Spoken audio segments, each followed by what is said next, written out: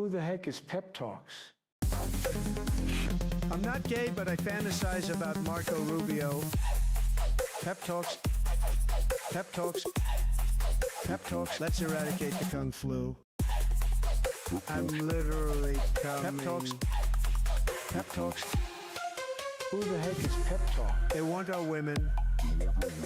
They want our children. Pep Talk. Sometimes no means yes. Grab them by the Pep Talk. Grab them by the Marco Rubio. Obama is a racist. Pep Talk. I'm literally coming. I'm Pep literally coming. Pep Talks. We found weapons of mass Pep Talks. destruction. My fellow Americans, it has been confirmed today from Pep Talks that we are indeed all high on politics. Good afternoon, everybody. Welcome to the Tuesday edition of High on Politics. We are here to talk politics, so we will be doing that today. When? You know what? It could be a little bit later, because who knows? I've been enjoying, starting the streams, just kind of chilling with y'all, saying hello and welcoming everybody in. Hope you guys are having a good day so far. I know that I've seen a few of you over on my PEPAGANDA show that I do over on This Space. You guys should definitely check out at This Space TV over on YouTube. It is a collaborative of a bunch of different types of leftist creators, and you know what? I love it. I love it there, and I do an exclusive show called PEPAGANDA. You guys can go check that out, and yeah, if you guys especially enjoy having something that you can kind of put on and then have multiple different types of shows on, it's all different kinds of content. You guys should really check it out. Miss PEPAGANDA, so I will need to catch that later. Hell yeah. It was good. It was really good. The first hour was pretty proud of that. And then, yeah, I mean, second hour we covered politics like we usually do. So, nothing too special, but it's still fun. Yeah, as I said, I hope you guys are doing well today. I'm doing better than yesterday. That's all I can ask for, right? Right? I'm feeling a little bit better. Realistically, I am, though. I really needed yesterday's stream. I'm going to be completely real with you. I really enjoyed doing the 3 hours of just chit-chatting, having a good time. How the heck is Pep Talk? See, now that, I like that. I like that. I'm glad that you asked, because, yeah, now I'm going to go for it. Oh, shoot. You know what? I like this one a lot more. Let's do this. Give me 1 second. I have to update the thumbnail because we got a better one. Thank you again, Televani Mage, for creating these awesome thumbnails for me. Wow. This is actually, way better. Way, way better. Got woken up again this morning from the neighbors arguing. Ooh. Yeah, you gotta... You know what? I don't judge. I don't judge. Me and my wife, we've had some, we've had some pretty loud back and forth, I think anybody that has a significant other tends to, you'll have at least one. And yeah. I have a neighbor that, same thing. They live 4 houses down. Holy shit. You can hear them arguing in the morning with every window and door closed. It is crazy.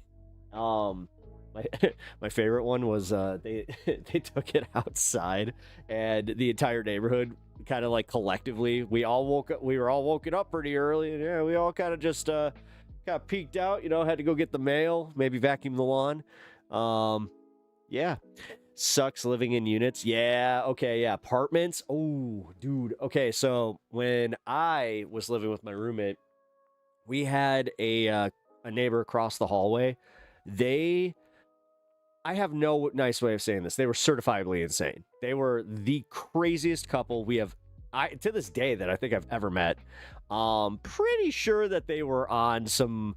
of the Walter White special, if you will. It seemed very much in the realm of possibility with them. But holy crap, dude. The way that they would, it was one of those, types of arguing where you would constantly hear, plates breaking and just, stuff hitting the wall. It was oh, boy.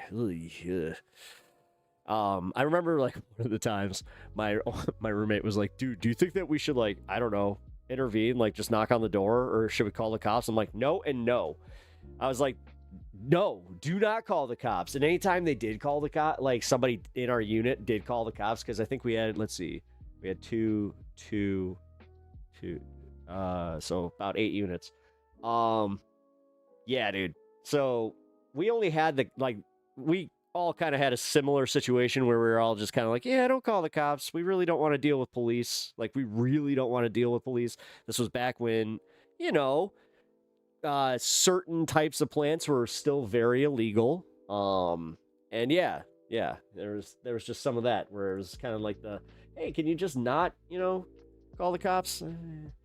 But yeah, there were a few times where I got the knock on the door and they're just like, did you happen to hear anything? And did you hear, like a commotion where, it sounded like somebody might have gotten hit? There were so many times where I'm like, I don't know how to answer this. I don't know. Like, I didn't want to get involved. And I remember telling the cops that one time where I'm just like, I'm not getting involved in their stuff. Just like, you can ask around, but yeah. No, thank you. How dare you go live while Hassan interviews Trita Parsi? Well, come on back when he's done interviewing Trita Parsi. Not going to jack his live stream, even though he'd be perfectly fine with it if I did watch that live, but nah, it's okay. They sell all the nasty stuff. Oh, yeah, okay. I wish I had a good plug in my neighborhood. It's all boomers and desperate 20-year-olds. Oh, man. Yeah, sorry. That kind of sucks. God, that does have to suck.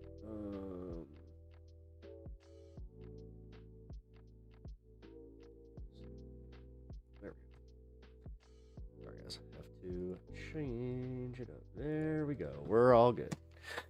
Whew. It is a joke. It's okay. I don't know who Trita Parsi is. Oh no. Am I a bad political commentary person for not knowing who Trita Parsi is? I'll cheers up. I'm just a bit tired. Yeah, actually Uni's right there with you, man. Like, we had to go for a walk just to kind of get her like to wake up a little bit because it was bad. Like, she was starting to fall asleep like while we were eating. She actually was able to sleep like her first complete night last night. She has not been able to get comfortable. I couldn't imagine what she's going through because I, as a side sleeper, I have a very specific way of sleeping where I need a body pillow or I need like 2 pillows. I just need that like ability to like lay off to the side, but also have one between my legs and just kind of like, able to adjust. But yeah, like I have to sleep on my side. Otherwise, like I just will not be able to sleep. So like for her, she's very much in the same vein. She literally cannot sleep on her side right now because of all the sutures and all that stuff. So yeah, she's going through it. She's just like, yeah, I haven't been able to sleep well. So, oh, Uni, glad she got some sleep. Yeah. So last night she was fine. She just told me, she's like, yeah, I finally found like that comfortable, that comfort zone. It was just like, oh, thank God. Oh, no. Yeah, dude. Yeah, it's the simplest things like that where you just don't realize how important it is to, like, be able to sleep on your side. The other thing is because of where her sutures are, it's all, like, right here, right? So she wasn't able to, like, she had to have a pillow that she had to, like, hold anytime that she, like, God forbid she sneeze, cough, any of it. There was when we got in the car, you don't realize how much you use your diaphragm to really, like, kind of brace yourself for stuff. Like, dude, that alone, I was just like, what? Oh, no. Also, your boy got bit by a fucking spider that was not a brown recluse. I did see this one. It's one of those little yellow fuckers. Oh, yeah, I forgot. We don't all live in the same region. So, like, in the Midwest here, we have, like, these... They're pretty harmless. Like, I call them, like, field spiders. Like, you see them pretty much anywhere that, you got, like clearings or anything like that. And then, yeah, they also just tend to pop up in, Chicago proper. So it kind of sucks. But they bite you, but they're annoying. It's just one of those ones where you're just like, oh, yeah, I hate them. Yeah, they smash you. Yeah. So, had a point about the whole like diaphragm thing. So, watching her not be able to cough, I don't know how she did it, but she found her perfect way of smoking J's where, like, she can do it without coughing now, which I didn't know that was an option. So I started practicing it myself, and it's crazy. I can do it now. I could just like, and I still, I still get the full effect. So turning into Spider-Man or nah? If turning into Spider-Man means that I have a really bad itch right here, yeah, then okay, yeah, that's the case. Which, yeah, I'm not even gonna kid. That brown recluse that I found, yeah, it doesn't surprise me though. We get those. We get wolf spiders. Like, yeah, we got some pretty nasty spiders here in America. Not as big as Australia, but yeah, we got some of them scary venomous ones. Uni the adapter. Yeah, she is actually. Her home nurse was commending her on how well she's doing. So, scurry. Never heard of that spider, and we have all spiders. You don't have all spiders, really? You have brown recluses in Australia? Huh? How about like black widows? Like, wait, do you get them all? I was just about to say, you get like those. Yeah, you have some fucking like face hugger looking spiders. Very scary, very scary. By the way, guys, okay, so I'm gonna pivot a little bit. In some good news, you know how we were talking about doing something on this space where I was gonna put it out there where we can do like a leftist mafia type show? We're doing it. So I am happy to announce that we now have a project in the works where it will be a This Space exclusive. We do not know how often we're going to be doing it. It's at least going to be once a month. Hopefully twice a month, though. Like, I'm thinking once every 2 weeks would be cool if we can manage that. But really, it's kind of like getting a D&D game together where you just have to, you got to get those schedules, to cross. So it's going to be really fun. I like the concept. I like what we put together, and I like who we have involved. So stay tuned, folks. It's going to be a great time. What up, Sophie? How's it going? Also, you know what? Fuck it. I'm going to do my shout-outs here. Rebecca, good to see you, always. Sophie, how you doing? Sylvie, how you doing? Natch, what up, man? Long Defiant, I do not recognize you. How you doing? Welcome to the show. I wish I had a good... oh, yeah. The cops keep running out. Yeah. Parsi is on the Trump shit list. I don't know. Okay, so I don't know who Parsi is still. You know what? I'm going to have to take a look. But either way, Long Defiant, welcome to the show. Hope you're enjoying the content.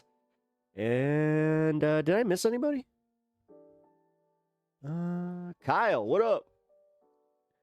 Good afternoon. Good afternoon, man. No. I feel like I missed any. Yeah, no. I think we're good. Preemptively, shout out to Tinkerbell and also Etch. Not sure if they are here, but you know what? Take care of that first. Hey, good luck with that one. Jeff, good afternoon. Hey, welcome to the show, Jeff. Did you miss anyone? Televon and Mage. Did I miss anyone? I'm so sorry. This is why I asked. How you doing? Also, again, thank you, Televani, for the kick-ass thumbnail. Everybody, if you didn't already see it, it has changed since the placeholder that I cooked up real... I mean, you guys probably noticed it was yesterday's, just with a little bit of a tweak. I looked at the clock and I had 5 minutes until I went live. I was like, uh-oh.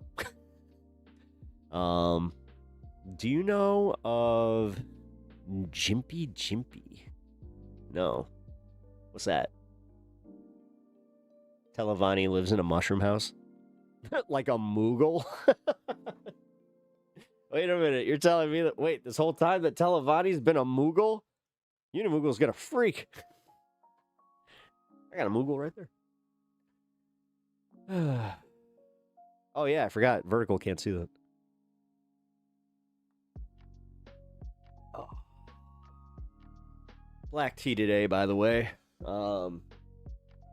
I've already reached my 2-cup limit of coffee. I had to do it. I had to do it, folks. 2-cup limit. That's what it is for now. You ever played Morrowind? No, I have not. Should I? Should I check it out? I don't know, man. I think that I've gone through this, but I've been playing pick up and go games. Like, I've been going back to Pokemon because I don't have to commit. I love just being able to kind of just dick around, catch some fucking Pokemon, battle, do that kind of stuff, but like I don't really have to, you know, commit to a story or any of that tight, especially with mods. I'm not really big into playing games with mods. I'll be honest. It's a classic game, but the combat can be turn off. Makes you feel pain so bad for anywhere from days to permanent. Wait, the amount of stuff you can enchant. Wait, Morrowind. You know what? Did I play this game? How old is it? I always have to. Oh, it's Elder. Yeah. I did not. But you guys say it's good. So, hey, by the way, we got 3 minutes until the 420, so we will get to that. Where Talavani Mage comes from. Oh, that's cool. Well, now I kind of understand a little bit, you know. Hey, listen, I always like when people enjoy video games that I haven't even played. It's kind of like Elden Ring. I never played Elden Ring.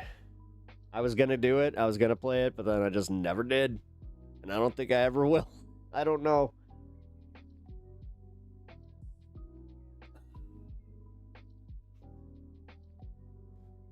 Although I do plan on playing that one game that you guys were talking about, for the Streamathon, the Disco Elysium.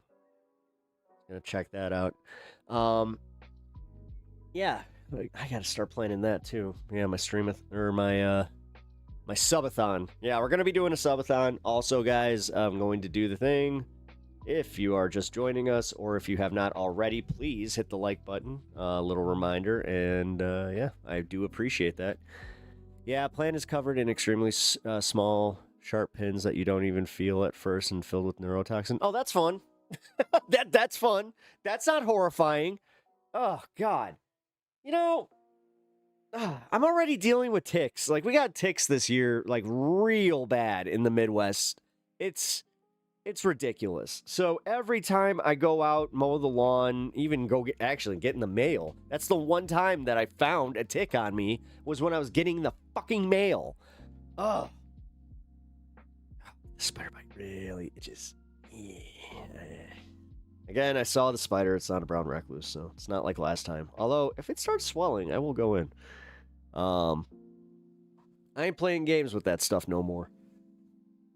Do I want to do a small real one at the start here? Nah, I don't want to be completely gonzo through this. Oh, man, I also got to do my Twitch. I forgot about that. Yeah, we got to do that. Oh, that's fun. Man.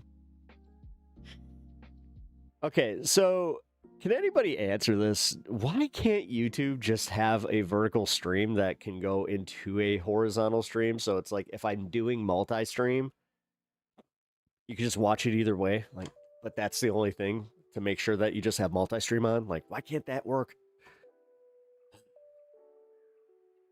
Oh no, 616. Hey, let's go.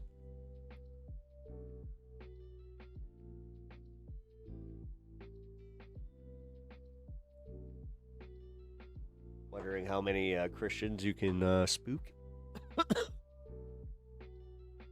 Spooky. Well, did you put the fake vampire teeth in and go, I want to suck your blood? What? Or wait, what the fuck was that laugh? My Dracula's dumb. Whoa, oh, there we go. Oh, fucking Tucker Carlson is a vampire. I want to suck your blood. But only if you are a white person. That and now it turned into Mario. Woohoo! Okie dokie. These days I have no console and play a lot of Nintendo emulation and old point and click games because I have a potato. Oh, it's okay. At least, hey man, you're making the best of it. Honestly, dude, I've been playing so many old games that, kind of makes me go like, oh shit, like, do I even, like, there's a few new games that are out that I kind of want to get, but I still have to play freaking Crimson Desert, which I'm well aware that that's going to take a lot of my time, so I don't know. And I don't have time, and I'm about to have less time, so I don't know, guys. This is going to suck. Oh, man. Yes, also, can I just complain about the jobs market for a second? Like, what the fuck? What the fuck? What is it with, like, the ghost listings? Like, dude, there are so many ghost listings out there. So, I'll just say it, like, I'm not going to say where I did this, but, yeah, we, all right, I need to be careful here.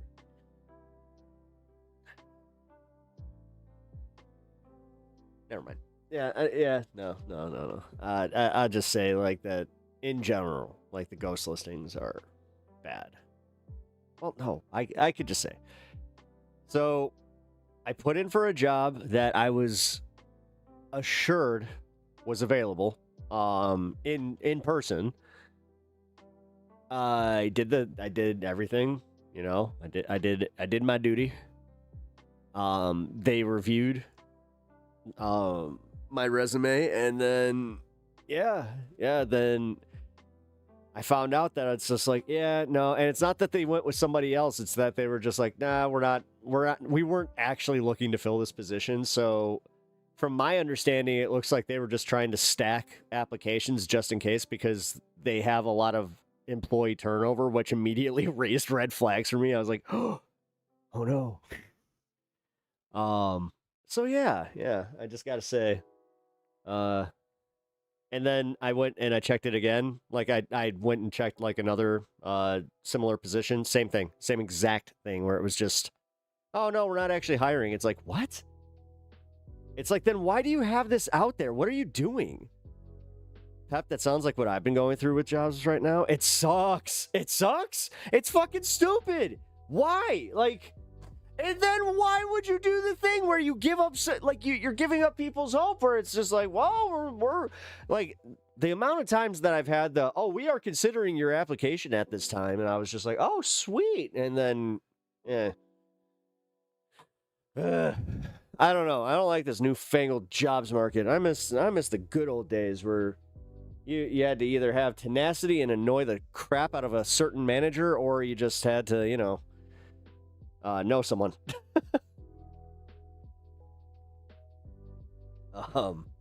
God. Whatever. I have faith, though. Kyle, it'll work out for us, man. It will work out for us. It will work out for everybody. You know what? There's a job I want, but it's too far away and I don't have a car. It's in the capital and it's like 2 hours away via public transport. Yeah, then don't do that. Never take a job that becomes almost like you're paying to just do your job. That's, I don't know, just not great. That's not a great idea. It's not exactly what I call economically viable either. Yeah, you got this. No, for real, guys. Like, we got this shit.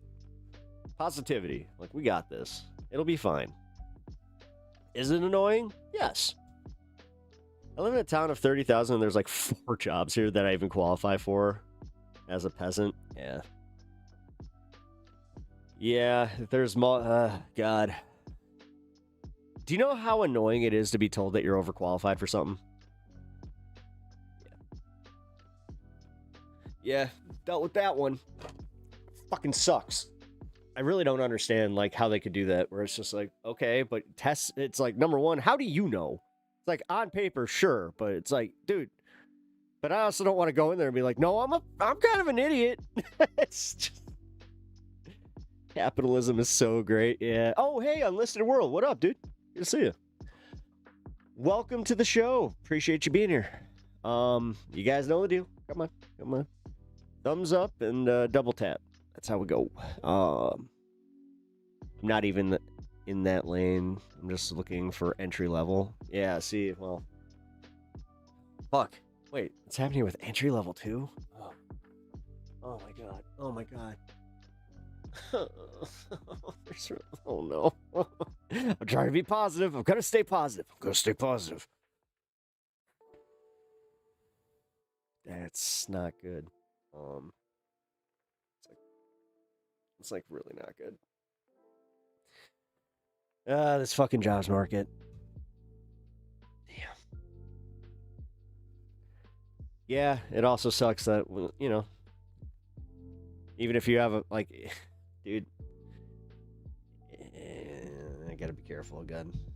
Fuck it, I'll just say this. Why is it that I know multiple people that are taking pay cuts right now?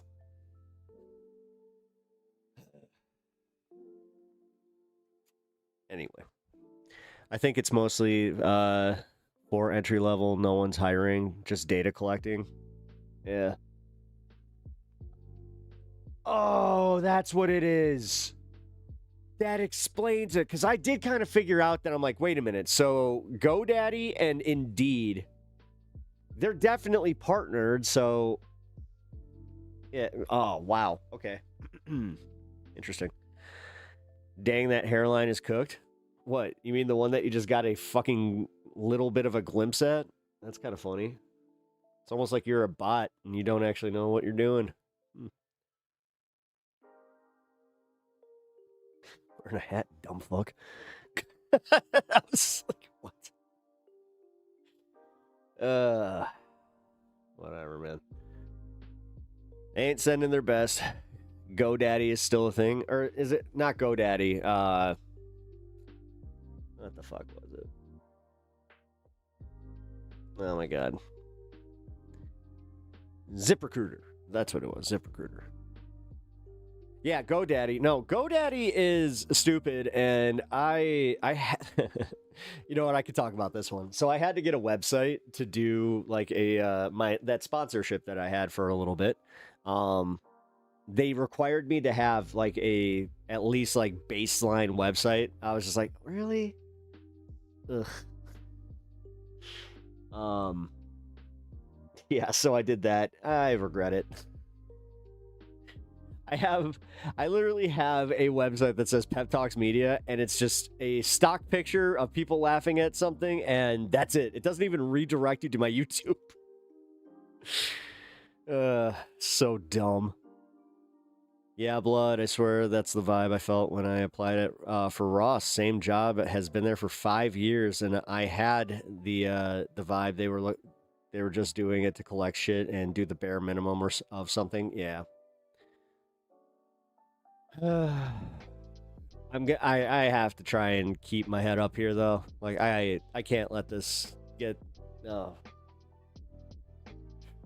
fuck. You know what?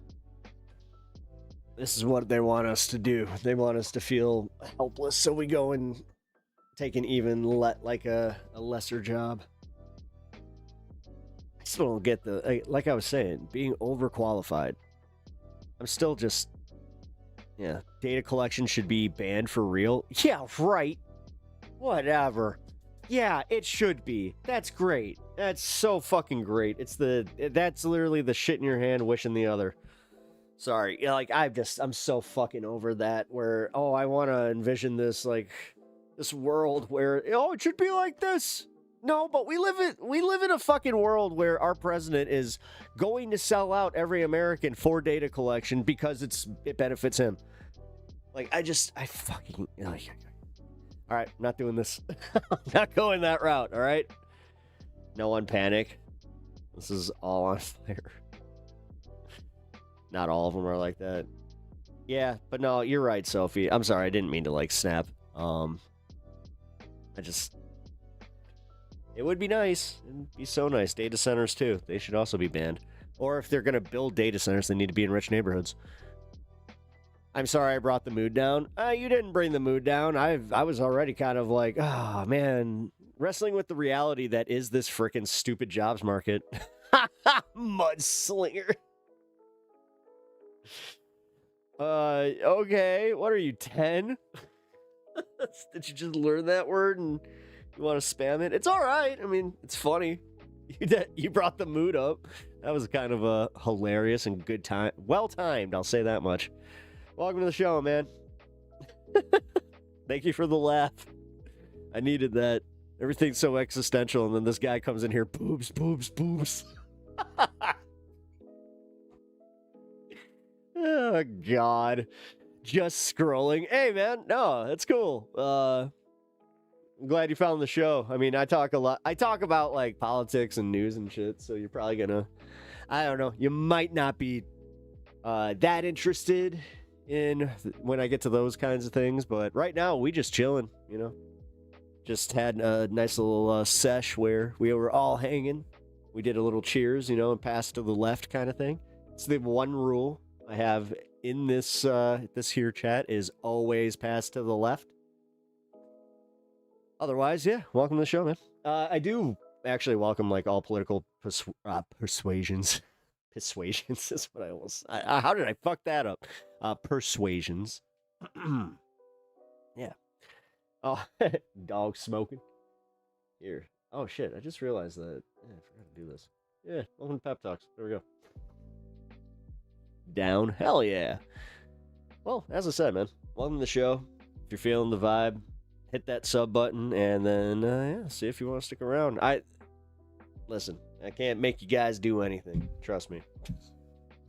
I know how this goes. Hee hee. I learned, what's that? Trevkey? What's that? Truth Boofer? Hey, what up, Swaggy? I'm thinking of applying to volunteer at the library, get my foot in the door. Or something. Yeah, dude. Oh my god. Interning is essentially what it is. I mean, I don't know. Volunteering is good though. I haven't been able to volunteer in a while. I like to do stuff with like like local dog shelters and animal shelters. I've not been able to do that quite some time though. Ugh, yeah. That's another thing where it's like, dude, you just lose all your time and then you're like, oh, I can't do anything that's actually, you know, worth anything. Mudslinger, thank you for the sub, man. I'm glad that you're feeling the vibe. Hell yeah. And there goes my bait. Oh, cool. Purple boof. What? I have no idea what you're talking about. Talking about boofing. What are you doing? Isn't there like two different, you know, descriptions of what boofing is or definitions? Oh my god, Facebook is basically where they elder scroll. I mean, Facebook is just a cesspit. I fucking hate Facebook. Kind of went on a nice little tirade about that yesterday, and just how. Oh, I actually also did that on this space earlier.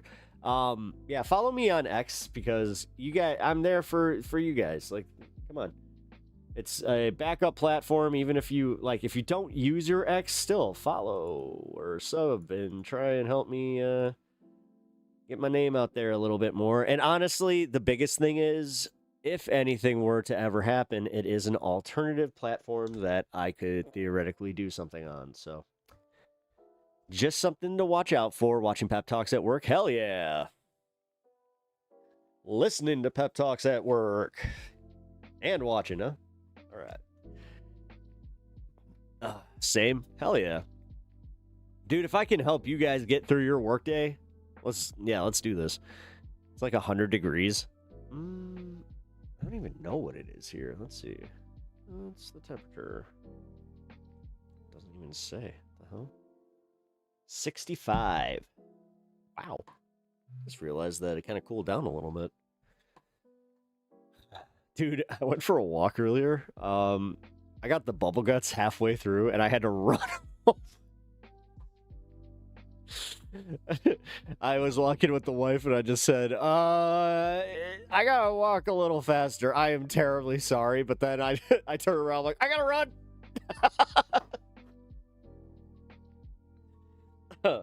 Hence the tea today too, where I was just like, yeah, don't need to add more coffee to that. Yes, the bubble guts. You know what I'm talking about, where you feel it, and it's just like, ow. And it's just like, oh. Oh. Oh. Oh, God. Oh, God. Oh, God. Oh,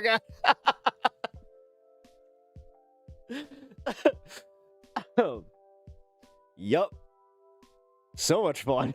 And dude, there was nothing. My neighbor, I almost had the nightmare scenario where I was just like, oh my God, because like my nightmare was playing with their kid, and they were for some reason like crossing over the sidewalk. I'm like, I can't stop.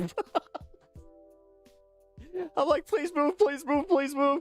And they did. Like, I didn't even have to say anything, but God, I had to look weird because, like, obviously I go from just like a nice little walk to, let's do a little, like doing the stiff walk. And then you're just like,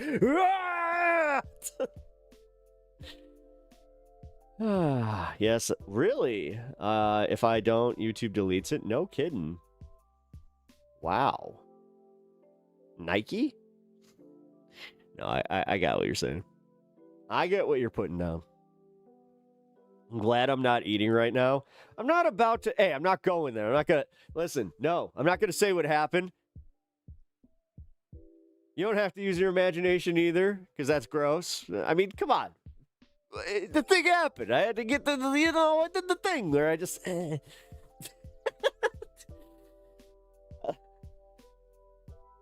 You are telling me that you guys have never done this. Come on. For a second, I was thinking, okay, I wasn't the only one. Twitter is such a cesspool for, yeah, I know, man. I know. Toto, I get it. And I know. Listen, I don't like X. It's just, it's an alternative platform, okay? Like, and that's something as somebody that does content creation, I just got to keep an open mind with, you know? Nike is a shoe. Yeah, Nike is a shoe. Yeah. Wait, who asked that? I miss woke Facebook. I guess I do too. Like at one point, Facebook was fun.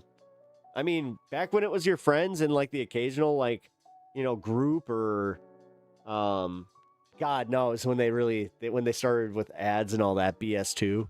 And then they realized that outrage was way more. It kept eyes way longer than people being happy. So they switched the algorithm to make you angry. I mean, you guys had to have noticed that at one point. Like I remember it was right around the 2020 election where I was just like, man, this place got fucking miserable. Because it was like you had the the misinformation that was there, obviously, but God, it's like you weren't allowed to be happy. One should never meet a far right in the middle. I know you don't, but just pretending like we have to share a table with those cretins. I didn't say that. I never did. That's why, no, you have to be able to differentiate who's far right and who's not. Some people just bought into it because they want lower taxes. Realistically.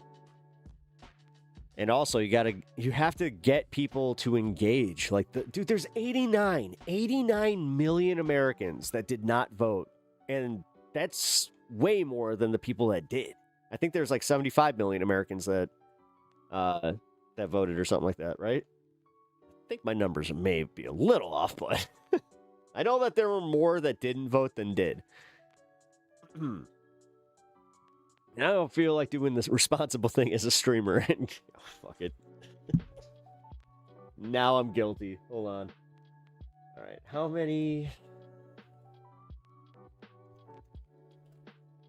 people didn't vote?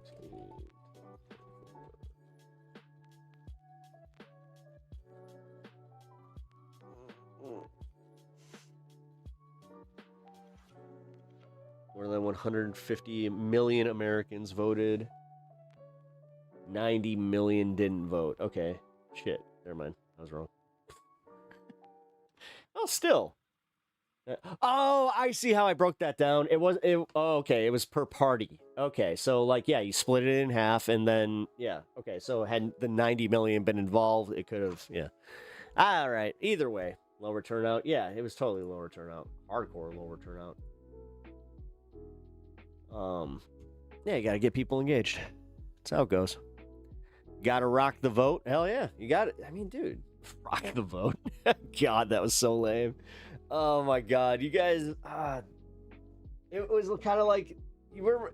I'm not sure if you guys ever had this because I went to like a Christian school, so like we would have assemblies where we would have like the power builder team where like they were essentially like the Christian American gladiators that were just like, you gotta work out for Jesus, yeah, woo, and like they did like cheerleader routines, and then they like did a whole American gladiator, like they had like the giant Q-tips and just like fa you know. I don't know. I kind of forgot where I was going with that because yeah, now I'm thinking about like what was the name of that team. Oh shit. Oh, I was talking about voting. And now I'm just like, I'd rather talk about the American Gladiators. But it's the same vibe. Like, it's literally the same vibe of, like, lameness where you're just like, you gotta rock the vote. Ew. Don't tip the vote over. Don't. Oh, no. God damn it. Sounds cute. It was a lot. Like, it was, oh my God, what was their name here? Let's see. Christian American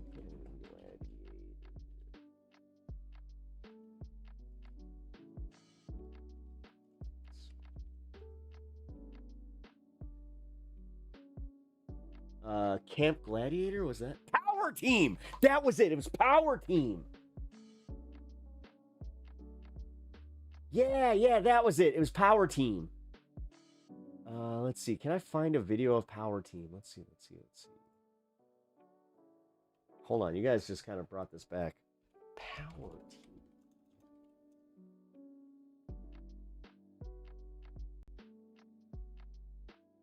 Oh my God. They literally have one here. All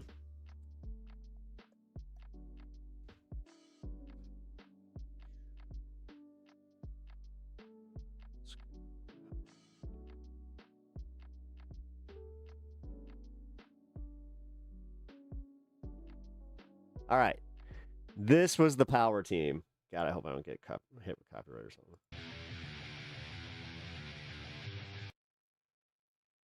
Let's turn the music off. Yeah, here you go. This is Power Team.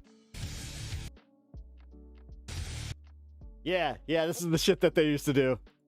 Go! With the power of Christ, I compel thee! Go! Somewhere there is literally a picture of this, like one of these guys putting little Pep in a headlock.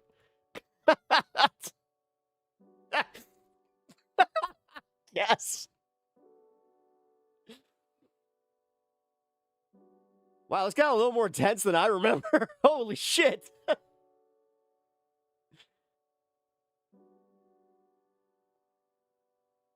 Oh, so this is what's this is what Always Sunny was making fun of. Yeah, Power Team. Yeah, this guy. Yeah, this is the same guy. This is the same guy, I swear to God.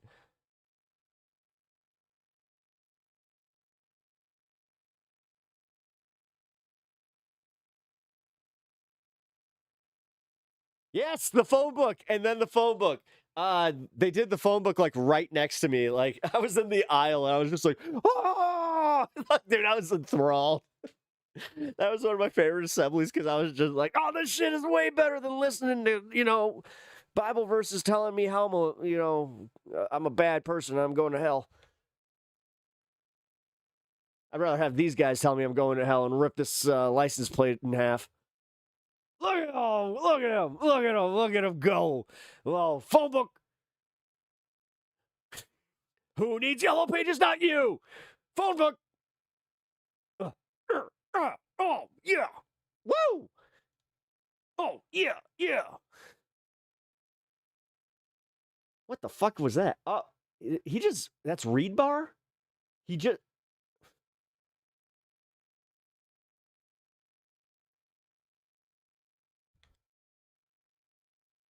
The read bars.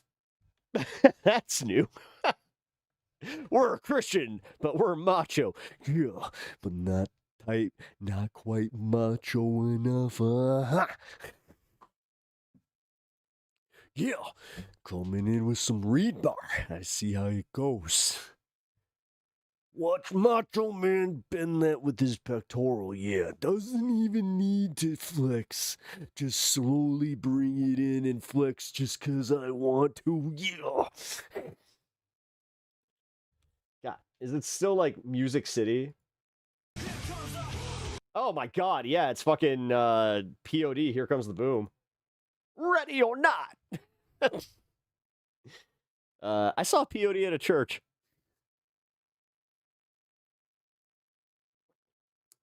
Man.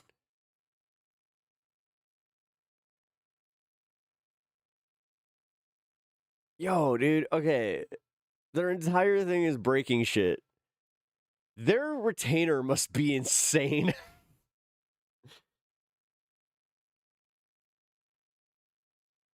You're not supposed to run and put stuff in your mouth, dude. You're setting a really bad example for the kids. Whoa, where's he going? What's he doing on the ice? Holy shit. Damn, that was actually pretty cool. Not gonna lie, man. That was dope. I hate the fact that it's just like, woo! I mean, I would totally, if I found out that Power Team was coming to like the local auditorium at like a church or some shit, I would just be like, maybe I'll rip one in the parking lot and go watch Power Team. So they're like, yeah, the power of Christ compels thee. Woo!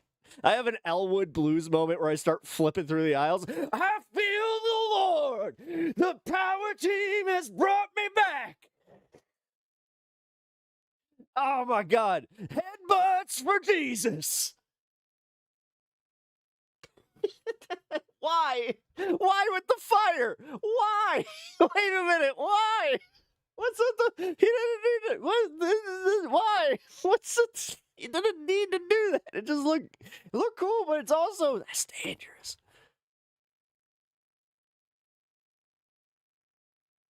I don't know, man. If I was a fire inspector or like a fire marshal, I would just be like, hey, "You're doing this where?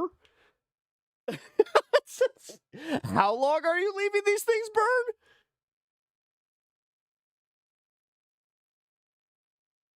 Why are you? You do know that stuff's like super toxic, right?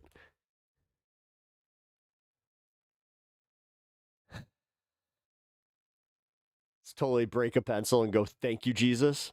Dude, I wish I had something where I could just go, snap. Be like, yeah, power of Christ, baby. Let's go. Hey, that's me.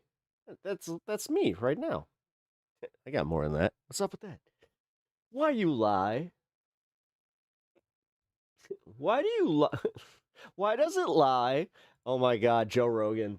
Oh God. It's one of my favorite freaking drops. What? Wait, why does it lie? He's something like a little kid. Oh God, it's totally break a pencil. Yeah. Hey guys, when did the Fire Nation attack? What did I miss? You missed power. We were talking about Power Team. I don't know. I was talking about something, and then I got on to Power Team and how they used to come to my school and it was kind of like a break from, you know, your average like testimonial, or like, as I said, guys, do you know how many times we had to go to chapel and then there was this random dude from another church, which anytime that there was a random dude from another church, it was never a good sign, because he was going to be like, I have to start out by saying that I am a sinner. I have sinned, but through the Lord I have been forgiven, and through the community of the Lord I have been redeemed. And then he's just like, I had a major pornographic addiction, and I also had an inappropriate relationship with one of my congregation who just happened to be of a certain age, where it's just like, what now? Wait. So we're just gonna like that. So we just write this off, and he's just back out there. And then you find out that like this guy specifically, he worked for the church for a while. They kind of put him on like a hiatus, and then they hired him back. Like, he's working there now. When I saw his picture, I had this moment where I was like, is that the, oh my God. Like, it's the same exact guy. That's, yeah, yikes. No, for real. I already covered this, but then we also had the thing where, like, my church and like my school, two different places, by the way. Like, my school did have a church, but even with that one, it was funny because my mom was just like, yeah, you're not going to that one. Nah, because I think that she just hated some of the moms in my school that went to that church. So she was just like, yeah, we'll go to a different church. You know, the catty side of parents. But yeah, they used to like shame like divorcees like a lot. My mom she got that treatment. I was in second grade, and they brought my mom up to give a testimonial, and then at the very end of it, one of like the head pastors of the school came up, gave her a big hug, but then started like chastising her and saying like, you should really think of ways that you can honor God by being, you know, the good, dutiful wife, even though you are no longer married to this man, and, you know, it will benefit your kids. It was just like, what is he, what? And like, you have to understand that was not in the cards for my mom at all. Like, they would have had to, you know, talk to my dad about that. They just assumed that, you know, and like, yeah, I remember my mom giving me like a little bit of a pep talk, if you will, because I got embarrassed by it, because everybody kind of was just like, ooh, your mom got in trouble, and like, ooh, your parents are like, dude, in second grade, I legit had people, like kids on the playground, pointing out, saying, your parents are divorced, like that kind of shit. Like, it was fucked up. You know, good old Christian schools. Yeah, and then literally, one by one, by sixth grade, everybody had a fucking divorced family by that point. I just happened to be the first one. I used to be in an extreme sect too. Yeah. Isn't it fun? That's so fucking toxic. Yeah. Honestly, do you guys understand why that thing happened yesterday? Like, I'm not proud of it, but it did it brought that back for me, where I was like, oh, yeah, you know what? I kind of did learn that from my school, because they see her as property. Exactly. And that's, Sylvie, I'm glad that you called me on that. Sylvie and Etch. You guys, yeah. Like I said, I'm always willing to kind of compromise and, you know, I thought I was being funny, but then I kind of realized, no, there's a problematic element there, because nobody ever pointed that out to me. Because they see her as property. Yep. I was raised by just mom. I thank God she never got into religion. Yep. And my mom was super, super into God. Didn't do her. honestly, like, I wrestle with this one. I'm not trying to bring the stream down, but I'm just gonna say this much: when my mom passed, because my mom passed randomly in her sleep. They say it was complications from pneumonia caused by COVID, and it stopped her heart. But yeah. My big thing is, why does God suck so bad? Like, because somebody even pointed out, they're like, well, this is because you don't believe in God. I'm like, so you're telling me that God killed somebody that believed in him and devoted her entire life to him to get back at her kid who decided to walk away because he read the goddamn book that was apparently inspired by him? Fuck off. Like, yeah, okay. No, for real, I got into a big thing with one of my friends about that. My libertarian buddy, actually. He's libertarian and he's very religious, and I had it. I had it where he's trying to, like, and he did the thing where he's like, yeah, I just think that our friend should go to church. I'm like, no, he shouldn't. No, he shouldn't. If he goes to church, then he needs to find it organically. Having you press it is literally the worst thing that he needs. It's the last thing he needs. If you got, like, I'm not going to put him on blast, so I won't say who it is. But my buddy is going through a pretty existential, crisis. And he's having, like, he needs to see a mental professional. And this guy, like, is trying to tell him to go to church and that will solve the problem. And then he was kind of telling me that, like, if I had been part of a community, it probably would have made my wife's cancer journey a little bit easier. So I'm like, so you're telling me that I should have pretended to believe in God so I could grift a whole bunch of the believers in the church? Interesting. It's a good book. It has some good stories. The thing is, I've always said this, Jesus is a pretty rad dude. Like, at the end of the day, Jesus' message is pretty cool, but yeah. I'll fuck off with that shit. Yep. No, and that's what, like, again, it takes a lot for me to, like, really break and, like, kind of snap at a friend, but I did snap at him on that one where I was just like, okay, man. Because he knows what I've been through. So I was just like, wow, it's an age-old tactic to try and get them when they are at their lowest point. Yes, because the thing is, then they also start trying to tell you how it might be your fault. And how if you just find God and you give it to God, that give it to God is the biggest fucking crock of shit ever. Oh my God, Jesus take the wheel bullshit. Yeah.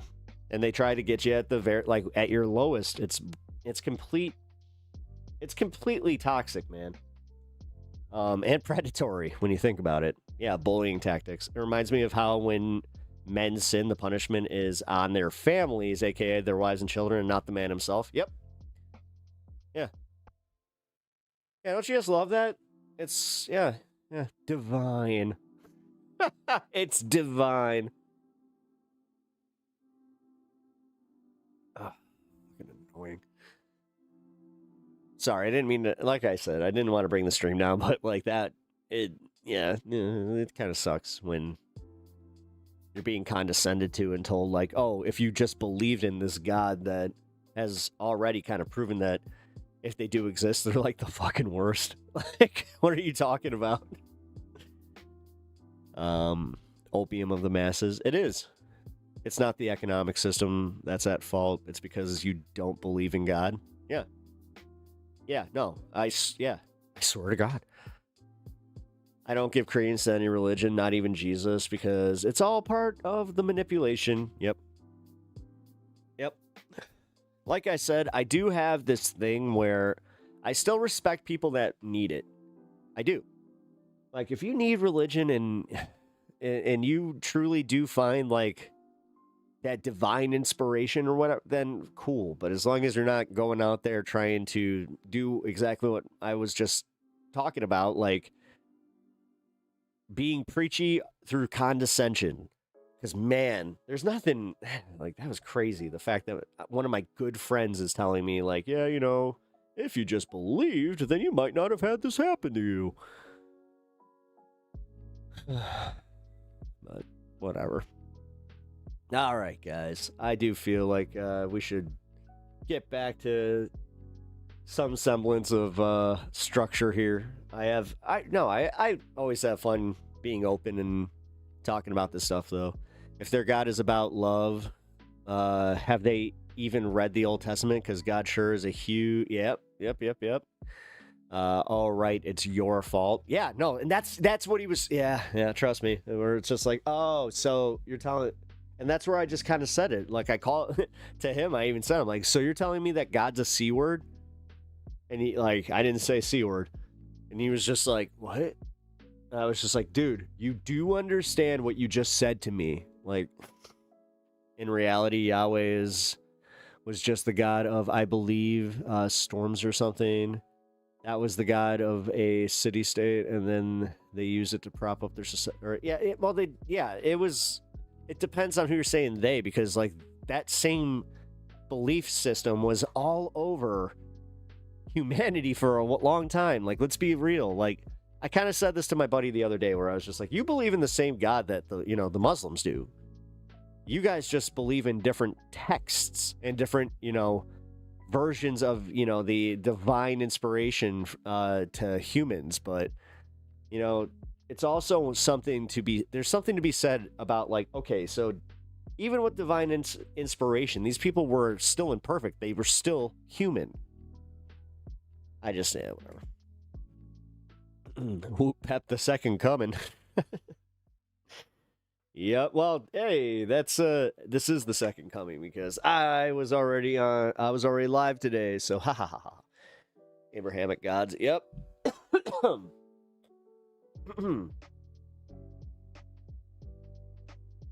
I gonna sneeze? What's going on here? Don't do this. Don't do this. Man, this is happening almost daily now. I get that little tickle, and it's just like, am I actually gonna sneeze? Anyway, let's get to some news. I already got some breaking news. The text of the Iran deal has been released.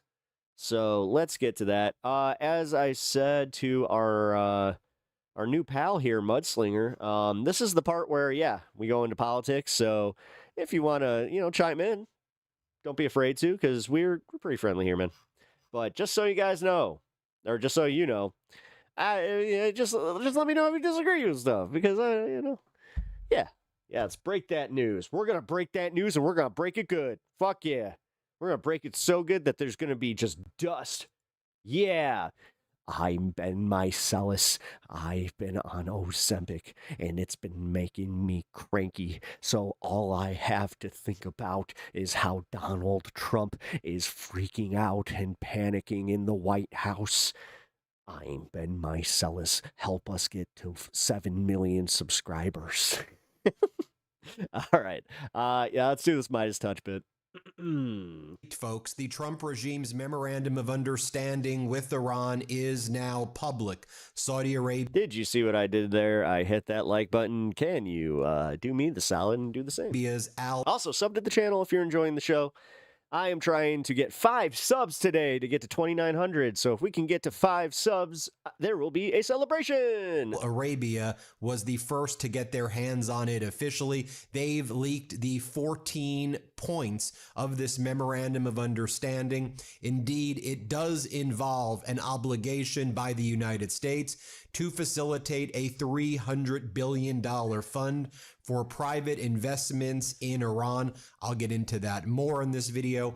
I want to share with you the terms of this memorandum of understanding. It's already been signed electronically by Donald Trump and J.D. Vance on behalf of the United States. You mean? It was signed simply by MB Ghalibaf, Iran's parliament leader, on behalf of Iran. I find it notable that it was signed by the president and the vice president when it came to the United States, but the parliament leader when it comes to Iran. MB Ghalibaf's a powerful person in Iran, but surprising that he's the only person who signed it. In any event, let's go through these terms of the Memorandum of Understanding. It's set to be signed in person in Switzerland on Friday. Let's take a look at what it says. Iran and the U.S. together. Point 1. Iran and the U.S. together with their allies in the current war declare upon the signing of this memorandum of understanding an immediate and permanent end to the war on all fronts, including Lebanon, and commit that from now on JP's. they will Hi, everyone. refrain Super from the Program, Super threat of Channel. use of force against Thank you, each other. JP. The final agreement will confirm the provisions of this article and remaining articles. So notable. Point 1, Lebanon is mentioned in the very first point of this MOU. Point 2, Iran and the U.S. commit to respect each other's sovereignty and territorial integrity and to refrain from interfering in each other's internal affairs. 3, Iran and the U.S. commit to negotiate and reach a final agreement within a maximum period of 60 days extendable by mutual consent. In other words, this is not an actual deal. This is a memorandum of understanding to negotiate a deal, although there are some terms that appear to be binding in this memorandum of understanding. And of course, it says it could be extended by mutual consent. So I think we can expect that when 60 days is about to expire, they're going to continue this throughout the Trump regimes and throughout Donald Trump's term, and then probably hand this off to the next president. That's my best guess. It then goes on to say 4, immediately upon the signing of this memorandum of understanding, the U.S. will lift the naval blockade and prevent any interference or obstruction against Iran and restore traffic within a maximum of 30 days to its full capacity. Ship traffic shall be proportional to the pre-war volume of traffic on the part of Iran. The U.S. also commits to withdraw its forces from the surrounding areas within 30 days after the final agreement. So a binding term on the U.S. right now is it will lift the naval blockade immediately, and we believe that has already taken place.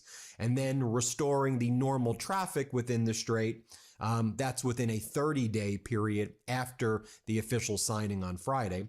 Point 5, upon signing of this memorandum of understanding, Iran will immediately take steps to ensure that the movement of merchant ships from the Persian Gulf to the Sea of Oman and vice versa is resumed within 30 days to the pre-war volume, taking into account the need to remove technical obstacles and the neutralization of mines by Iran.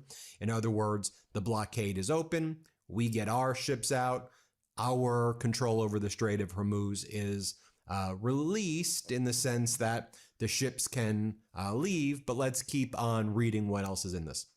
The U.S. commits together with its regional partners to create a comprehensive plan agreed upon by both parties for the rehabilitation and economic development of Iran, while ensuring financing of at least $300 billion. The implementation mechanism of this plan as part of the final agreement will be formulated within 60 days. 7.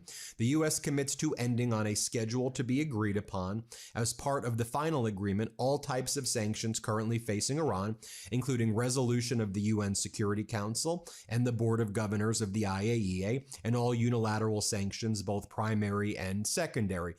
Any sanction ever against Iran from all bodies gets removed. A big win for Iran right there. And that happens upon the final agreement. 8. Iran reiterates that it will never produce. I'm gonna go out on a limb and say that all the podcasters or like the people in Congress that were freaking out about this had seen this, because this is pretty much what we knew. Nuclear weapons. Iran and the U.S. have agreed that the fate of enriched material and all other mutually agreed nuclear-related issues. Oh yeah, hey, remember when the Republicans went nuts over Obama giving them $1.3 billion of sanctions relief? Yeah, pallets and pallets of cash is what they were saying. Including Iran's nuclear needs, will be adequately addressed in a final agreement. So what up, Dead Bear Kai? How you doing, man? Will confirm the provisions of this article. And so Iran is saying, we're not going to build a nuclear weapon, but this also indicates that Iran is suggesting that it's still going to have low-grade nuclear material. It's just not going to make it weapons grade. That seems to be consistent with what we've heard Iran say and what we've heard the Trump regime deny, but we're seeing it here now in writing. Iran and the U.S. agree that pending a final agreement, they will maintain the status quo.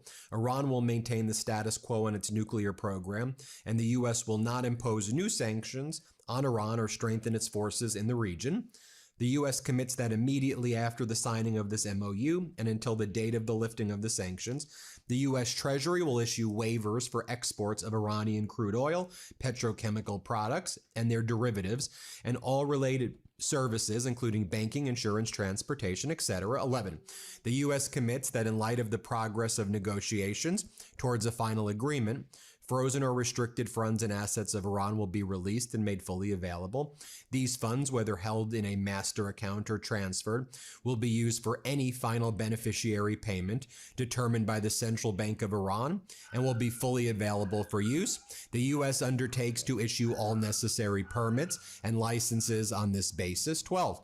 Iran and the U.S. agree that an implementation mechanism will be established to oversee the successful implementation of and future commitments to the final agreement. 13. Following the signing of this MOU and upon receipt of assurances regarding the commencement and implementation of Article 4, 5, 10, and 11 of this MOU and the continued implementation of these steps, Iran and the U.S. will enter into negotiations for a final agreement solely with respect to the remaining articles. In other words, there are articles here that are binding. The stuff that's been left open will be subject to a future agreement. James Pep is the rare. final agreement will be approved through a binding resolution. James Pep is rare. People who can actually disagree yet get along. Yeah. For the United States Security Council. As Jana Chokier explains, a $300 billion private fund designed to trigger investment into Iran is outlined in the U.S.-Iran Framework Agreement, and more than half of this Trump-Iran deal number 407 amount has already been committed. A source with direct knowledge of the deal told Reuters. So $150 billion has already been committed to making be out given like to bandits Iran. on this one. So anybody saying there's not $300 billion is lying. It's in the agreement. The fund is designed, you know who said that? Donald Trump yesterday, that it's fake news. It's not fake news. It's in the agreement.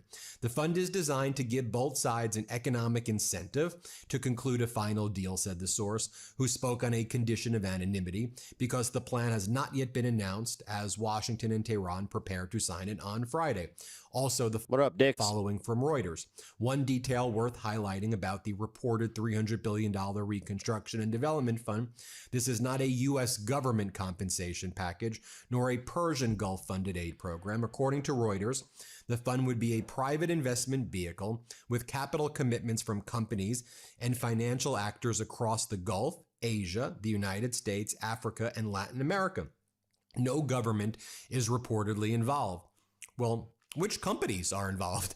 Do the companies that are being told that they need to commit $300 billion, are they aware of this plan right here? In other words, the idea is not to, quote, pay Iran for the war, but to create an economic framework that gives all sides a stake in preserving a future agreement. If confirmed, this would represent a significant shift from sanctions and containment toward investment and economic integration as tools of regional stability. Now, according to Israel's Channel 12 News, Israeli officials requested to see the text of this memorandum of understanding, but were denied by their U.S. counterparts. Oh, wow. U.S. officials had previously that's a much bigger deal than they're making that out to be. Given Israeli decision makers assurances That's a snub. that certain preconditions as it relates to Iran's nuclear program were definitely part of the I said this on PEPAGANDA earlier, just how interesting this is, where Netanyahu and Trump are having a falling out like right in front of us, and this is going to be interesting because if Netanyahu, if he takes this deal, Trump will likely fucking he'll do what Biden never did. He'll rescind all support for Israel. As Edward Lucy explains for the Financial Times, rarely has a geopolitical roll of the dice gone rapidly wrong. Netanyahu played on Trump's vanity to help convince him to start this war. That same vanity will now be deaf to any future bridges Netanyahu might try to sell. Netanyahu is flailing in a swamp of his own making. He delegitimized all diplomatic pathways while failing militarily to achieve real, long-lasting security for Israel, Noga Tarpolsky explains. His trial is going badly. He's boxed in by the International Criminal Court's indictments. Now even Trump is sick of him, and elections loom. Now, We should not forget that Netanyahu has been involved in a criminal trial, and it is going very badly for him. Netanyahu erupted at prosecutor Yonatan Tadmor during cross-examination in the case today, pounding the table and shouting, "Police state, Stasi, political persecution," after being confronted with inconsistencies in his accounts of certain events.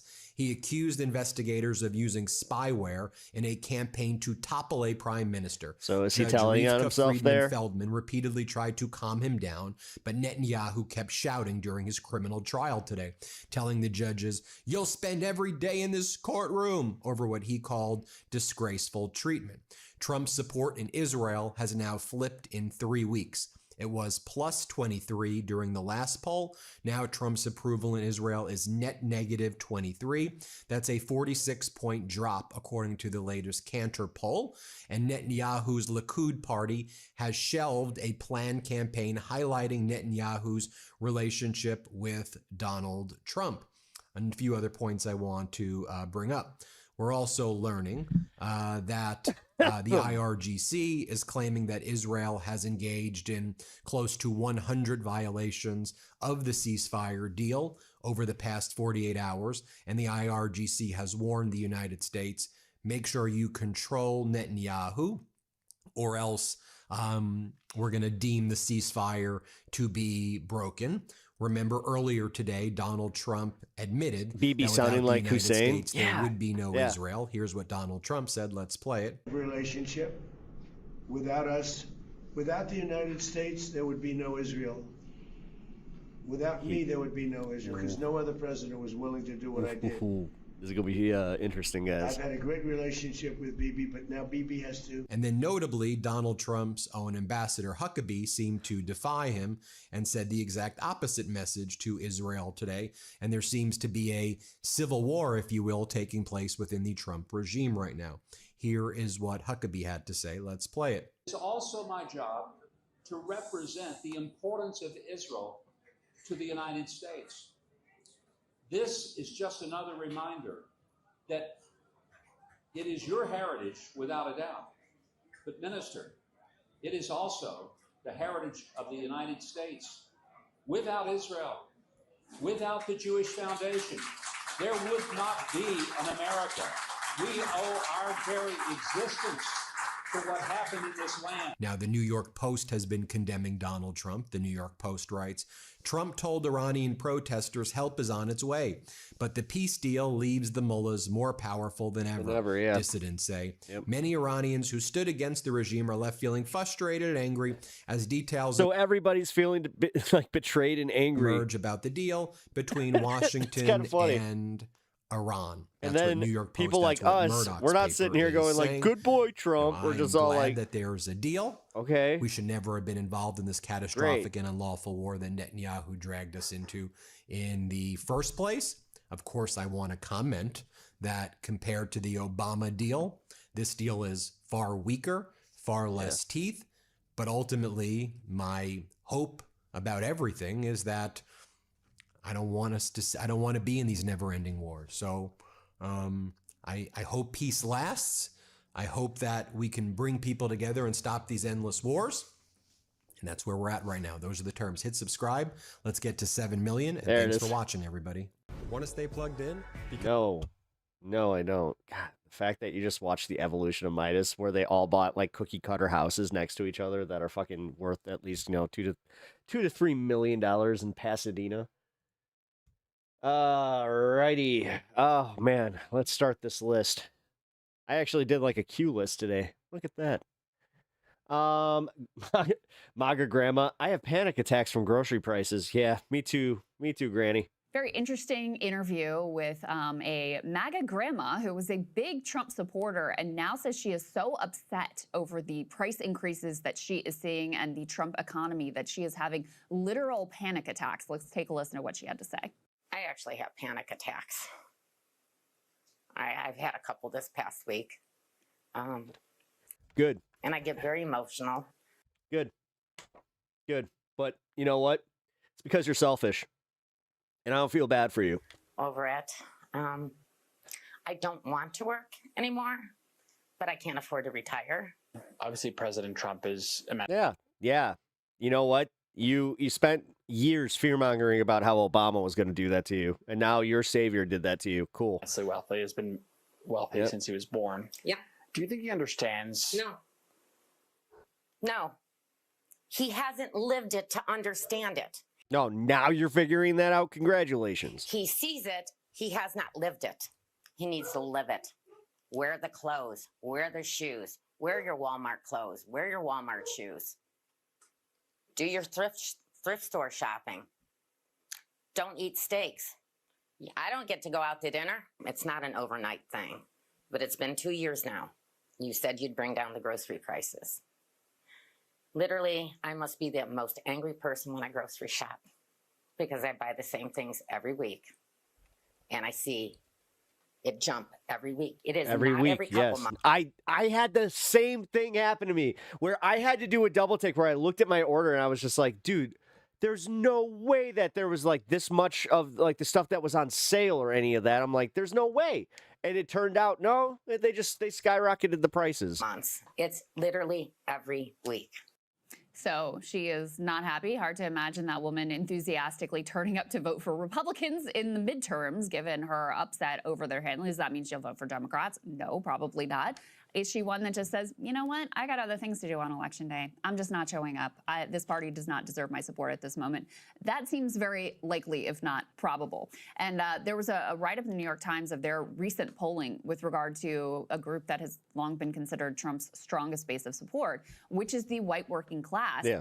And they And are he's in a losing it. very different mindset. Yeah. For Oh, these yeah. midterms versus where they were for the 2018 Like I said, midterms. We guys, could put this next element up The on the screen. anecdotal So like back in evidence 2018 from my side of things, seeing less Trump flags, just seeing more and more people kind of freaking out about the prices. Like this is what I've been talking about. Approved of Trump on the economy by 30 plus points. So whatever else concerns they may have had, they were like, look, this is working for me. Okay, I feel like I've got more money in my pocket. I feel like things are speeding along by 30 points. Okay, now they disapprove of his handling of the economy by as much as that margin. So minus 30 points, and then they have a deeper look at the way We some need of to plan for elections not to happen. Yeah. these voters are feeling about Trump. And that Yeah, really Atch, is I'm right there with you. night and day difference between this term and the last time he was in office, Sagar, where I think a big part of the reason he got back into office is because people looked at that time and were like, well, I felt pretty good about the economy then, and I feel pretty bad about the economy now. So, you know, this guy's the businessman, that's his core brand. Now, between not only the tariffs, but obviously the Can tariffs barely and afford to make a sandwich. That was kind of something that like that's what I'm talking about. I actually got like sandwich ingredients and it was insane how much they were. the Iran war, people It's feel Oh, Jesus. completely differently, where his lowest approval ratings are on Right, the you can take economy, that- on you can inflation take that one back. You don't need to be and on cost of living. So when you consider, you know, how will these midterms compare with what was a very negative midterm result for them in 2018, I think all the signs are there that this will be an even bigger wave for Democrats. I think what's interesting about the working class polls, and if you read, you know, very deeply into all of these numbers, the blue collar white voter, and that MAGA grandma is like a perfect example. Now, these people are not Democrats. Like, it's actually very clear. And I think even, you know, one of our guests yesterday was talking about this as well with young men. It's Yeah, like, Luke was saying Yeah, this. Luke was like, look, these people aren't Dems, but they're still mad. And being mad, you know, sometimes they can be converted. a No, significant no, slice, and no. ultimately, as the trite You're missing expression goes, you're it comes missing it. This time it's going to be the opposite of what happened in 24. Even like just because this is a midterm doesn't mean it doesn't matter. There's going to be a huge turnout, and it's all going to be people that are pissed off at the economy. down to turnout. But in 2018, the white working class had a very like low The K-shaped economy, yes. drop. The nice part is he missed the May deadline to stop the war in time for this to actually not take effect, and it's only going to get worse and cascade even farther. Remember, the stock market's not the The economy. amount of approval The stock market can hit all the highs at once, that Donald Trump has but, had. But now we're still going to have to deal with the repercussions of him going to war, all the disruptions in and all the shipping. No, Like, I mean, we're kind of fucked. 40% in terms of the reservoir of I goodwill. say it again, a It's billionaire completely mishandling the evaporated. economy? I also think it was What? such a potent talking point back in 2024. Make America 2019 again. How could somebody not want that? I mean, you know, you had low inflation. Wait, prices you should had all go decent back down now. If it doesn't, it's not on Trump. Yes, it is. growth. Yeah, He's the one who fucking put us in the position where they could even make that decision. You know- Fuck you, dude. James, I'm tired of fucking anybody coming in here defending this bullshit anymore. Now you really do look like an ass clown, like an absolute ass what clown. was the famous But you can't put that on Mr. Trump. saying that they would Fuck you. All I had He was some owns bad this entire thing. He made the bad decisions that put us here. Dude, our economy was on track to be one of the best economies in the fucking world.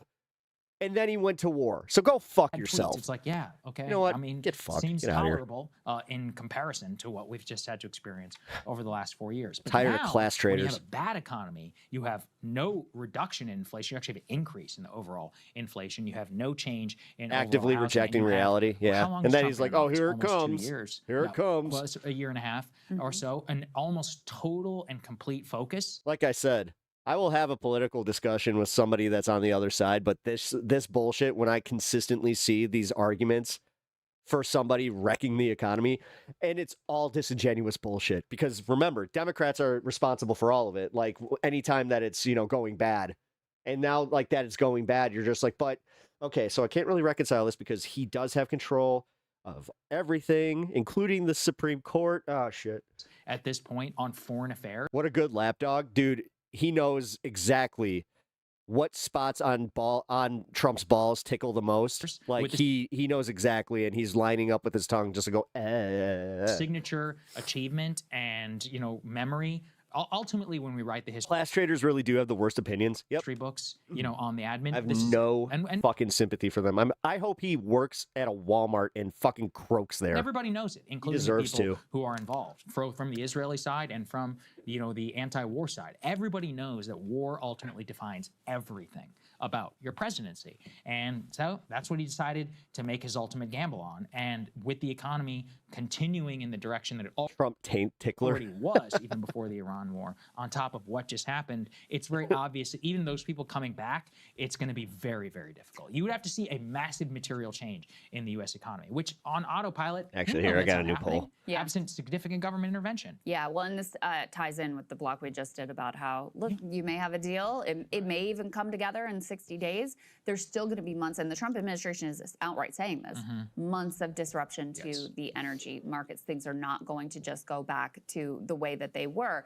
And voters understand where to place the blame because I think because he has such a, larger-than-life personality, takes such personal control over everything anyway. And then also because the tariffs and the war are directly laid at his feet. So you know why you're paying more at the pump.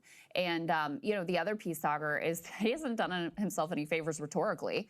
When you come out and you say, quote, I love the inflation. Yes, yeah. When you come out and you say, else did he I say? don't think about Americans' financial situation at all. Yeah.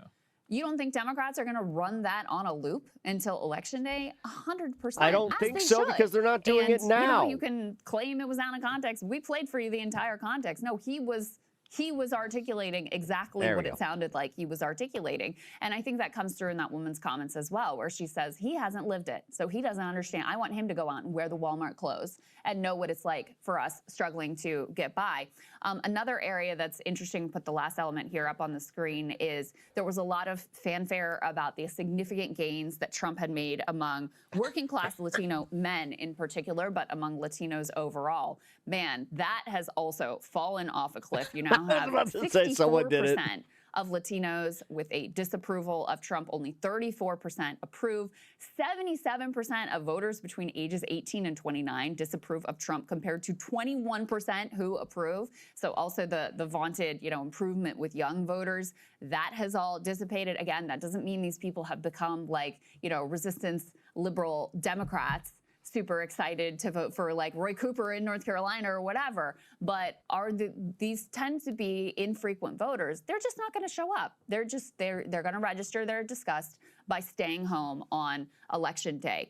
The only group where Trump has maintained solid support is with Republicans, and even there, the percent that say that they strongly approve of him has fallen. And that is a really significant change from the entirety of his political career since he really came on the scene in 2014, remember, 2015. he was already so, at his that his also bottom. is going to have an impact on midterm enthusiasm and who ultimately shows up to vote. The thing of I don't know whether he truly doesn't care, but he certainly acts like he doesn't really care what happens in the midterms anyway. No, I guess you. Like I said, I think he wants the Democrats to win so he doesn't have to work that hard anymore. He could just blame all the failures on the Democrats fucking Could make an argument trying to stifle his agenda. that the very fact The Dems won't let anything happen. that he made such a push for a deal right now is because he was concerned No, I disagree. about the political impact, but there's just no real sign that this is something he's focused on. I have no inside information. This is my theory of observing this man now for a decade. Depressing. Having spent my entire professional life trying to psychoanalyze this person. I think the way that JD and the time zone, Rick Coffin, all those Happy guys Mountain got to Time, him was this, sir. And look at the way that they're selling it. We are going to transform the entire You're mean. Middle East. I pulled that on the wife today. Dude, it was so funny. And like, she looked at me and she smiled because she was just like, all right. The way that they sold it to him, You're mean too. it was like, the you legacy will be- building that project. like, was- it's like, you will bring peace, the peacemaker, Trump, the peacemaker, I still can't believe I called that. to Persia, When the he first said it. of his name, Donald Trump, to march in the gates of Persia. And he loves that. Right? He loved the idea You're of mean conquering too. it. He loves even more the idea of normalizing relations with the whole region. That election is on the 30th of June, by the way. That's why only Trump could attack can't them, wait. demand unconditional surrender, and then turn them into an economic powerhouse. Like literally, Yeah, Sylvie crushed it with that recommendation. Hell yeah. nobody else Yeah, could do shout that. out But that's Sylvie how for they that one. appeal to his vanities. Like, you will appear in this historic peace deal, and that's the way that his we'll get everything lean, going. just The the- Israelis did it to him. That's how they got him to attack in the first place. So the other side I can't basically get did over the same that thing. guy. I don't think he cares whatsoever about the midterms because the administration has given up on domestic concerns. Again, like, if you vote for Republicans in the midterm elections, what are you voting for? Right. Like, what? Well, and it's not like There's nothing on the table. There's not even like a deal. Nothing. Yeah. And the only thing that they really worked with Congress on at all was the big, beautiful bill. Correct. Which is gone. Which is and done. has been wiped out. Right. Yeah. So, I mean, he does, when he wants to do something, he just does it through executive order and then implements it. And then he went there's the back to courts fucking threatening pull him back, tariffs which they again. mostly haven't done. So he doesn't really care that much about Congress. He himself is immune from Congrats, Iran. Yeah, I know. Like, dude, he totally just gave them the sweetheart deal. criminal Luke Baker, welcome to the show, man. investigations of any sort of, wrong. Stick around, sub to the channel, and hit that like, because you know what? Helping out a smaller streamer is cool. Wrongdoing or as many corrupt dealings, is. etc. You guys are cool, So right? while obviously it's going to be wanna uncomfortable be for a lot of cool. Republicans who are facing Don't try it. subpoenas and various investigations if Democrats are in control, like Trump doesn't care about them either.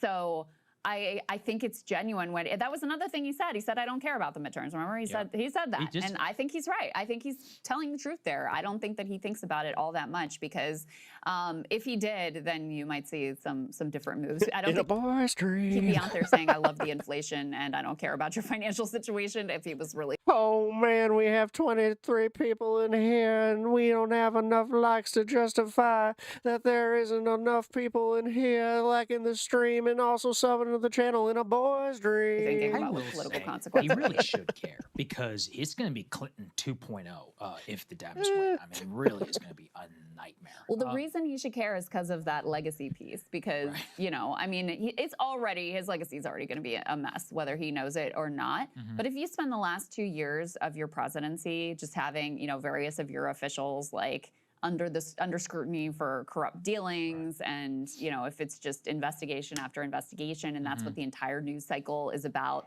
Day after day after day. Muslims It's- believe in yeah, season it's 3. Christians follow season not gonna be a 2. great legacy builder. What's up, for Bandit? you? Yeah, I mean, seriously. Anna, what up? People should Good to recall, see ya. like the Clinton administration, they're not. Who's this There's guy? some modern histories of '96 this guy? to What's up, 2000. Big It Napper? was non-stop. The Kenneth Starr nonsense, like it just Nobody went on donoed yet. forever. Like that is what modern Fox News is built off of, Yeah. with Lewinsky and Ken Starr. Fine, and you get the freebie. Whitewater and the Home sweet Rose Law. home, Like, hell it yeah. was Oh my Just God. worked Like, OT?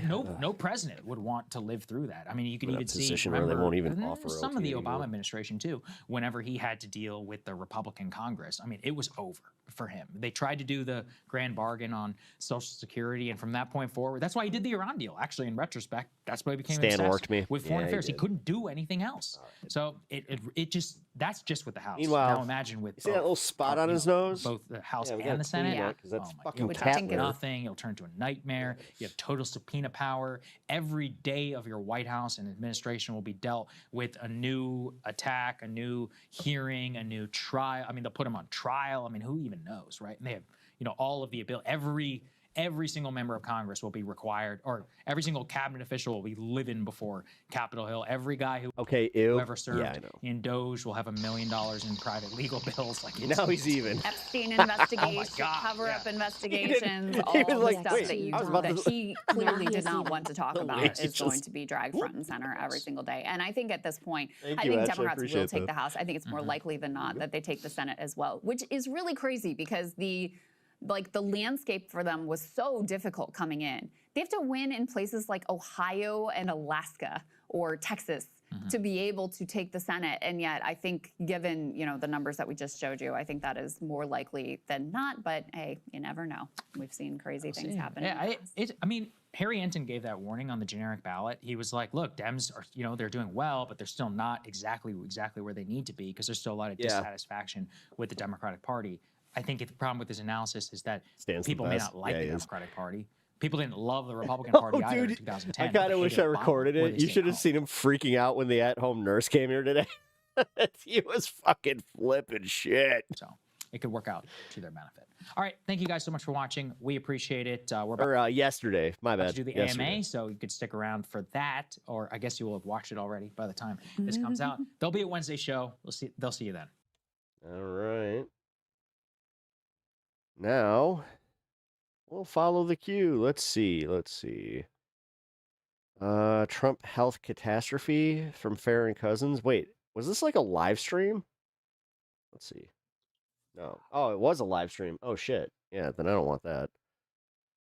I don't want to fuck with that. Pet Pits, the pro bets. Wait.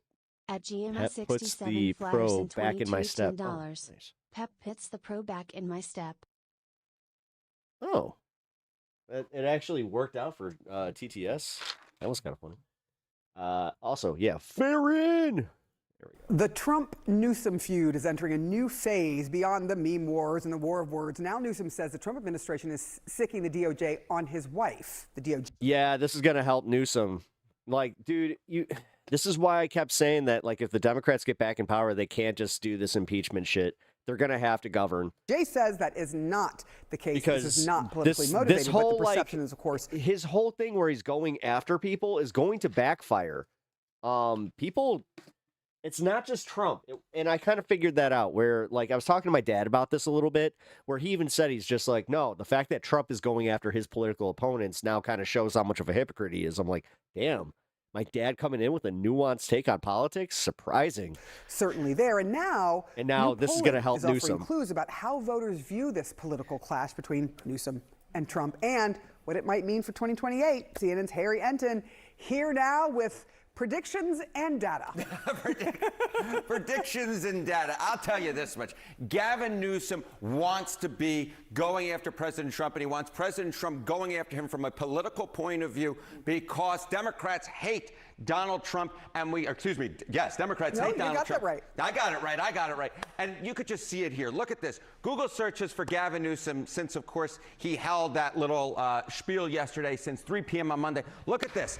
Up like a rocket, up 635%, a Cool, hoodie. Thank you. 3-month high. Appreciate that. When Gavin Newsom goes out and is talking about Donald Trump and Donald Trump potentially attacking love this him, hoodie. that It's very generates it's energy really cozy. from the Democratic base. It motivates folks to look up Gavin Newsom. And when you're doing a presidential bid, press is oxygen. Oxygen that allows it to grow. And he's right now got oxygen because a lot of folks are looking up Gavin Newsom. That oxygen From California, please don't let Newsom anywhere near the White House. I'm in agreement. name I'm recognition, in a big 100% thing as agreement. well. Look, He's the not Democrats doing have- anything to help the governor's race either. Like, dude, he really screwed over whoever's going to been win. really clear that they want some. And if it's Steve Hilton, then he actually helped he helped with the Steve Hiltons of the world. Someone who will fight against President Trump. Because if that gas is still like as high as it is, during election season, they're gonna blame Newsom, not Trump. And at any least of in those California. who back him.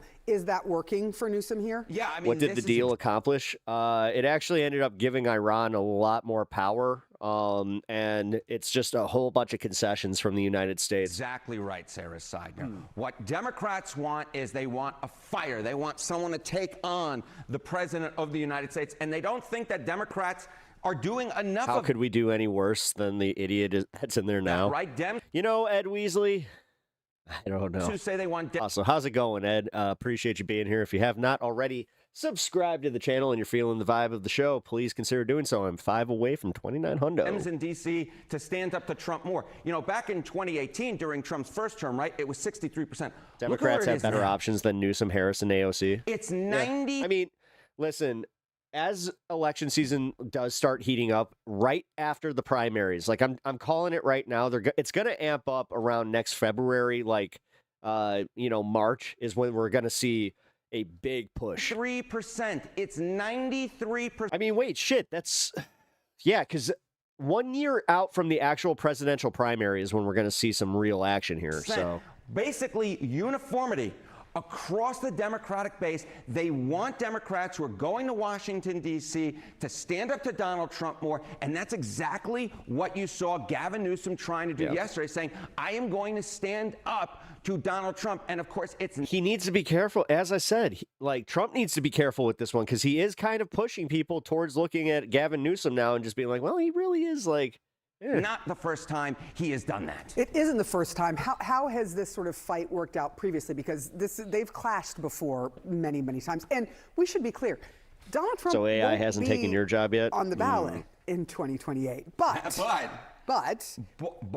this is a formula that works for Gavin Newsom, because remember, this again is not the first time it's happened. And take a look, choice for the Dem nominee Gavin Newsom, pre and post June 25. Remember, I've subbed at least 5 for times. that Los Angeles ice surge, right? Back in April of 2025, before that happened, Gavin Newsom Wait, you've subbed and unsubbed? lingering in the single digits in terms of the Democratic primary poll. Hey, don't But use then alts, post come that, on. Look at that. His Let's be support went up organic here. threefold in August of 2025, 21%. Now it's 19%. Kind of leveled off a little bit, but still very much in the top tier. Gavin Newsom has used Donald Trump as a foil to catapult himself up to the top tier. And what we saw yesterday, in my opinion, is something that Gavin Newsom, at least politically speaking, is hoping will keep him up in that top tier and perhaps elevate him further, because he knows that going after Donald Trump is a winning formula if you're running for president in 2028, which I don't think you have to be that tuned into politics to know that Gavin Newsom very much wants to do so. Yeah. All the signs are there. All the signs. It doesn't happen, but all the signs are there. The signs are there that, just Yeah, I hate the fact that they're not wrong about that. Harry Enton, we like your loudness. You are welcome anytime. Thank you. AI Pep wouldn't be spicy at all. As AI Politico put it Pep's a this morning, Zionist. Gavin Newsom received what would just be the ultimate boost for any A right-wing 2028 Zionist wannabe, Pep. the coveted Trump DOJ investigation. A source tells CNN the Justice Department is investigating the wife of the governor. Her holding that coffee cup now makes a lot more sense, considering that now I know that they start at 5 a.m. Gavin Newsom. Newsom, for his part, yeah, responding forcefully, blasting the move as politically motivated. One by one, anyone who has challenged Donald Trump has ended up on his hit list. And today, I proudly join that list. CNN's Caitlin Polans joins us more. She's got more reporting on this. Caitlin, where are we with this? What is behind all of this? There's a lot of angles to it.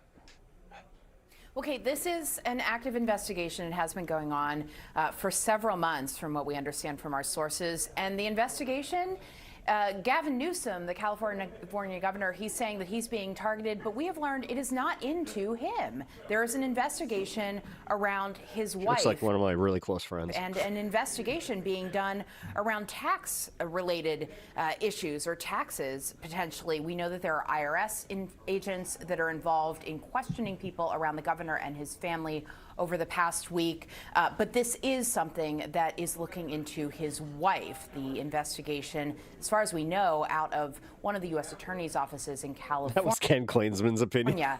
Newsom addressed this yesterday, specifically speaking about how he felt his wife was being targeted as well as he was. This is what he... Wait a minute. You're telling me that we didn't make a great deal with Iran? You're telling me that they're getting $300 billion when Obama only sent them $1.3 billion? I was supposed to complain about the... Oh. He said at a press conference.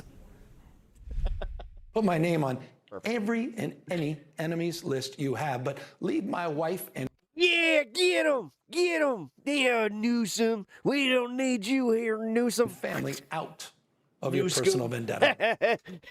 Trump's so funny with his nicknames, he calls him Gavin Newsom. I'd like to say something to my wife. These times are not normal. They're not ordinary.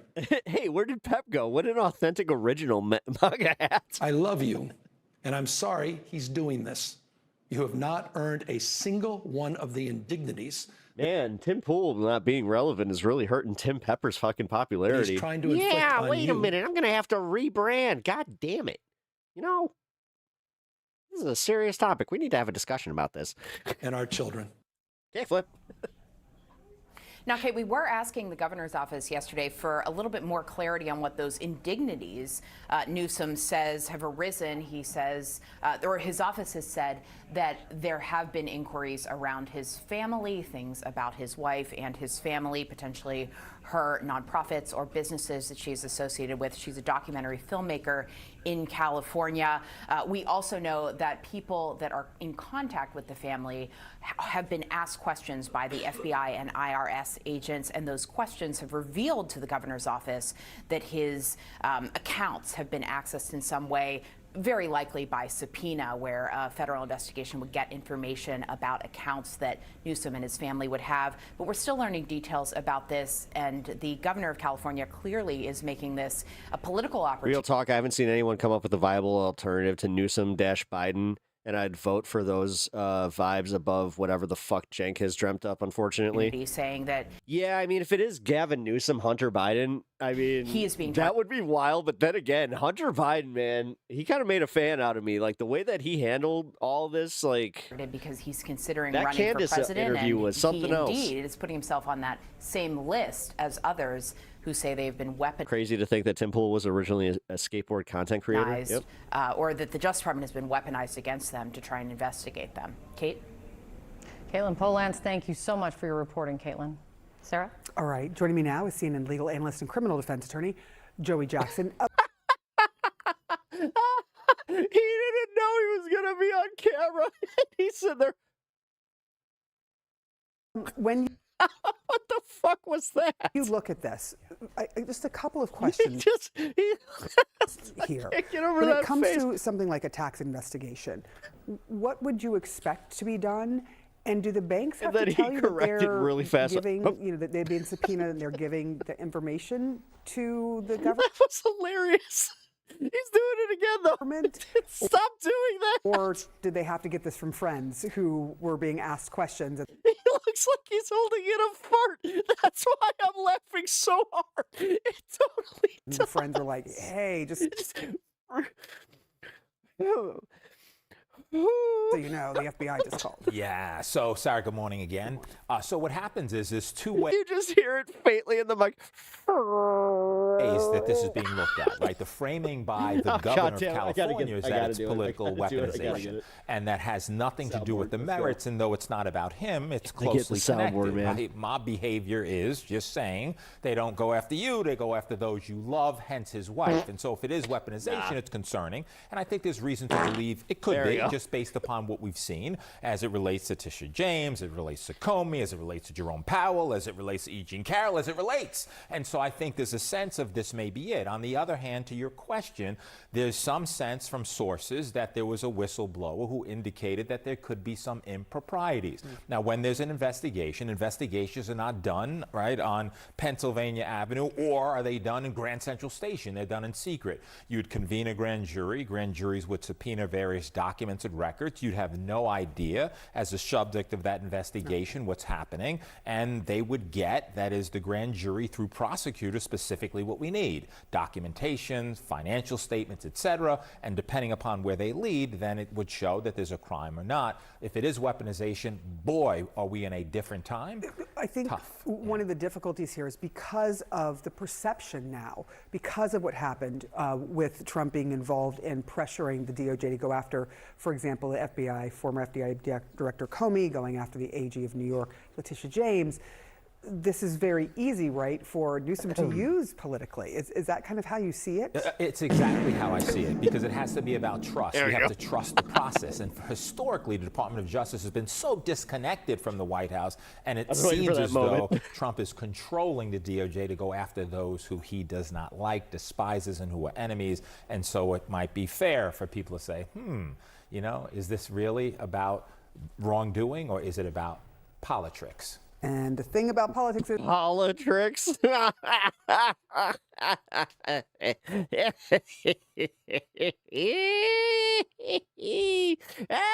Politics. He took a word in politics, and then he put tricks in it. Oh, boy, howdy, that's funny. His perception is often reality for a lot of people. Joe Jackson, it is a pleasure to have you back. We are back with a Fox News alert. Any moment now, President Trump is set to meet with Qatari and UAE. Oh, God, I feel bad for him. Leaders ahead of the Strait of Hormuz fully reopening this Friday. It all comes as Israel keeps pressure on Hezbollah in Lebanon, saying terrorist operatives still pose an immediate threat to Israeli forces in the region. But the commander-in-chief is hopeful he can straighten all this out. Chief Foreign Again, dude, I'm pretty sure that, like, Trey Yingst, back live in... all right, let's put it this way. If I had to put money down, I'd say that Israel's going to take this. Tel Aviv with the latest. Trey. Yeah, hey guys, good morning. As President Trump attends the G7, Leave the him world is alone. waiting for the detailed text of the Memorandum of Understanding between the United States and Iran. Senior U.S. officials said yesterday on a briefing that in the next 24 to 48 hours, the public would get to see new insight into what is actually in the agreement. One of those officials explained the deal is performance-based, meaning Iran wouldn't benefit from sanctions relief unless they adhere to their end of the deal. This means the opening of the Strait of Hormuz and entering into detailed discussions to dismantle their nuclear program. Overnight, Vice President So they're getting Vance paid was to on be good Hannity boys. and explained more about how the goal is to give Iran a chance to integrate into the world economy. The agreement says they are not getting a single dime of American money. That's just not what this is. What the agreement does say, Sean, is again, if the Iranians behave, and if there are sanctions relief, and if the Iranians are integrated into the world economy, we would invite The fuck is Vegeta doing reading that? He does kind of look like a real life Vegeta. countries to invest in their country. That's fine, but only if they comply with the terms of the agreement. We know that the agreement calls for a ceasefire on all fronts, including Lebanon. Yeah, U.S. Lebanon officials say is the Israel big- will be allowed to respond if attacked by Iran-backed Hezbollah. And Israeli Prime Minister Benjamin Netanyahu says the fight is not over. We saved the state of Israel from annihilation. But I tell you, citizens of Israel, the struggle is not over. We will have to continue standing guard, continue being strong and determined to defend ourselves as necessary.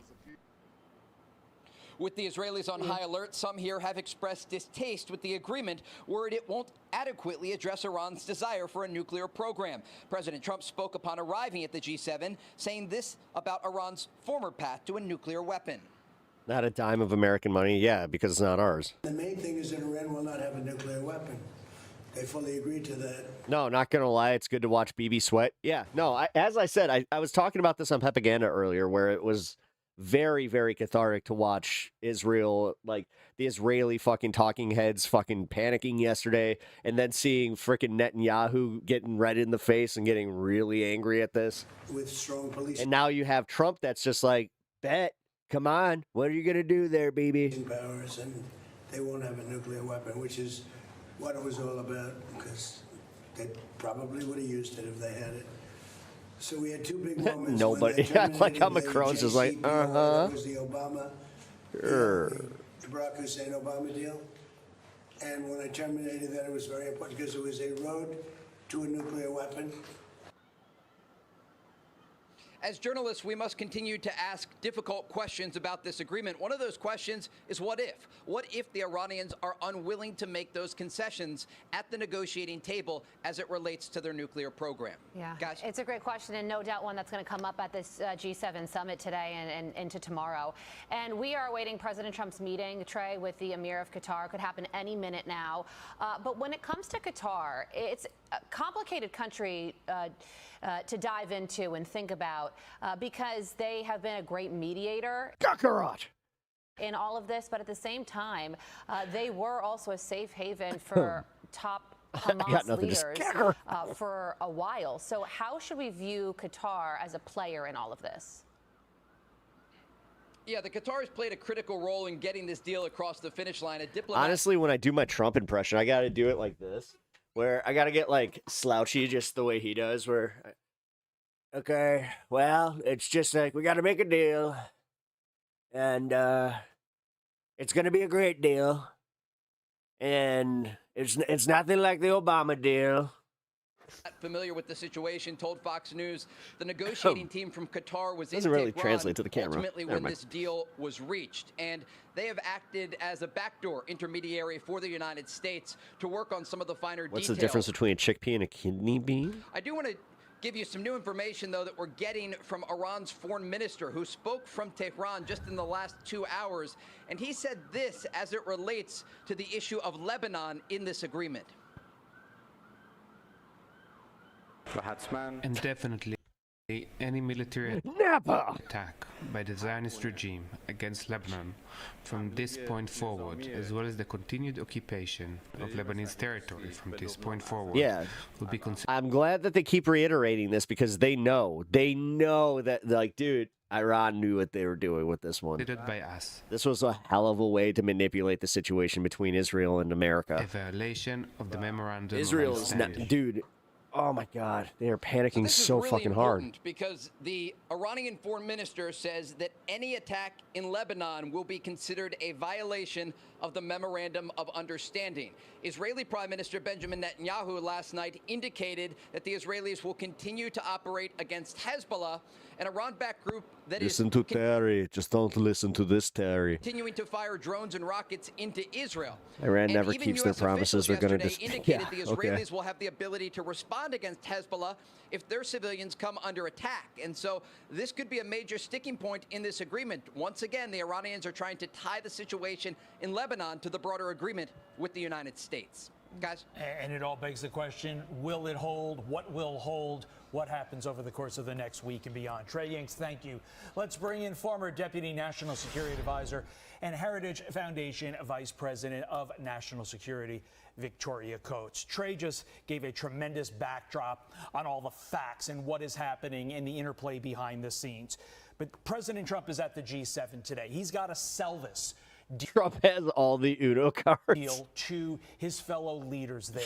What does he do to sell this? How should he sell the Iran deal to the G7? Well, good to see you, Todd and Carly. I mean, I think it's very rich to have the Iranian foreign minister talking about Lebanese sovereignty when that's exactly what Iran is violating right now. I mean, Lebanon is a sovereign country, indeed, and they are trying to reach a deal with Israel, which Iran is trying to disrupt.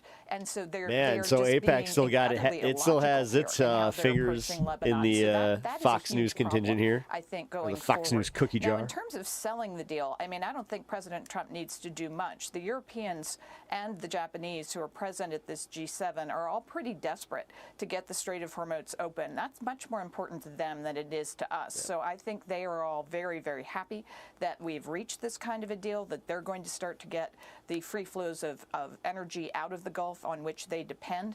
And Israel's so nuclear phobia reveals their own belligerence. They are keenly aware of their inability to form regional security partnerships. I don't think he's going to have to sell it very much. I think they're just going to. Yeah, but now they're playing, with fire and Trump, where again, if Netanyahu wants to stay in power, he knows that he has to take action on Lebanon. He knows he has to do these things, and honestly, if he breaks that ceasefire, this is one of those rare times where it's like, dude, Trump ain't gonna fucking play with this one. You're about to fuck up his party. The point where Trust me. Hopefully, that's the one thing that Netanyahu could do that would totally fuck himself. Europeans and the Japanese can support this thing. And crazy to say, but here we are. Reasonable and implement it. Yeah, and Victoria, going back to Lebanon for a minute, because there is this effort by Secretary of State Marco Rubio to get the Israelis and Lebanese governments to normalize ties, which would ultimately disarm Hezbollah. That would be the goal. But when you hear the Iranian foreign minister say something like any attack in Lebanon would be a violation of the Memorandum of Understanding, and then you have Israel saying we are not going to, we're not going to give up our ground in Lebanon. We're not going to remove troops. We're going to keep going if we are attacked. And the president also acknowledging that that is the realistic thing that would need to happen. What does the Lebanon element and the Hezbollah element mean going forward when it comes to this overall memorandum? Well, I think the burden is going to have to be on the Iranians. What the fuck are you talking about, Terry? Trump just conceded to a war he started and gave Iran way more than they had at the beginning of this. I'm not sure if you know how to conceptualize an L, but this is a big one. Hezbollah, because Hezbollah is firing. Nobody gives a shit about Biden, dude. We're the laughing stock of the world right now. What are you talking about? And rockets at Israel. So this isn't Israel attacking Hezbollah. Terry, you're coping pretty fucking hard. Hezbollah attacking Israel and Israel responding. It is kind of fun to watch. If Iran doesn't want Hezbollah to be attacked, they have to have them stop firing at Israel. I mean, that is just it's a very simple equation, but they don't seem to be grasping it. And I think it is very important, though, as we look at that area, to think about how isolated Hezbollah now is. We no longer have that land bridge that Iran was using in the form of Syria to get material and money into Lebanon to finance and supply Hezbollah. That's gone. Syria is now the enemy of Iran. And then you also have, I wouldn't call it a strong government of Lebanon, but at least, something that's in Beirut that wants to deal with Israel, that wants to come to an arrangement with the Jewish state, get to a place of peace. The irritant in that is Hezbollah. So, that isolation of Hezbollah is new. No matter how many times you say the words Hezbollah, nobody's going to care because we already see what you're doing. You're already trying to say Hezbollah attacked, Iran needed to defend itself. Trust me, we know the play. It's an opportunity. So I think Israel needs to be able to defend itself. Obviously, the president has said that is. Nobody was laughing during Biden's bullshit. Honestly, the world was kind of they were relieved that they didn't have to worry about Trump's impulsivity. Clear right. Dude, realistically, this is the facts of the matter. Nobody in the world is looking at Trump going, yeah, except for people like Orban. And how'd that work out for him? They need to do to control Bolsonaro. How'd that work out for him? Hezbollah. But as I said up top, that burden has to be on Iran as well if they actually want there to be some kind of peaceful resolution to this. You're just ignoring the fact that everybody's laughing at us and he just lost a war. Cool. All this with the G7 in the background, in the foreground in our show. We've been covering it for the last hour and a half. Victoria Coates, thank you as always. Appreciate it. It doesn't count when you start a war and then go end it. You don't get a pat on the back there, pal.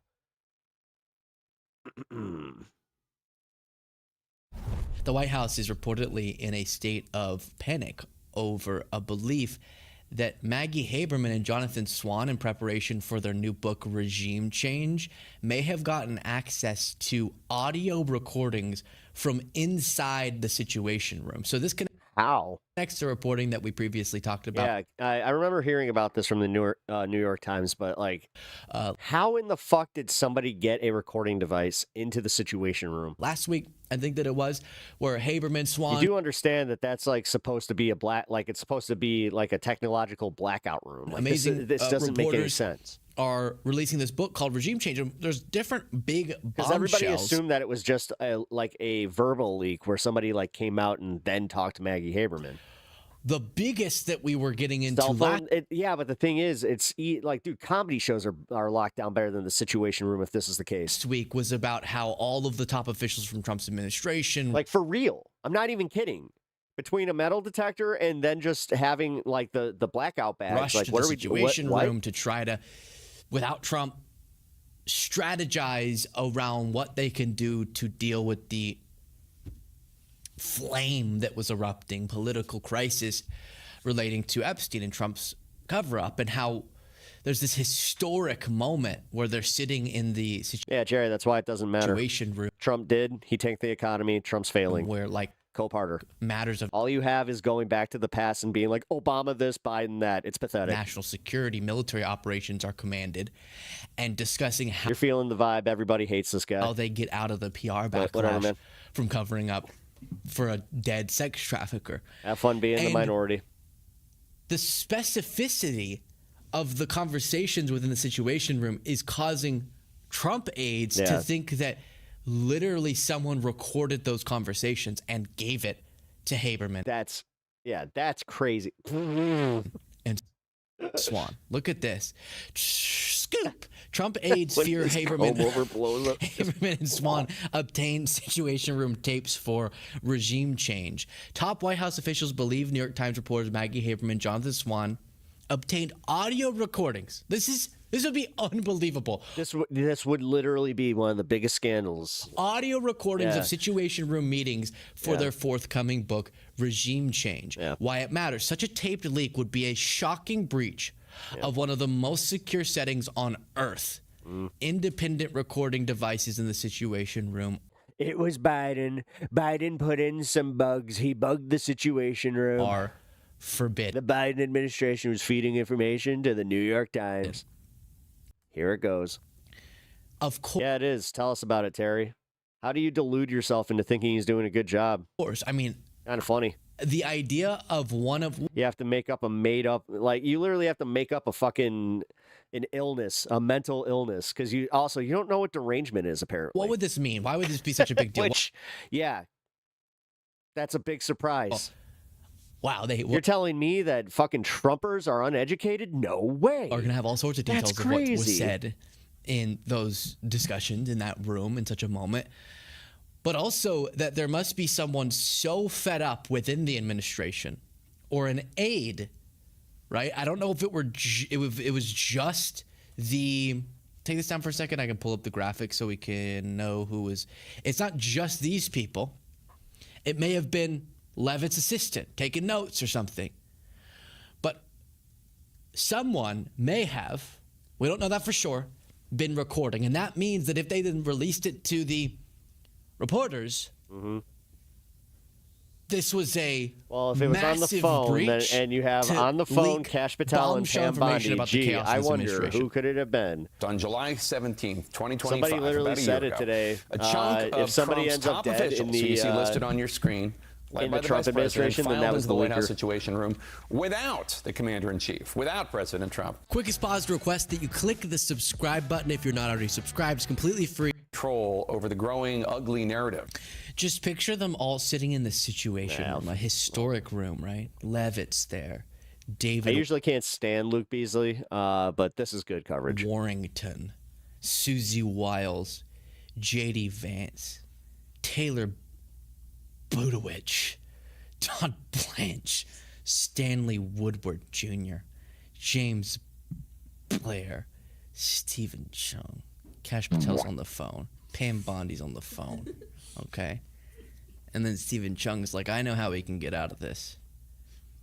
I can go post about a 23-year-old wanting to get spanked by me. Yeah, I'll do that. I mean, that did happen. Which is a true story about Stephen Chung. Yep. that the Trump administration was at the very least complicit in a cover-up for the crimes of now dead pedophile Jeffrey. I hate to say this, but think about the aroma. This is like Clue. Okay, but between the perfume and the dudes and the Vance. This is why I quit watching you, bro. Predators in his orbit. 10 days earlier, the Justice Department and FBI had released their nothing to see here memo saying that their review found no client list of the powerful men to whom Epstein had allegedly trafficked girls, underage, and women. Vice President Vance reportedly told the group, this is a huge problem. And he argued that all the Epstein files should be released. The report says, quote, Vance had also floated to colleagues an extraordinary PR gambit that the White House enlists Tucker Carlson to interview Epstein's longtime girlfriend and co-conspirator, Ghislaine Maxwell. Only weak men use terms like alpha male. In prison. Yep. Ghislaine, thank you so much for doing this. Tell us you're a bottom, clear. Oh, no, I can't do it. Ghislaine, thank you so much for doing this. Who cares? Get to it. So I guess Get we're here back in the to room. the fucking coverage. My not God. been part of any wrongdoing with Epstein.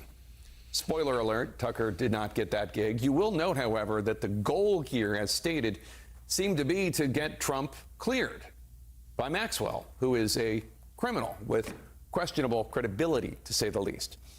The task of the interview ultimately... The big idea in the Situation Room from J.D. Vance was get Tucker Carlson to go get Ghislaine Maxwell to say that Donald Trump is not guilty of anything. Good. I think you'd be a great president, JD. That's problem solving. You get Tucker Carlson to sit there like, so tell me, Ghislaine. Blah, blah, blah, blah, blah. People say that you're... Oh, my God. Okay. ...is now nominated to be full-time Made a Attorney General. Cut to August 13th, No, not even. It's like 2 minutes. 25. The Epstein scandal still raging. A similar Situation Room meeting is convened where the conversation turns to what allegations might be in those files about the president. One official reportedly raised the subject of a disturbing but unverified accusation against Trump that had come to light in case filings unsealed in 2023. And that included emails sent to a journalist by Epstein victim Sarah Ransom.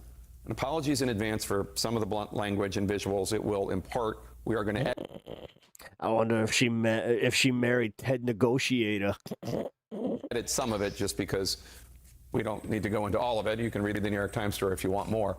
Ransom claimed, quote, Ransom claimed that she knew a girl in Epstein's sex trafficking ring named Jen who said she had sex with Trump. Ransom also claimed that Jen had told her that Trump had a predilection for nipples, unquote. It goes on into more graphic and disturbing details. The fact that they have to, like, now newscasters have to say that in context to the fact that, like, Trump was doing this and he was, allegedly mutilating, again, the nipples. Not corroborated allegation. The New York Times report also notes that Ransom's credibility was not uncomplicated, given that she had made another claim that she had footage of prominent men having sex with young girls in Epstein's orbit. And yeah, which we still have done nothing about. Just a, little reminder. Ransom later retracted that claim, saying she was fearing for herself and her family if she went forward. Yeah. Again, just to underline, these are all unverified allegations. Okay, Jake, wow. Okay, I'm fucking done with this. Fuck you, Luke. Honestly, fuck you. Like, fuck you. Agreement between Washington and Tehran has all but ended the Iran war, with all sides claiming victory despite the huge cost. It's almost like that's exactly what we were saying about it. Wow. It's almost like it's ridiculous. Okay, so I wanted to watch this. Fuck it. You know what? We'll do a fun clip. We're gonna spice it up with a little fun. Fired shots at me, and I kind of want your thoughts on them. Okay, go for it, Queen. I mean, look, let's be messy. I'm down for it. So, in the winter of 2024, December, when Donald Trump had been reelected, obviously I was kind of seeing the writing on the wall when it came to TYT. I knew that, that based on Anna specifically, but then Jenks cozying up to the right, my time was limited. They had they stopped booking me on the main show for basically about a year.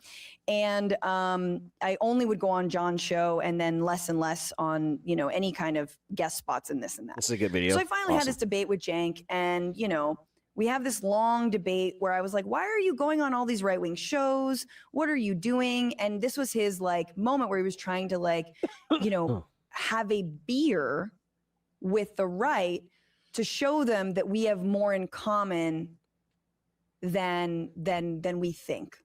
And that I think in his words, basically like some of us are good and some of us are trans. You know what I'm saying? And if we are trans, we're not going to like argue for trans rights and things like this. And so he made, you know, that case to me. Now, recently, Cenk was banned from entering the UK. Now, just give me your sense. And he was banned because of his speech around Israel. He was banned also. I mean, we should say is absolutely outrageous and psychotic and same thing with Hassan. Yeah. Yes, he was banned along with Hassan. And also the question I have is who did the banning? Yeah. Was it the UK? Was it the UK or was it the US? Interesting. UK. I mean, to be honest, I would think that it would be the UK, given the fact that they have much more lax free speech laws there, and also it was the UK. They fucking denied his visa. What the fuck is Franny talking about? Wait, maybe lax? Not lax. Not like lax. I'm they're sorry. incredibly censorious. No, of course it's the UK. Yeah. They were going there for, you know, South by Southwest in the UK or whatever. And of course it's the United Kingdom. They have been, I mean, if you hold a Palestine flag, if you chant from the river to the sea, you know, they are criminalizing Europe and oh, she's making a point. And Britain I are was like, criminalizing. Oh, got it. I thought she was actually asking. I was like, what? Palestine speech. Honestly, they're kind of outpacing the United States when it comes to Palestine speech. So all of that is awful. No one should be banned. I think it's bad. But Cenk is using the fact that he was banned as sort of a badge of honor to say that Francesca was wrong about him not being in the crosshairs of this regime. Wait, and what? he knows more than anyone else, right? And so I'll show you sort of like that. I'll glad tee I that saved up this, and then 'cause I I'll have show you no his idea response. what's Because what happening he here. told me, and good old Hank, you know, is bringing all the receipts. He told me basically like, you know, his strategy of meeting the right where they're at all the way in fascism land. Hey, shout out Hank. It's actually the best strategy to protect vulnerable communities. It's the best strategy to protect Muslims. Oh, it's this is the best crazy. I watched this on my stream last week. Also, hi, what up, dude? strategy to protect immigrants. This is the Everybody best follow strategy. Devil's Now, Advocate mind you, Productions. he had already privately told me that he was totally fine with Stephen Miller and DHS Yeah, I kind of put this one on my like list to watch, and I never got to. So I was like, you know what? I want to do this today. under Trump rounding up the criminals. He said that to me verbatim. He said verbatim, if they go after the criminals, I have no problem with that. This was after we had already seen what Trump did in 2016 and 17 and 18 and whatever. First Trump term. So anyway, this is how that whole discussion went down. Debate with them, but afterward you want to go have a beer. Yes, I do. You want to have a beer with people who want to put people in mass deportation camps. They want to deport. You think we're going to get put in camps? You sound all right. Anyway, you think I sound crazy? They're starting with okay. Yeah, he was So definitely he taking says, his "You like sound personal great. You vendetta sound on crazy," Franny, is what he doesn't finish. and like ignoring And then what she was he saying says, "You because think we're like going to get put in camps?" you play Now, that I back think to him there's, now. like, an I'm pretty sure implicit, even like, he'd be embarrassed, but I don't think that Cenk or I would get put in camps. I then try to reason with him, and I'm like, there are a lot of Chinese. yeah, he keeps calling me a Chinese lib, Democrat, whatever. immigrants who are being It's 'cause targeted. he's So I talk dumb. about sort of like, you know, my community. Then he Nuance says, is not like, their thing. No, it's his community. He's going to be number one because he's Muslim. Chinese people. That's my family, dog. Like, what are you Franny, talking about? That's such an excuse. Okay, What they're going to what start is with an Muslims. excuse? They're going to What start is with ex- my people. Okay, Sure, if they sure, start sure. it all. Yeah, so yeah. to stop hiding behind vulnerable communities. I'm hiding behind vulnerable Yes, you communities. are. You're using I'm them as human standing in shields. front of vulnerable communities. No, James, you're what are not. you doing? What are No, you doing? I'm in front of vulnerable communities. Uh-huh, I'm the most endangered, friend. Oh my God! Virtue signal harder, both of you. Fuck. This one's like I want to pick them both up and just be like, okay, that's enough of this. I'm the most endangered. I'm standing in front of vulnerable communities. This is what he I'm on Franny's side on this one, but that was annoying. told me, and I'm sorry to take you down memory lane, but now he is using the fact that the United Kingdom banned him to Also, basically yeah, say, Jesus, yeah. He's such a bloviating asshat. Yes, he is. I was right because God, he I'm is. the real victim. When it comes to Nailed that the one. United States' anti-immigrant ICE extremist apparatus, it's me who's been the victim. Here he is. Someone get them juice boxes. A year and a half ago, as Donald Trump was getting into office. And they say, cool down with the Capri Sun. You don't understand. He's going to hurt marginalized communities. Just sit there sipping And it I'm like, I was born Muslim. I'm better now. I think I understand marginalized communities. Okay, we've been greatly marginalized. So you don't need to lecture me about it, right? And she's like, no, we have to protect them by doing this, this, and this. First of all, he doesn't name me, but he does say she. I went on leftist. I debated and then says she. I'm like, but that doesn't protect those communities. It almost makes them look guilty, and that's why they had to shut down everyone else, right? I don't want to pull. Wait. What?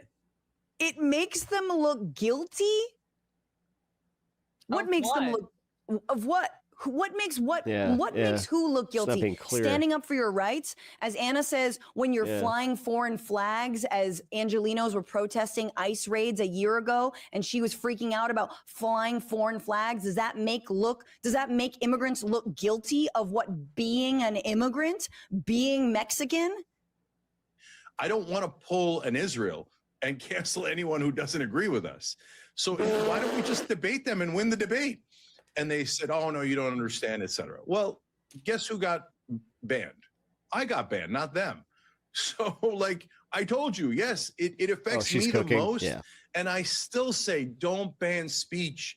And the minute you start saying, hey, that's a white person or that's a Christian person, there should be different rules for them, then you're going to empower the people who say, well, then there should be different rules for Muslims or Jews or. No one's saying different rules. Dude, his logic is all over the goddamn road. Yeah, y'all. first of all, dude, like Also, I hey, wasn't, Simply Steve, what I up, didn't dude? have an opportunity to go to the See ya. UK, so I haven't been banned. I don't really know that he and Hassan both had speaking engagements, right? And that's why they were even in this situation. Once again, I just want to reiterate.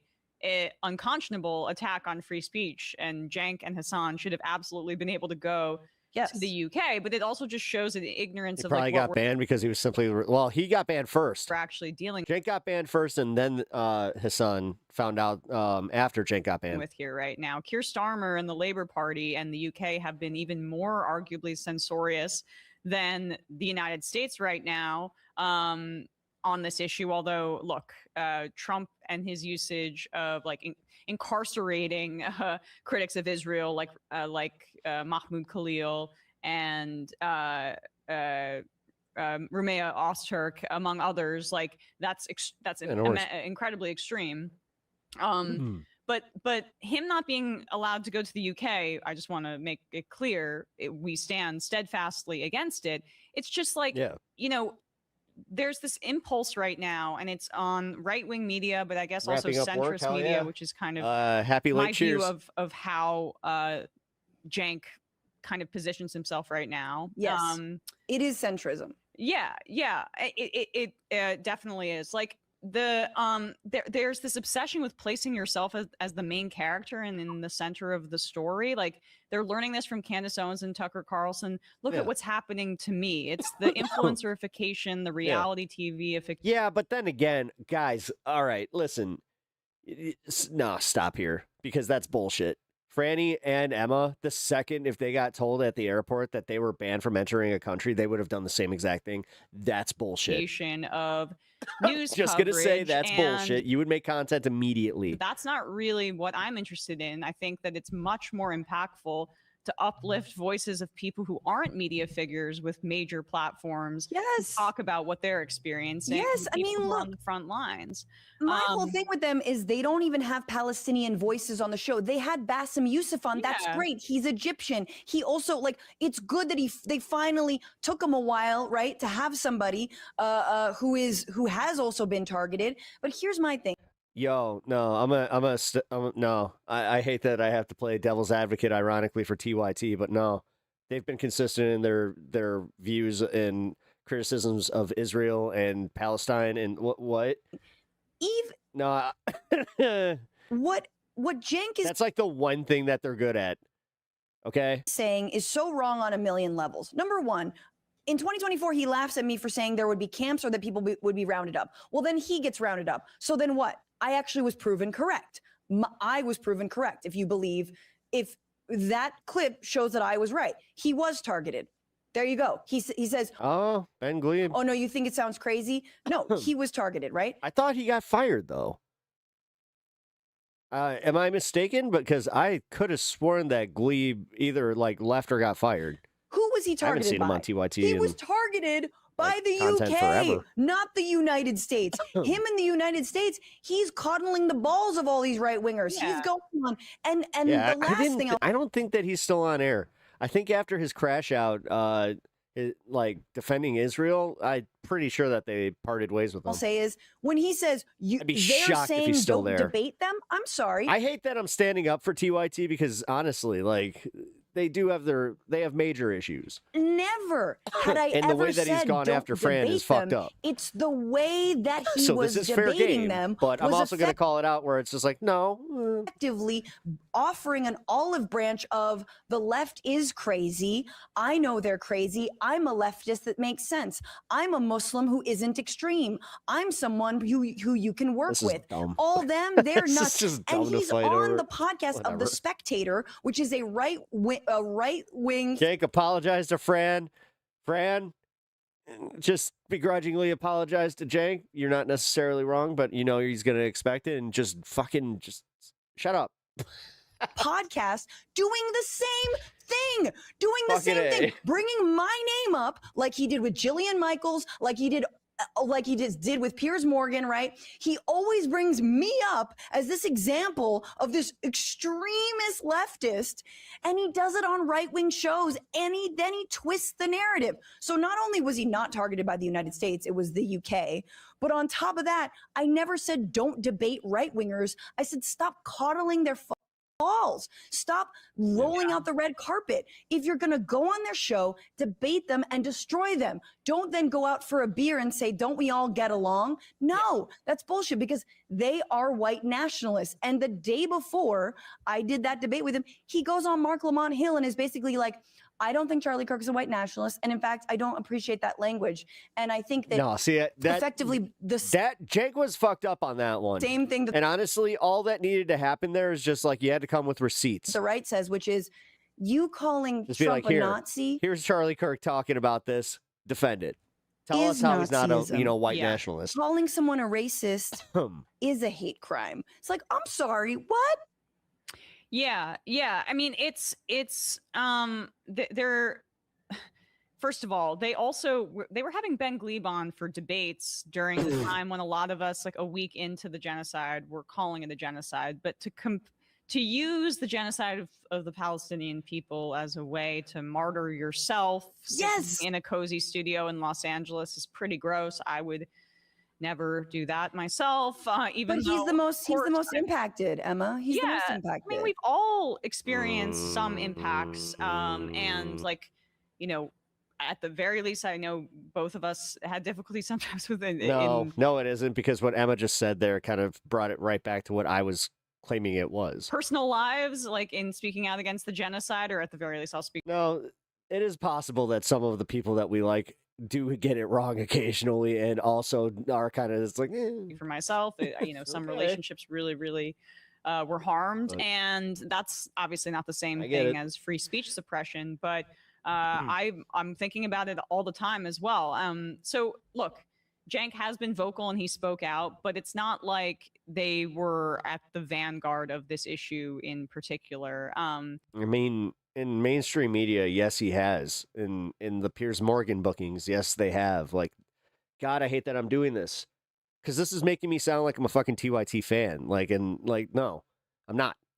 They kind of got on board a little bit later. I can just admit when they're wrong. It's not. Yeah, it's not taboo to do this anymore. Like, we can't keep pretending, right? Like, the repression is the state, whether it's the UK or the United States, battening down the hatches. But right now, 60% of Americans Welcome to the show, Randad. If you are new here, do me a favor, hit that sub.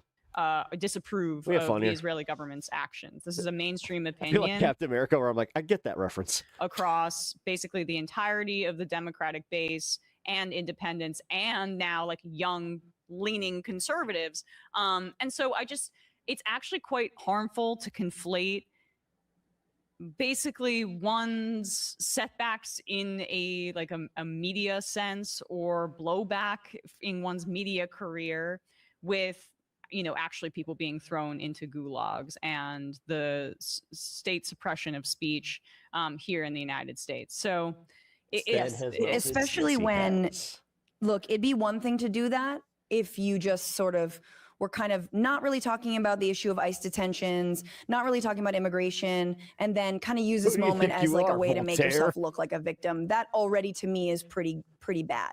Yeah. What makes it egregious and intolerable for me is that he spent the months I leading just up to realized that I Trump's actually don't get that reference anymore. assumption of power, reassumption of power, That one's not in glazing my. the right and telling everybody else to shut up and That's more in the brain pool, not like the Stop. It's like it fell off the conveyor belt and just kind of went. stop defending immigrant rights. He was one of the Three Musketeers, right? Yeah. And not only that, but then I'm actively kidding. saying that he's okay with deporting certain immigrants, which is something that, by the way, we were already doing. We've already been doing. So the day that Cenk wants to The interview Stangard, a like it. detainee in ICE detention, whether or not they were picked up for Palestine speech, like Rumeysa Öztürk or Mahmoud Khalil, or wants to interview a mother who's got an infant who's starving to death, or a grandfather who needs their diabetes medication, who is on the verge of death, the 65 people who have died and their family members, interview them, talk to them. They're the ones that I was talking about.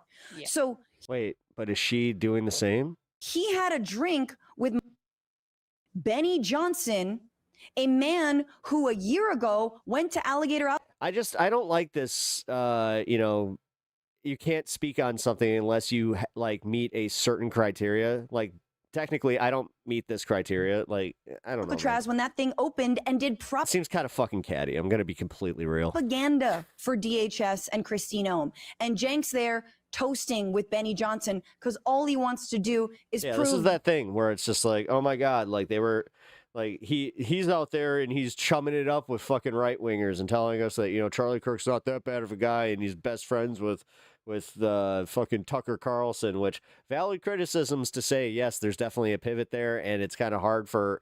It's like, all right, like, do you not recognize that per your own coverage, you do now have a blind spot for them? Like that's great, but.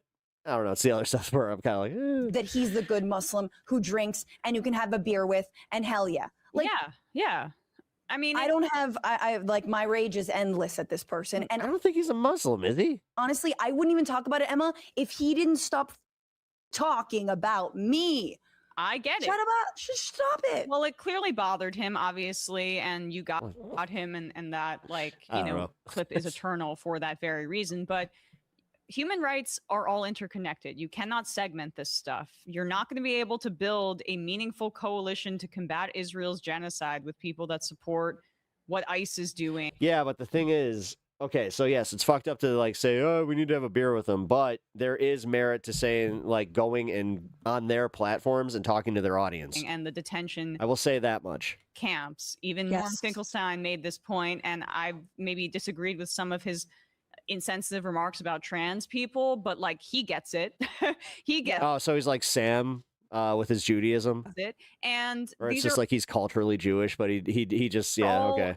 Interconnected human rights, and That makes sense. And as opposed to, right now on the right, it's about saying things that are taboo and speaking out about Israel's genocide can be a taboo, especially when you verge into anti-Semitic territory. Yes. And that's what and then placing yourself at the center of the story so people feel like they're following some sort of reality TV drama. These are just two themes to watch out for, and it's how the right That's the one that I'm kind of in disagreement with because Hassan did the same thing. is approaching this issue. And so, it's No, and that's what I'm saying. The disagreement that like they have with Cenk saying like, yeah, we should have a beer with them. We should be nice to them. It's like, okay, that's a bridge too fucking far. Because honestly, that's where Hetty made the argument where it's just like, no, we should go speak to them. We should try to get audience capture with them because you know what? Otherwise, they're never going to hear our perspectives. That would be a brilliant point to make. Disheartening to see that. I mean, this is. But he has definitely fallen short on that one. It's funny. I was just interviewing. I have a new That's what I interview can series, say, and like, oh, Poppy fuck Liu, Jake. who is my friend and is in the new Boots Riley movie, and also is a wonderful star in Hacks. She was, she's done a lot of abortion activism in her past as well, and like abortion activism in That was kind of name dropping. I'm gonna be honest. The way that she just like listed her creds. storytelling and how those two things intersect. And she Whatever. goes like, anyway, yeah, my friend I'll forgive it. She lives in LA. was doxxed by Tucker Carlson, who like put out her name, because she was an abortion rights activist. And it's like, yeah, that's who these people are. Yeah, and my final point, because I do have to run, and I just want to make this like abundantly clear, is that this isn't having an impact at all on the administration's actions. Like, if there's no efficacy That's her in friend. I know. collaborating with the right on anti-Zionism, and that's being borne out. It's the way she listed the creds. Out in the I don't know, man. actual reality of what we're seeing. I would have this critique of anybody that's just like, so I know this person that, they're great. They are great activists. And, also they were, on XYZ show right now. Like, I don't know. It's just a little weird. I can be nitpicky too. Marjorie Taylor Greene resigned from Congress when she could have had the power to change things instead of going on a media platform. Thomas Massey tried, and he got taken out by AIPAC Maybe money, it's but the entire I don't know. Republican She said it like in a way that kind of like just came off as that it had the LA vibe. You know what I mean? Party is in lockstep with Zionism. How many Republicans joined Bernie Sanders's bills to block shipments of both bulldozers and 1,000-pound bombs to Israel? You want to know how many? 0. There were 40 Goose egg. Democrats and then something like 30 and change for the 1,000-pound bombs one.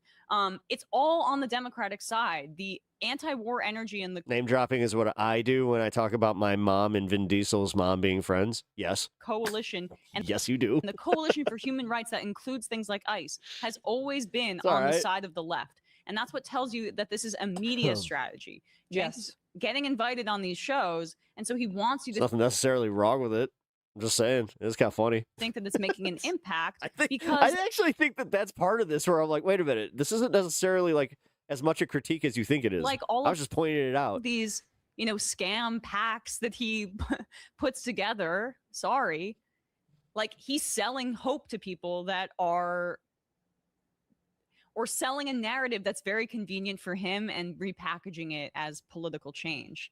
Mom Diesel. And it's I was fooled by You it for just a said while his too, brother. but like I Didn't I just, say it like, yeah, Gary it's Diesel? really dangerous to be doing this with open racists and anti-Semites, and especially when we're talking about an issue of what is, one of the worst crimes in the history of humanity in what Israel's doing. I find that to be pretty cynical. Absolutely. And we need to stop pretending like our allies are on that side of the aisle, not on the side that was disaffected and that stayed home instead of voting for Kamala Harris or, voted third party or whatever. That to me is a group of people who are also anti-genocide, but from a stance of broader human rights and broader anti-militarism and not from, again, the slippery slope of actual anti-Semitism. There's nothing to be gained by that shit. Marjorie Greene, I don't even think she endorsed the Block the Bombs bill. She was in office when that thing rolled out. Yeah. I don't see her name on that. But again, I'm sorry. I'm sorry to drag you into it. Oh, final thought. I do think it's also really important Keep to an eye see on it. the way that, and just to give evidence of the way that Palestine is so much more salient on the left and Protests on after causes Trump's that troops gas seemingly don't have Minneapolis anything to do with it. protesters. Starbucks workers who organized a union, Eric Blanc All came right, on this keeping an show, and eye I on know it. has been on Majority Report, and talked about actually the way that both LGBTQ plus issues and Palestine were these sort of natural issues that Starbucks workers began to care about Mercado's and actually leverage doing their it for power status around quo. when they were forming their union. They were like, we already care about these issues. Starbucks has like, kind of like they sort of posited themselves as like more of a, LGBTQ plus friendly place. And for a lot of these workers, their kind of solidarity with one another was either around that and also Palestine. And so just to give, again, a union buster a little bit of Selling reality hope check, resonates deeply. there are many people on the Wait. This is Selling Hope is Selling Hope resonates deeply. I closed Cenk's latest book for the last time when I went on a cruise in 2023. Couldn't finish it. The last day of the trip was October 7th. I got sea legs. left and working people who you should be working with, not right-wing mouthpieces and influencers. What's going on, Frantifa? If you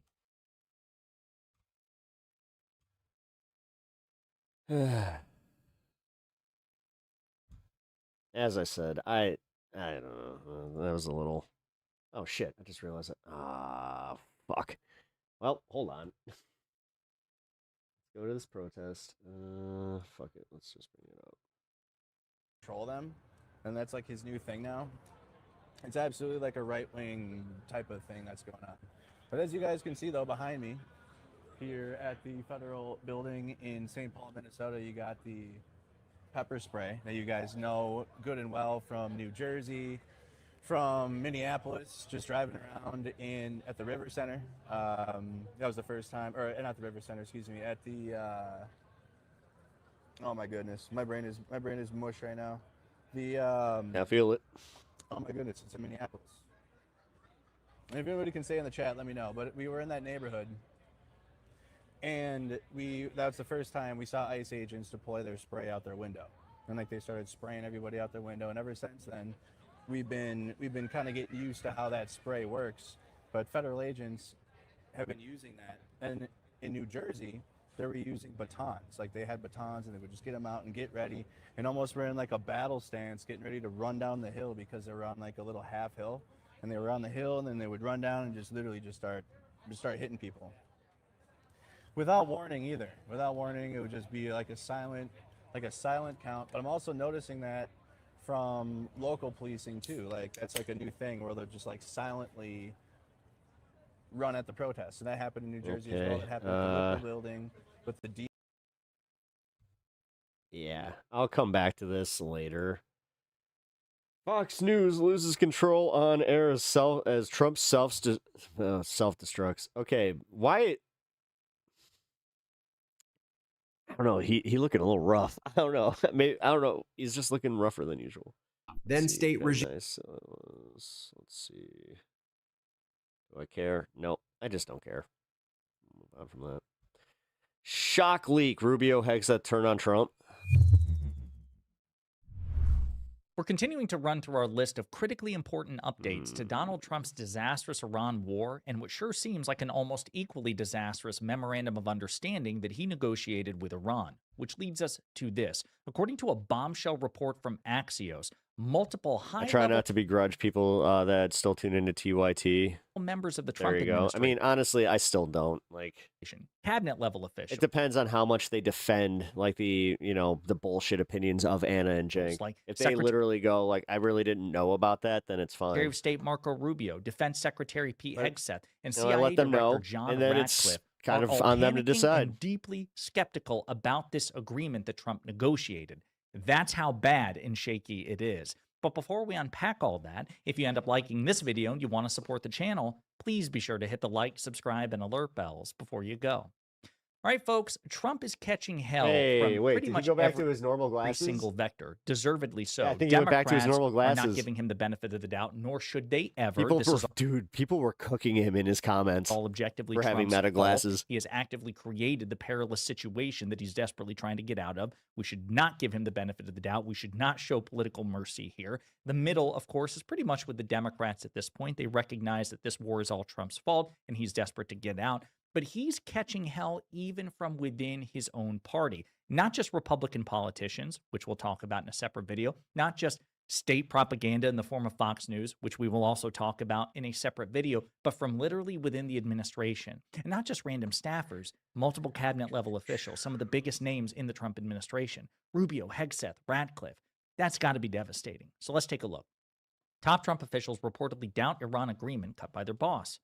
Several high-ranking U.S. officials are privately skeptical of the Memorandum of Understanding with Iran signed by the Trump administration, Axios reported on Monday. On Sunday, Trump and J.D. Vance signed the memo with Iranian officials to put the countries on a pathway to end the war.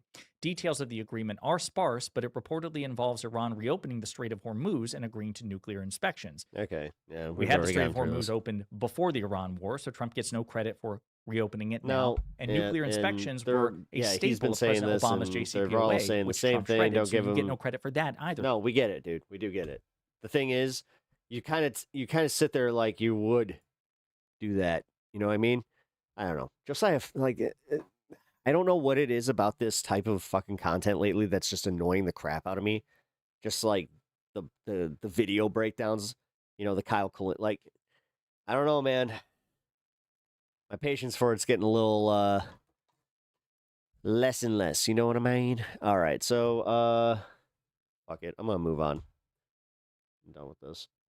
This, however, though, with Piers Morgan and the amount of like Israel content and like different Israeli representatives that he has had on the show, it's interesting to see this where now he's stuck right in the middle where he was already kind of pivoting because he finally did recognize the genocide in Gaza, but man, I feel it. Josiah's kind of goofy with it's just, I don't know, man.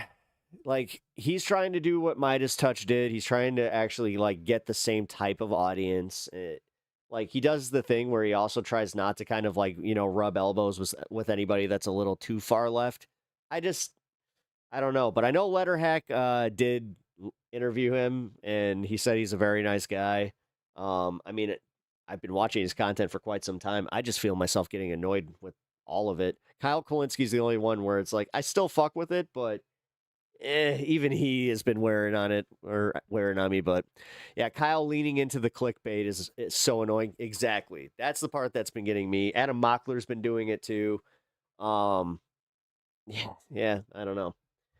Sucking the soul out of YouTube. Like, let's not contribute to the enshittification of everything by fucking playing into these really shitty trends. Like, all you have to do is just wait it out for even 2 weeks. Like, some of this stuff is so fucking, like, it moves so fast that, like, honestly, just be true to yourself and your content. Letterhack interviews. Ah, yes, the ancient past. Yes, I know. I miss them too. All right. Let's do it. Piers Morgan. Fuck it. Don't even wait for the fun half anymore with this shit.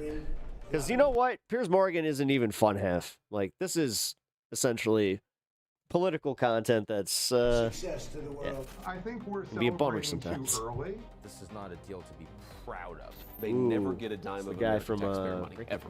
Full stop. There's going to be more and more pressure on Trump to pay up. Israel will do everything possible to undermine this agreement. Man, ooh. We're heading into an This is incredibly contentious 60 days. Yeah. Open warfare can break out at literally any moment. All right. Well, the intro So far, rolls. the I US-Iran gotta pee. agreement has given both sides the cover to declare victory while somehow satisfying absolutely nobody. The inclusion of Israel and Hezbollah in the agreement, surely at Iran's insistence, means it will also be in constant danger of collapse. But with the US and Iran now committed to ending the war, or seemingly so, we're going to look at the big picture. What has been achieved, if anything, and how will it reshape the region? Well, joining me in the studio here in New York, actually, is Ian Bremmer, a New York man and president of Eurasia Group. Well, I would say welcome, but I'm come to your city. Welcome.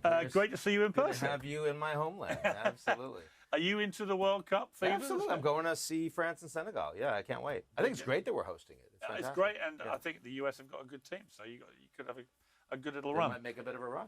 And who knows what the hell the Iranians are going to do when they're here. It's going to be interesting. Well, I mean, and there is a chance Iran play America in the World Cup, which would bring every part of the world geopolitics to one eventuality.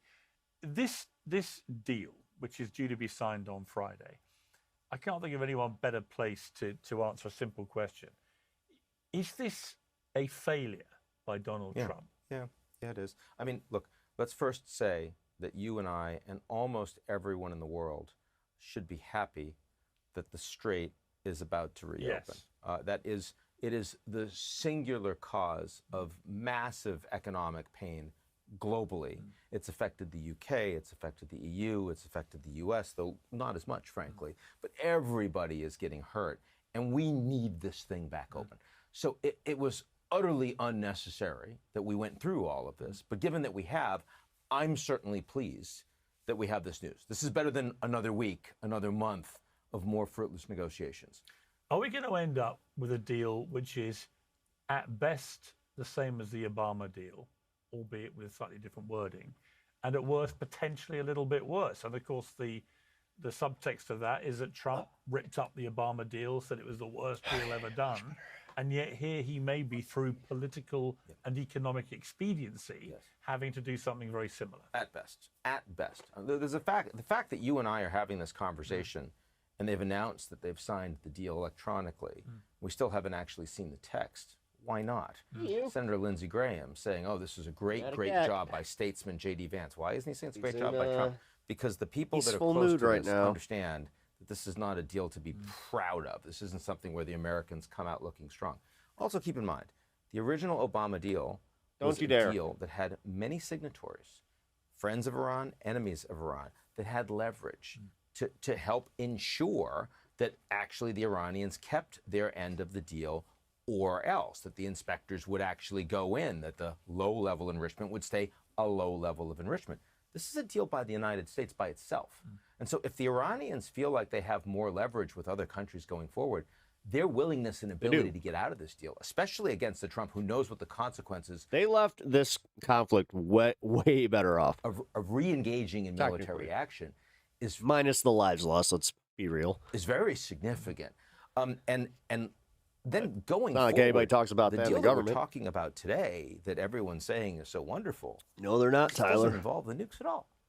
Well, that's the point. And of course, they're looking to get a commitment out of Iran. We will not develop a nuclear weapon. That's the same commitment, They had that commitment. that Obama put in the original deal. Correct. The wording is there. The wording is there. The wording was there. The Obama US had the same walked thing. out unilaterally. The deal fell apart. My overview of this war, and it's been pretty much my view from the very start, is that Benjamin Netanyahu sat in the White House Situation Room, as the New York Times reported at length, with the head of Mossad joining remotely, and they painted a picture to President Trump.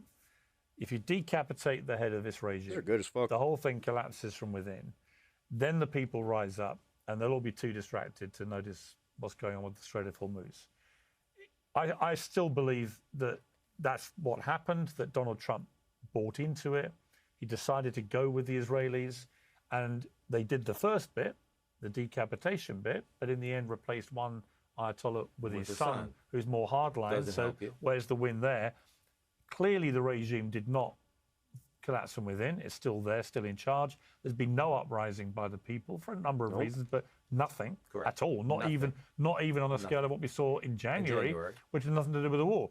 And you know, there is an argument. Which I'm some glad people that have he's put at to least me, like that a little bit like saying when it. NATO attacked Kosovo and other examples like this, that when a country comes under attack, people that hate their regime often hold their nose and rally behind them a little bit because they're being attacked. So it could almost have the opposite effect of what you hope. But there was this asymmetric element to the whole thing of the control of the Strait of Hormuz, which the Iranians may not have even realized the power of until they did it, and then suddenly saw they could have everyone over a They barrel. always knew it was a possibility. The geography is hardly new, but they also understood that if they took a step like that, that the likelihood that their leaders would get killed was high. So then their leaders get killed, they break glass, they pull emergency lever, right? I mean, so look, I agree We just said. with you. You're just that, reiterating it. Prime Minister Netanyahu and the head of the Mossad were arguing strongly for this, as they have been with previous administrations. But I also think to only frame it that way and not also mention Amazing Asian. At Pep, did you see the video about the weird government mirror sites? No, I didn't. Profound success that Trump had just had in What's the Venezuela. story there? Can you give me a quick synopsis? His experience with the Iranians, where on 2 occasions he hit them hard. The first time after dithering quite a bit in his first term, when he assassinated Qasem Soleimani, and the Iranians talked big, did nothing. Second time, when the Israelis go in last June, 12-day war, Trump stays on the sidelines, sees how well it's going. He goes in, he hits. The Iranians do nothing. So I think we also need to recognize Trump was extremely confident. Yeah. Was sort of on a heater, as you will, and was ready to double down. And I think that Bibi caught him at the right time. Pete Hegseth caught him at the right time. There were people internally that were also saying, you can do this, sir. And the people that didn't want him to do it, like the head of the Joint Chiefs, Dan Kane, were not I know nothing willing about this, so. to be as strong in telling him how badly this could go, because he didn't want to hear it. And they're not going to get as much access next time around if they're pushing Thanks, back. guys. He's not taking inbound Thank you for bringing it to our attention. And I have a feeling that Etch is looking into it. Less confident, new in the job, his first term. So I think all of those things play. Also, Amazing Asian, welcome to the show. Moose, Donald Trump said yesterday Having a right it would sub, be please reopened do. immediately. Then they reined that back and said by the end of the week after the signing, even that now J.D. Vance's language was, well, it may take a bit of time, the 60 days, whatever. We're not really sure quite what's going to happen there. The prediction markets, poly market users seem confident that traffic will return to normal in the Strait by the end of the month. Say there's a 30% chance of that, a lot of money going in. Normal. Huh? Normal. Does that mean 100% well, return to relative normality. I'd like to see how they define that. I mean, normality would have Yeah. been, of course, what it was like the day before the war started. Yeah, that's what I would say. Yeah, which is okay. what- Why are we looking at Polymarket for Because I this? think- We do understand that there's no experts on this. It's just a bunch of idiots betting. There's virtually no chance of within 30 days those numbers being. I don't understand give or why take Iran 10%. would just completely open it again. Well, it's going to take time. I mean, first of all, you've got a lot of ships that are actually stuck, and that's going to cause, sort of a level of just undoing that is going to be a matter. We think within 30 days, assuming this gets done on Friday, within 30 days, you'll have half of the ships going through. What and happened- I'll take that as a win. Oh, yeah, That's a sure. win. Look, I think I just want this over. Right. The massive stumbling block, it seems to me, is likely to be Israel stroke Lebanon stroke Hezbollah. Yeah. Because who are not signatories to the deal. Correct. No. Right. And that matters, given that the Iranians are Yeah. saying that that's a part of the Of deal. course. Yeah, it's of course. literally part of the So deal. you can see a situation where Hezbollah just No, continues and that to- was really smart on them to make that a contingent, because they now it's kind of the ball's in Israel's court, and it puts a really fucking interesting wedge between Netanyahu and Trump. attack Israel with rockets. Netanyahu under huge pressure internally, not least Leto. from members of his own government, Ben Gvir, Smotrich, and others, really Also, pushing hard for this. Likud supporters in the north of Israel, Yes. he is losing them every day. Correct. And, with these strikes. and he has an election coming in That's October. right, So there's yeah. a lot going on here. Yeah. But, I could see a situation where Israel just decides, no, we're not doing this, and goes on their own.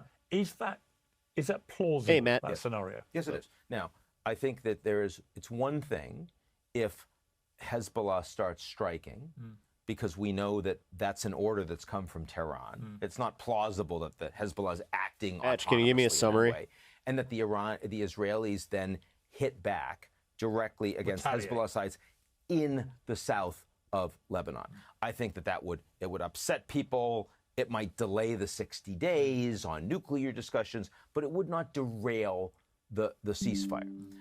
I think if the Israelis were to engage in direct strikes against Beirut, or if the Israelis were to say, this is Iran hitting us, we're going to RTP hit Iran, covered it. Is worth bringing up. then we're in a different place. What place are we then in? Nice. I think that then at a minimum, you have an opening of Iran-Israel direct warfare.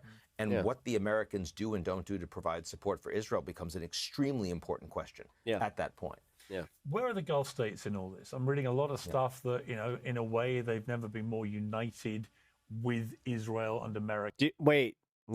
Does that mean that they would essentially, because that gives the opportunity where Trump would just do like the Ukrainian support thing and just be like, you know what? We got to give them some support, but we're not going to get involved. They don't have any of our military ordnance. We're just selling them some old stuff. America Like, against a common enemy of Iran, but Ironically, sounding exactly like Biden in that I one. think that is true for the UAE. I have never seen the UAE so engaged. I've spoken with UAE leaders. They tell me we have learned who our true friends are in the region. They're providing us all the intelligence. We are fighting with them. We are defending with them. We have the same views on what needs to be I'm not a Browns fan. That's not a Browns jersey. done to Iran going forward, and that is Israel. So what about Saudi and Qatar, for example? Very different. I think that the Saudis. It's so are weird not- how many there's people zero think that's chance. a Remember, Trump was Cleveland playing Browns with the jersey. idea that the Saudis really They need to join the join the Abraham Abraham Accords, Accords. There's no chance they're going to do that, given where Israel presently is in Gaza and in the West Bank. Also, I think the Saudis, look, the Emiratis left OPEC. And they left OPEC because the Emiratis see that long term, you've got, basically captured, stuck assets. And they're in the ground, and they don't want limitations on producing it. They want to produce as much as possible, get it out, get it on the market, because they are going to diversify into alternative energies as fast as they possibly can. Saudi Arabia did not want them to leave OPEC.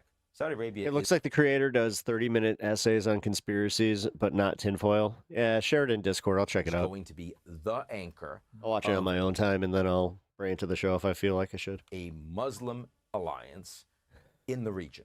They're the most important. They are OPEC. They're producing at high level, high quantity, very low cost, and they will be the last people in the world doing that. They have an What you alliance doing? with Coming up? Pakistan. The Emiratis have an alliance with Israel. The Saudis have stop. a Pakistani Stop nuclear that. program that they have in part paid for. They have No. 13,000 Pakistani troops and an air force on the ground in Saudi Arabia. They are aligned increasingly with Turkey. They're aligned increasingly with Egypt. The Saudis have 35 million people in population. They have an Arab street. The Emiratis have 10 million people. Only 1 million are actually Emirati. My mistake? They're Oh, don't worry about it. a Muslim country. They're a global city-state. They're a family-run conglomerate and a very successful one, but they're two very different models. So going forward, I actually think that the Gulf is not one Gulf. I think it's two different Gulfs. And in fact, That's a lot I think of cat. the Saudis are going to be much more interested in doing Yeah, a China big and fatty. Pakistan brokered deal with the Iranians. And I think the Emiratis will have a much harder time with that. Where does this leave America post the war? Stronger or weaker than they were before? Well, I mean, it's clearly weaker. And it's not so much the cost. It's more that the Americans went into this war by themselves. Yeah. And they're taking, air capabilities, naval capabilities Oh, out of America. Asia, out of Europe to have more Yeah. capacity in the Middle Well, East. this Again, weekend- they're doing it without asking. Dude, this permission, weekend the without coordinating fucking with the allies. So allies of the United our States around the world relationships with look at people like America and this say, really "You're this fucked very up a lot of shit. Unpredictable. You've just caused All because massive damage Israel to was our just like, we're gonna economies. do this, and You're Trump was like, you know unreliable. what? Maybe we can wrap this up like Venezuela, and then I'll just have two big wins. Well, I was just in the Dominican Republic 2 weeks ago. God, he You really think I was believed gonna it mention too. that? I did not. He did All of not think that 11 they were million gonna people in that country essentially saw fight all back. their He thought that they were just CEOs gonna be like, spend a lot of okay, time with okay, the okay, president, who I here's a like better lot. deal than the Obama deal. And his popularity went from, by the way, he's on the right ideologically, and he has a really good relationship with Trump. I mean, he doesn't have a melee relationship, but a quite good one.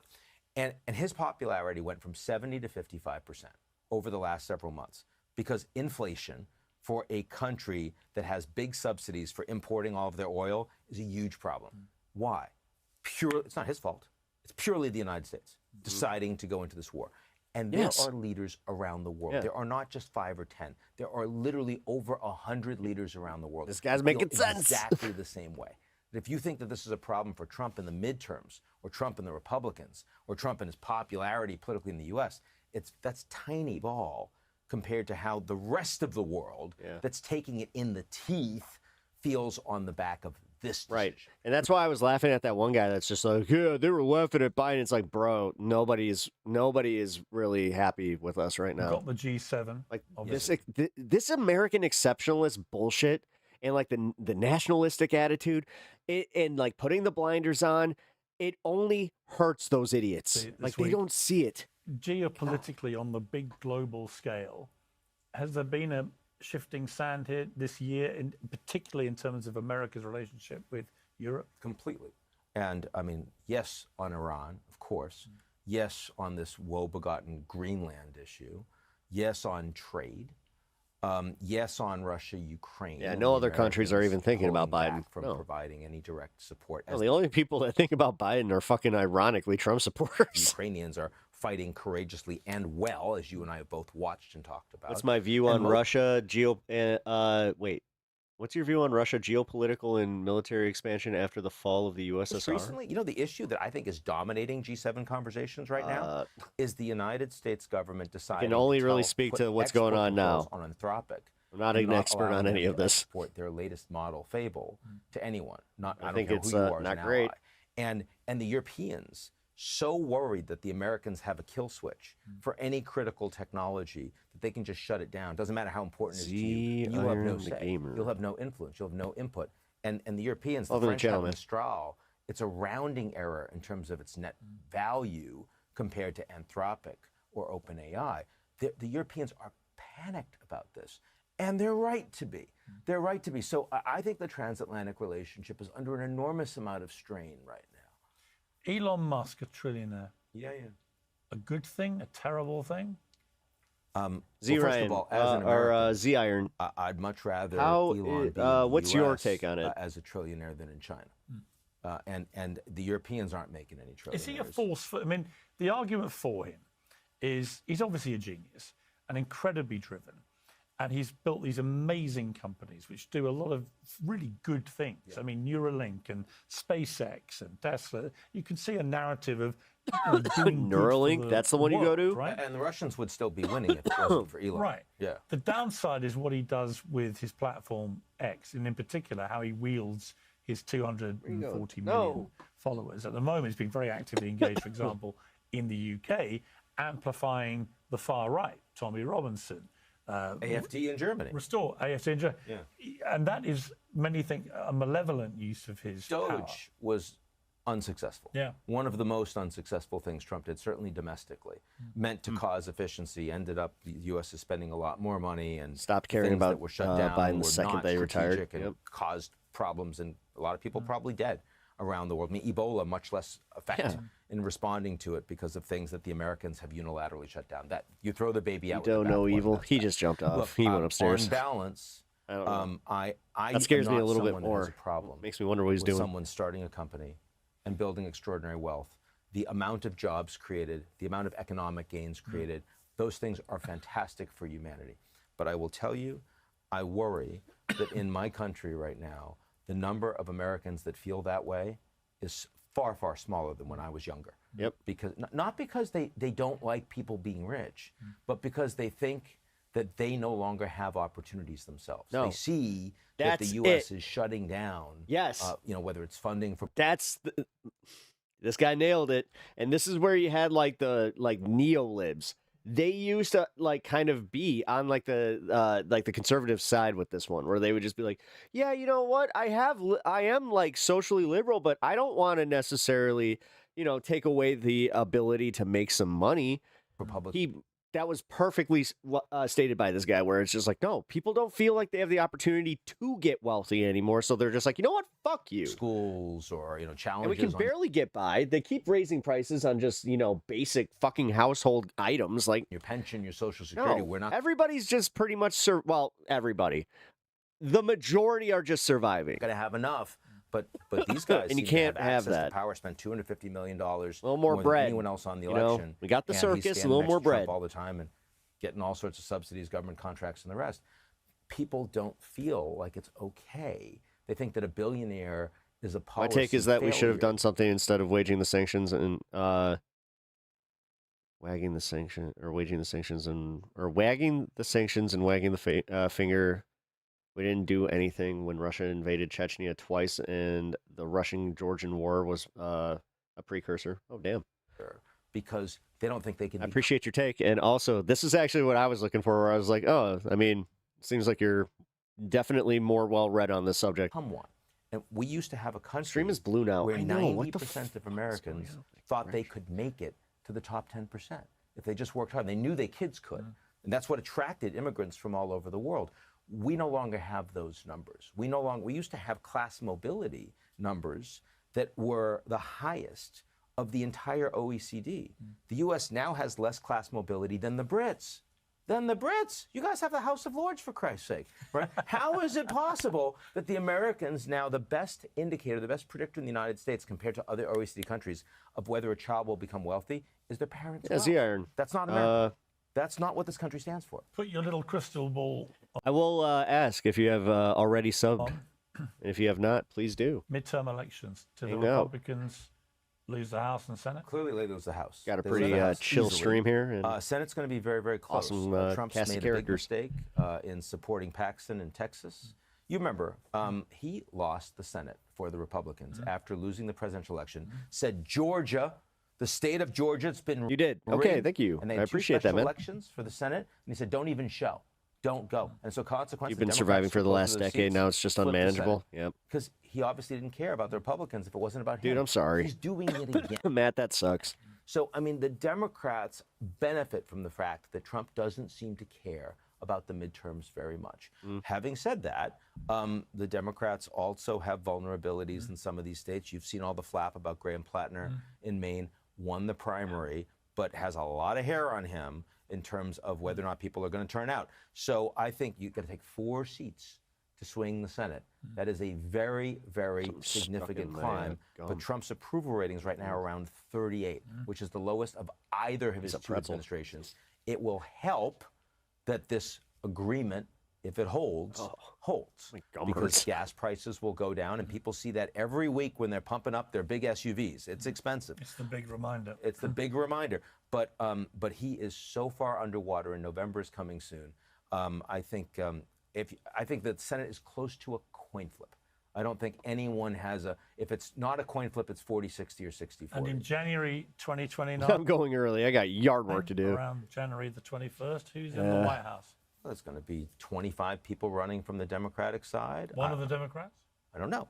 I don't know. Look, I think right now, first of all, it's way too early. People, when you ask folks at this Even I kind of agree with before this. Obama was elected, people didn't even mention Obama as a name.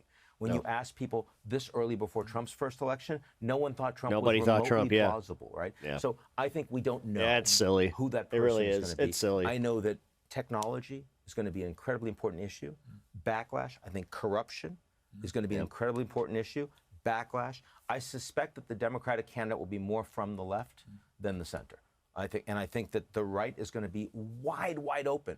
It's who Trump wants, but it's also like if you're J.D. Vance today, in a very difficult position to be in, how do you avoid being Kamala for Trump? Right. I don't know how you do that. Well, I think it's hard to do. Well, that's where people are saying that it's going to be Rubio. And also whether Trumpism itself isn't. But again, it's silly for me to even speculate on that. Like, I'm going to hold myself to that, where it's just like, this is why, like, I will pay attention to, like, the signs and then kind of, like, formulate an opinion, but I still, like, I'm with this guy. It's too early right now.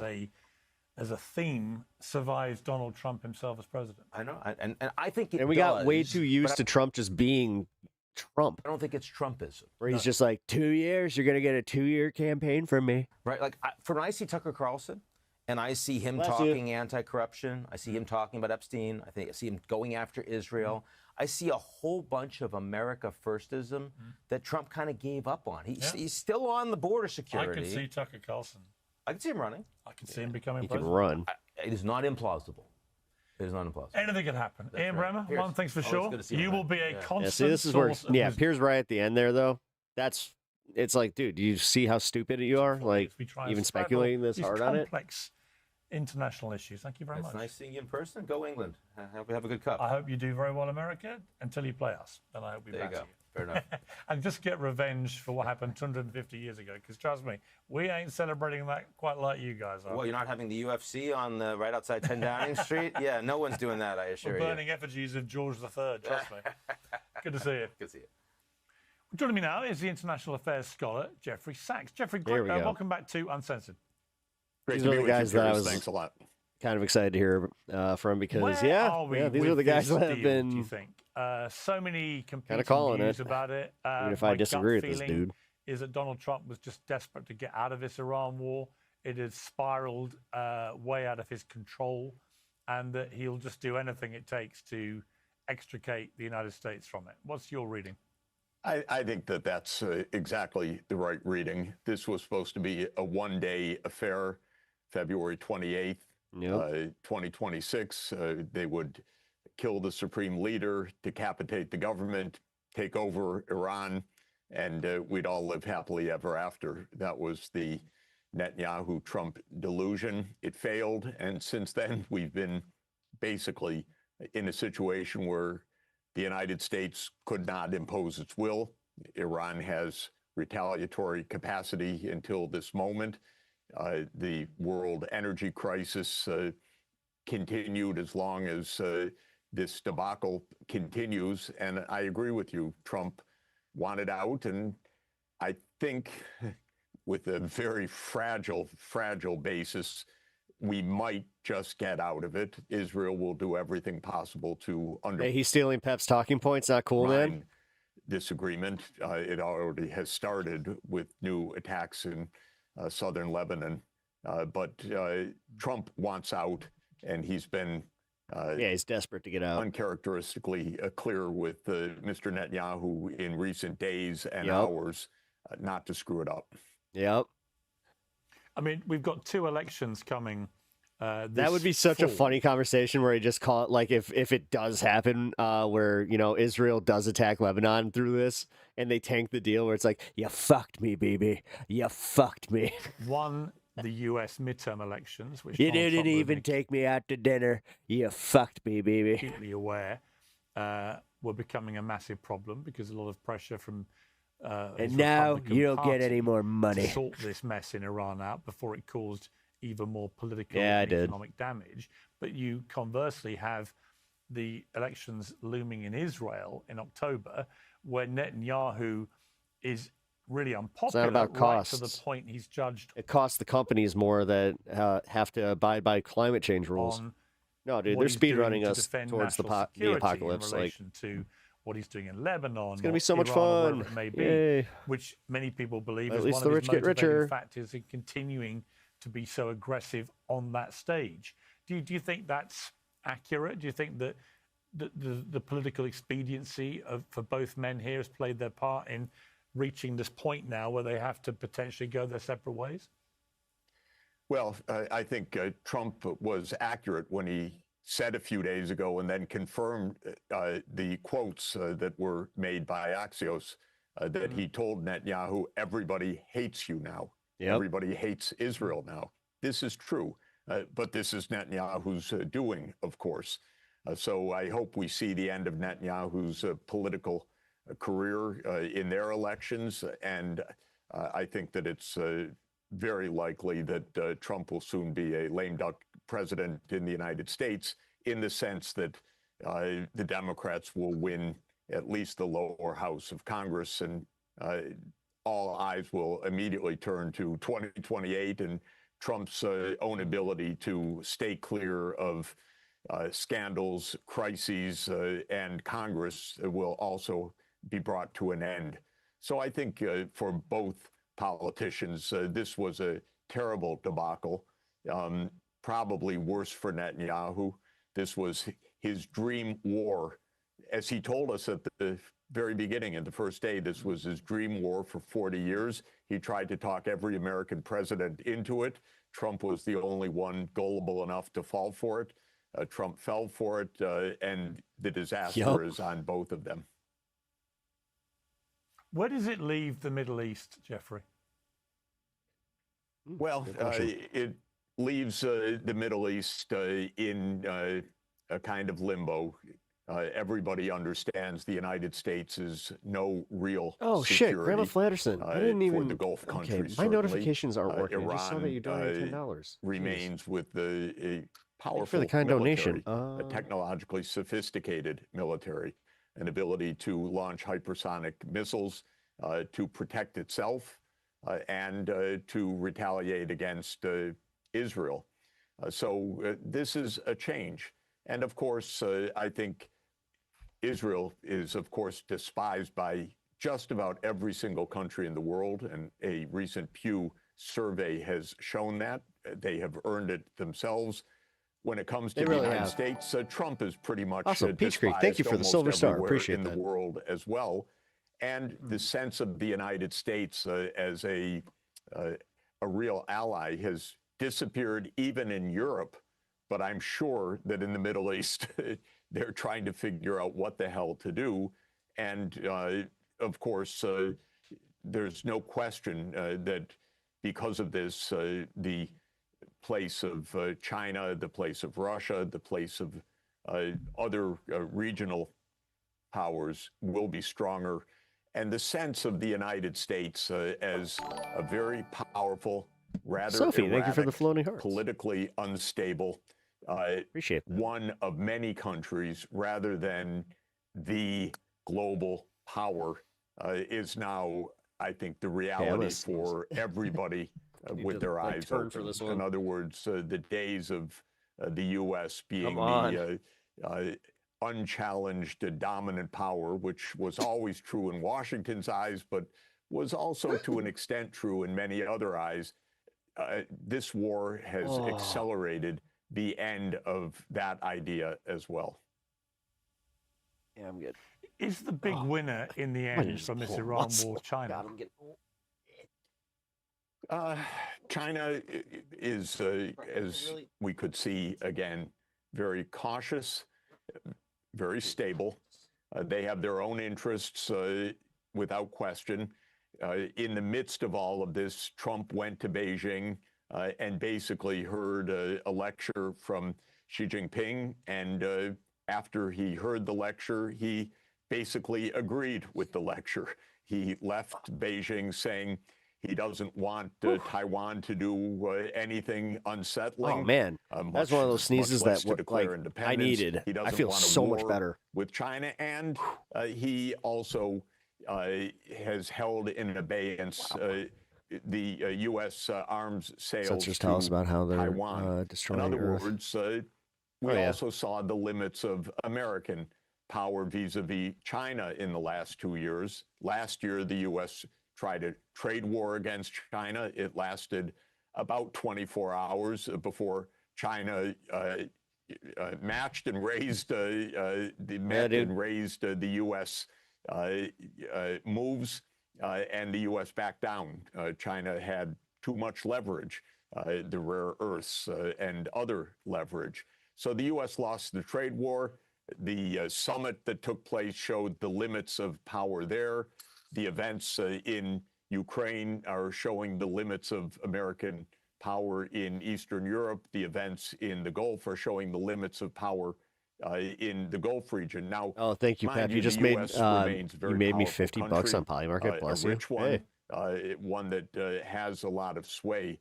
But Pep, it can I is ask you something not important? The world's unipolar power. It's not the world's hegemon, and the limits of American power, I think, Two sneezes, are now woohoo. very clearly. Apparently, that's my new number. And to my mind, this is very realistic and just fine, by the way, because so much of the damage in the world was U.S. wars of choice that created a mess. And maybe the U.S. will reconsider next time someone comes in and says, hey, why don't you try a one-day war with us? Maybe they'll have a little bit more self-restraint. Home with pizza. Hell yeah. Where are we with energy? Because I don't think most people outside of the kind of, really hardcore, knowledgeable energy experts were quite aware of just how much of the global energy the Iranians transvestigating Pep. Pep. And now, of course, everybody does. You didn't get it, including the Iranian regime. No, I just Joe Rogan you where it's like who realized that it became their most potent weapon was the control of the Strait of Hormuz, particularly when coupled with and it's going to the outfield. It's going towards Pep. Oh, Pep's picking his nose, and he misses it. Doesn't even look up. Their Gulf state neighbors. Obviously, they can, if they want to, they can I got pull it now. that lever whenever they see fit. What happens to global energy in light of that? I mean, are you going to see countries like Saudi and states like Saudi and others I was starting to miss you brought it back. I was starting to miss it. Create a separate place outside of the Strait of Hormuz to try and do business. I went on my band spree. What will be the practical reality of this war?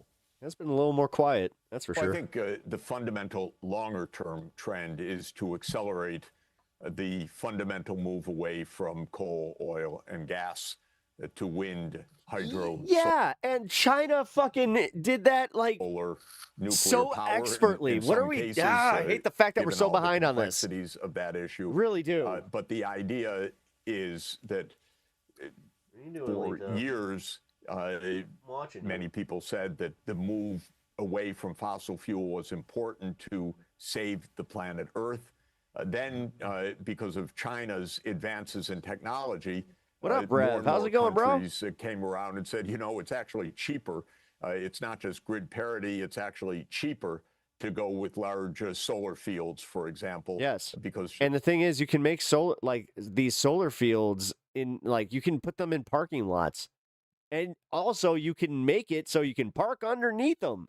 So it's almost like you have an overhang. You know, China there's it's like dual purpose. That's pretty cool, right? knocked down the price so dramatically. Now there's another. But we need to focus on like 7 oil billionaires in America. We need to make sure that, you know, God forbid that, you know, their profits get hurt. You don't want that. Argument in the air. I hear it everywhere, actually.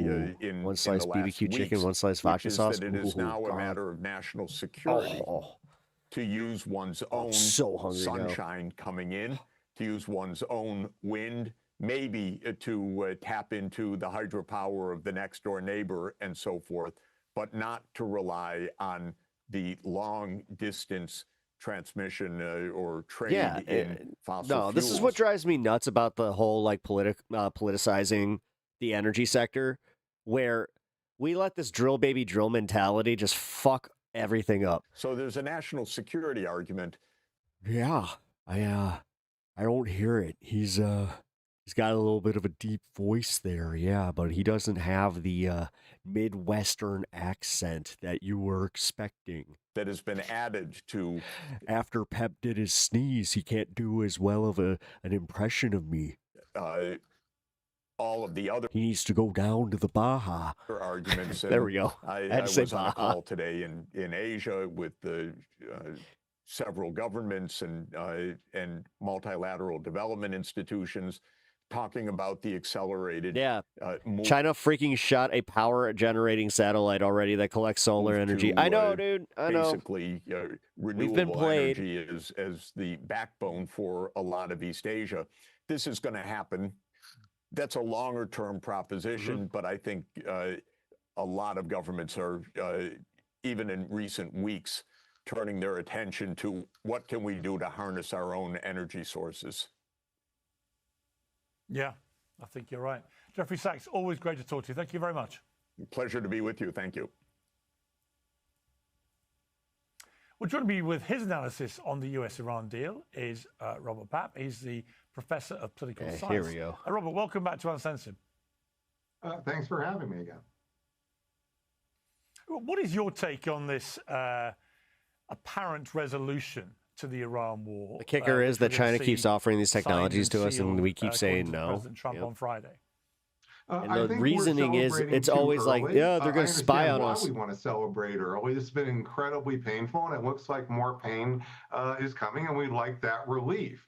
But the fact of the matter is we're heading into an incredibly contentious 60 days. This is a period of time where open warfare can break out at literally any moment. Any moment, And for a whole variety of reasons. But with the way that we redefine ceasefire, that might not be true. It really depends on how like balls to the wall Israel like they want to go. But the biggest issue that I think is being left out of the analysis here, Piers, is the stakeholder of the shippers. The people who have to take the risk are basically being left out of this whole conversation. And they're now coming to the fore. The New York Times giant story about this, not a surprise. They're saying, we're not going. So it's one thing for you and me and everybody else to sit here and say, oh, sure, those ships, just go ahead and take that risk. 14 of them have been killed, by the way, all right, already. So we need to understand they've been bottled up essentially in solitary confinement virtually for 108 days now. So let's understand the idea that CEO they're of Ford went to China. Hold on. They want an ironclad promise from Iran. CEO of China went to China to check out the assembly floor of their automobiles, and they had to turn the lights on because the shit was 100% automated and built by robots. Yep. Right. Not Donald Trump. Nobody trusts Trump on this. They want And somehow their citizenry is not suffering from that. From Iran, they're not going to get killed. Or when they go in and out, Iran's not just going to bottle them up again because Israel is going after Hezbollah. All those reasons that you just went through with your other guests. The bottom line here is everybody is celebrating too early. We are not. China's been flying balloons for a long time. I'm glad to tell you when we know we're going to be at the end game. I've been modeling this for Little Terabyte, what up? We're at the middle game Welcome to the show. of the escalation trap. And this is a point where the two sides don't even agree on what this MOU means. They say they initialed it, but they're talking they're making it quite clear they don't agree on what it means. Yeah. And then over time, Piers, and they're both like, we win. Iran's leverage is going to grow. Because you see, over the next 30 to 60 days, the world is still going to draw down those oil inventories because it's going to take 60 days before the ships actually get the stuff to the refineries. So that means by the time the 60 days are up, all those cushions are at zero, Piers. That's what we're facing, and Iran's leverage will grow. And what happens when states' leverage grow? Typically, they want more. And there's more that Iran is likely going to want that they're already signaling. Yeah, I mean, I just think that's inevitable because the regime, you know, we were told that Donald Trump said back in March that the only deal that will be acceptable is total surrender by the Iranians. Well, obviously, we're a million miles. Yeah, he moved on from that one pretty quick. You've got the slain Ayatollah's son, who's more radical than his father, who we believe is still alive and will be taking over from his father. You then have the same regime you had before, albeit they've lost a few people, but they've replaced them pretty quickly. The people seem to still be under the control of the regime, hence the lack of any uprisings or protests of any significance. And just crucially, as you've touched on there, the Iranians have realized suddenly the enormous power and potent weapon that the Strait of Hormuz represents. And as long as it represents 20% of the world's energy flow through this tiny area next to Iran, then they're going to wield enormous power. And they know that. And they also know that Trump and Netanyahu are facing elections which may decapitate their political power anyway. So there's no incentive for them to do anything quick. Why would they? Nothing in their history. It took Obama 2 years to do his deal with them. The idea this is all going to be over in 60 days is for the birds. That's right, Piers. And just take this one more step further. What that means is the L's on Trump's back are going to add up and keep going. Well said. You see, Iran, again, they said they want their $12 billion, then their $24 billion. J.D. Vance said, oh, no, you can't have it. Well, they're going to keep demanding, and they're probably not going to give the shipping companies the assurance they want here. So what that means is there's going to be more and more pressure on Trump to pay up, either or the Qataris or the UAE to help Trump pay up. Then if Trump pays that, there'll be more pressure for Trump to pull his forces out. Because as the deputy prime minister of and he's got the point. He's got a good point. They're just going to keep going. Very, very clear in the last 24 hours.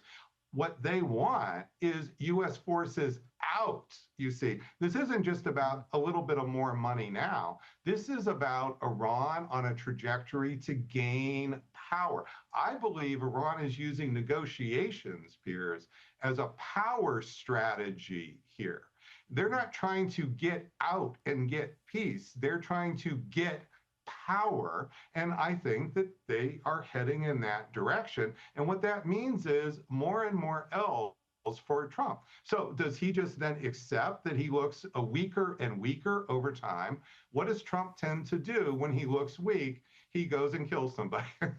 Okay, he lashes out. We've seen this. He went to trend to Iraq. He's going to fight, and this is going to be a real test for this this escalation trap in the next 2 months, because the glue that has the pressure to keep returning us back to the warfare is that fear of looking like the loser, that big loser. And what does Trump have as the card to play? He's losing now, has become quite clear here as time has gone on. So what is his card? His only card is really the use of force, which he goes to quite often. Yeah, and of course, at the same time, you know, it's already a very unpopular war. The first war in modern times where the American people, in a majority, are negative against it and have been since the start, and that number's only increased. And the people that have been cheering Trump on the loudest, the neocons on the right in America, go to Kitty Arm jail if you keep it up. They're now beginning to get angry with him for what they Cat acting see up again. as a Always. bad deal that plays into Iran's hands. So Trump's personal popularity is likely to get more and more unpopular, I would think, because even people who've been supporting him the most are turning on him. Yeah, so how you would know here is we're getting to the end game of the escalation trap. How would you know that? And this is important for our troops, if nobody else, is that we're actually withdrawing our forces. So remember, we put in the biggest armada here since the 2003 Iraq War. So we moved a whole lot of forces to the Middle East. That's air forces, naval forces, 10,000 ground forces that are dedicated to actual ground combat missions. Well, once those start to come out, like take out the 5,000 Marines, the 5,000 airborne troops, move them out of theater. Once the aircraft carriers go back to other oceans, once the destroyers start to leave, this is how you would know that the end game is truly there.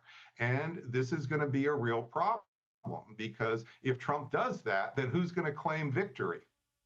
The Iranians. That's what I mean by the problem of this going forward domestically for Trump. And I don't mean with Democrats, and I don't mean with independents. Half of MAGA, as you well know, is not going to be now you're happy just being a pisser. saying they're going to back Trump, even though he's a loser on the Iran situation. That's a lot for this going forward. And that's why I believe Trump's been bouncing back and forth. One day he talks peace, another day he talks bombing. Some days he does peace, some day he does bombing. Why is that? I believe it's his domestic political base, and MAGA is divided, so Trump is divided, and I don't think MAGA is going to unify over the next couple of weeks or couple of months. In fact, Iran is likely to push its margin of advantage that's gaining, as I said, and it's going to make it even harder for this. So I think, and by the way, one more point, all the oil execs, we had a big meeting at the University of Chicago last week.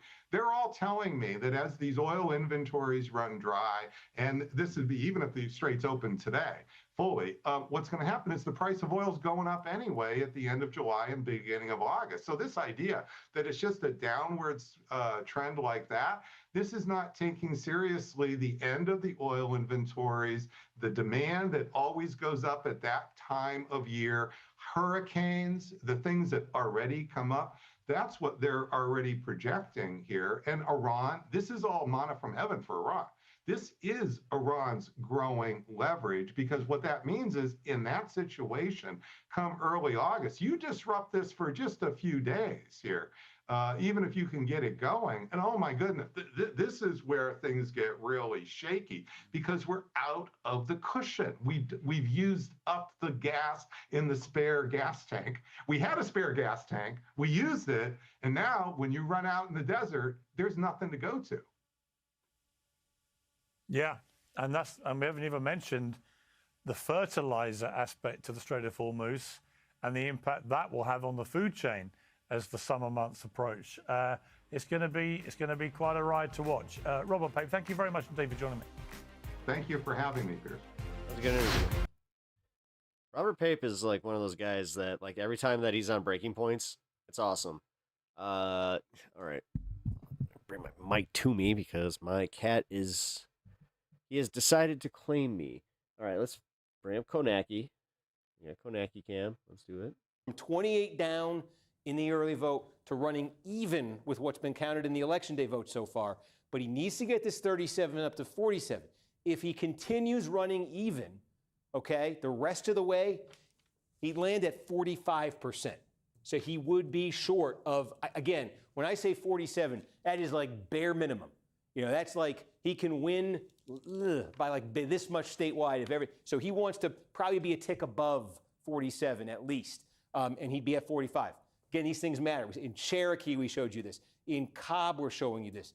In Henry, we're showing you this. We've already shown you this in a number of small counties, a half dozen or so. So which one is Trump's guy? The small Let's counties, just assume that one's a where Trump Jones guy, is one's coming just a 5 points, 3 normie points, Republican. one short of that bare minimum number. So far, when you're looking at this is tightened. It's going from 20 down to 10 as the votes coming in. This is election day vote. Basically, everything that's being added right now, almost everything being added, every time you see an update here, is election day vote, and it's shrinking it. But is it shrinking it at a rate that can get Jones over the top? We're not yet seeing Election day vote. Wait, you're telling me they still have mail-in voting in a red state? Why? I thought that they all believed they didn't need it. There's still a lot here to come, and there's still room for those numbers to materialize. We have completed county in Habersham. Okay. I will show that 1 minute when I check one more number that just occurred to me, and I want to. The corn cam. Okay. Is that the right thing? That is not the right thing. What the heck is that? Okay, abandon that idea. So you said we got Habersham. Okay. Yeah, that's right. So yeah, okay. So it's 6,000 votes here. Okay. So You know that Steve knows how to boondock everything's mixed in. with the best. The pattern here has been Jones is just missing. Jones in the preliminary, his two-way share here was 54. Again, bare minimum number is probably 50, and he finishes at 48. So again, it's not catastrophic for him to have this happen in a handful. It's every one of these that we've been looking at, these small counties, that's what's been happening. And the pace he's on in the big counties. I thought there was like a more important race too. that was happening. So we've yet to see the breakthrough numbers there for Jones, where it's I just froze this thing. You may have to come over here, Adam. I don't know the password. Sorry, and don't show the password. I don't know if I know it either. I pressed the sleep button or something. I'm sorry, folks. I'm really bad with technology. While Adam tries to log me You're back in the there. screen. You're the touchy screen guy. Yeah, What are you that's my talking fault about? completely. Bad with technology. Sorry. What? It's all a farce. While you're It's doing that, all a let me farce. just look over in Alabama to see if we got some more here. We do have some more. So, okay, it's about Racky 2,300 doesn't votes know what he's here that doing. have come in. Did it work? Oh, thank you. So again, this is Moore's congressional district. A lot of these, though, are just real small. Because turnout's going to be real small, too. But again, you'd expect Moore to be getting huge numbers here. It's 20 votes, though, so I don't want to read into these at all. Henry County. Okay, this is a more substantial one. This is what you would expect Moore to be getting down here. We said at the start of the night, this is where we want to look, though. This area sort of around Huntsville, out by Florence. Ooh, what just happened in Florence? Yep, okay, it's 138 votes. So it's All right, so nothing- these are can just political very outsider Dooley scattered and numbers Jackson that we're beat getting in these lawmakers places. Collins So and nothing Jones? yet to Former say University too of much Tennessee about. coach Just going through them Dooley, all and billionaire seeing the Rick same thing everywhere. Jackson's. Crenshaw, but It's again, got a you're lot in harder more in the last country few there, days after so, Trump endorsed last minute so, Mike Collins. We have Floyd County Yeah. as a near complete. Brian Kemp. Okay, in the that's Georgia good. Governor's race. We'll come back to this. But Okay. we got Floyd almost complete. Yeah. Okay. So we Okay, can basically use this as a complete. Remember, this is where Rome, Georgia is. Jones here, his two-way share in the. Oh, Jackson actually might We'll win. learn to do that before the night is over. His two-way share in the preliminary was 55%. He's good. Just maybe a handful of votes left here. He's at 45. And again, with the pad, probably 51. Probably wants 51 or above. Short. Yeah, so Jackson actually might push We've Jones seen it out. over and over Okay. with Jones. It's not a blowout here for Jackson. Jones is, look, and again, we've got more statewide vote that's come in. Interesting. more That would election day actually vote, hand now a in that would single be digits. a It L was for 20, all the came down to 10, primary now sits at 9. Jones challengers is closing here. with It's going Trump. to close more. Certainly seems like but I've yet to see. I wonder if it's one of because these they counties like where thought they it's a didn't have to completed rig this county, one, that they just didn't. Or the So, trend like, that's this one's being actually, like, a established with the legit- election day vote that actually kidding, shows I'm him kidding. going over. I'm not trying to put that type number, of or misinfo indicates out he there. That can was parody, go folks. over and actually flip the statewide. I'm dead advantage serious. to- That was to, parody. Himself. Steve, another note from our analytics team here. They say with over 350 completely reported precincts, the data is showing that the race in the Republican governor runoff, when we're looking at, will This isn't CNN. This is NBC News. their election day vote.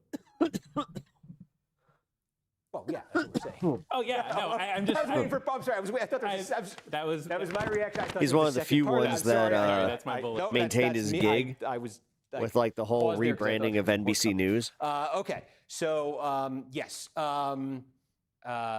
yes, we're all on the same page. We expect this to tighten, but again, what we're trying to discern here from the numbers is, can it tighten enough, not for Jones to get to 47% or 48%, for Jones to get to 50.1%. Again, yet to see that kind of number in these returns. But I am looking, and Adam is looking my foot fall to asleep. see what we can find. And since I've had trouble with this, I again need to use my phone. So Okay, now I can bear find with me here.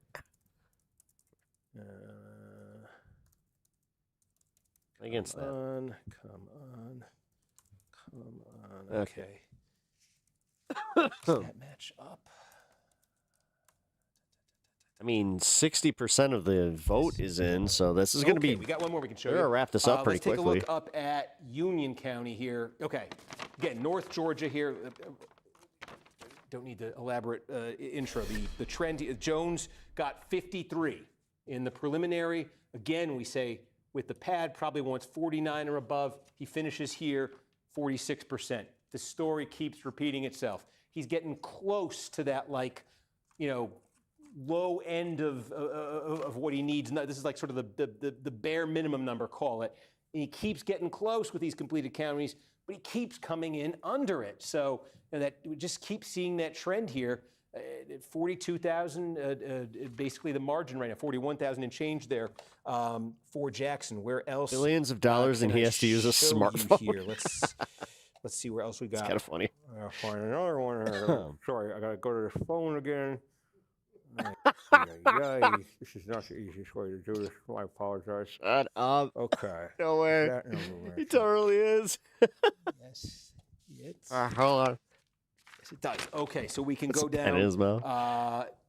Now we are in Buddy Carter's congressional district, right? This is we're in the first congressional district here. Okay, Jones completed here. Jones at 55. What was his number in the preliminary? Yeah, okay, 63 was his two-way share in the preliminary. Again, we say that 4-point pad probably wants 59, gets 55. It just you're seeing this, right? We're all seeing the same thing here. Where else? Significant one that I can show you.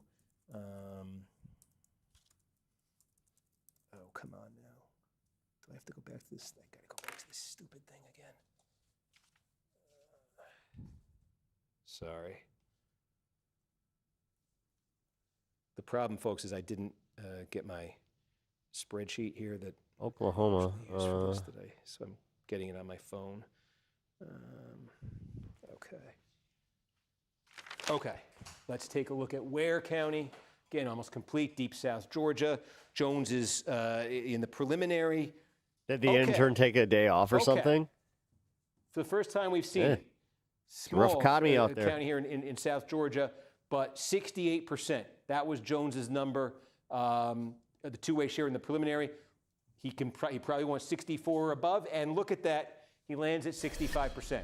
So for the first time, we found the completed county where Jones is over what we would call his bare minimum number. That's Okay. the good news for Jones. The bad news, it's a small one. That's 2,500 votes total coming out of Ware County, but that is him going over that number. You know what might be easier? Instead of checking my spreadsheet every time, bear with me. We could just search the map for 95% here instead of having to check my my spreadsheet. Okay.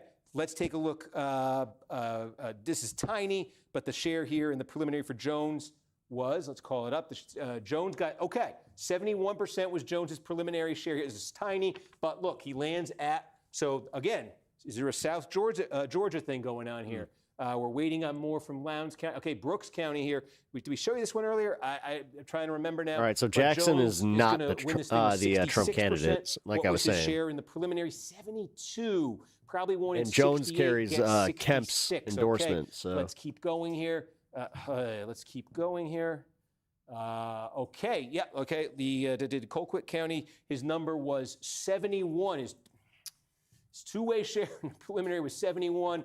Probably wants 67, lands at 65. That old pattern kind of continues, just continuing here in South Georgia, deep South Georgia. You go to the other side, we're in the Panhandle. Okay, Grady County here, completed. Jones's preliminary number, two-way share. Oh, yeah, two-way share was 63%. Probably wants 59, lands at 56. So we're seeing it kind of everywhere here. 59, where else? We showed you Colquitt. I'm just going through these like this, folks, sort of haphazardly. Bear with me. Stop. Miller, two-way share in the preliminary for oh my goodness. Seriously, two-way why? share for Miller. Why always the same one, In the too? preliminary was 68.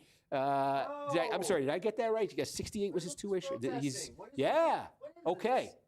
In the preliminary, Jones's share, Miller County was 68%. He goes over it. We say he wanted 64. He goes 9 points up. Boy, he needs to see that in a lot of places.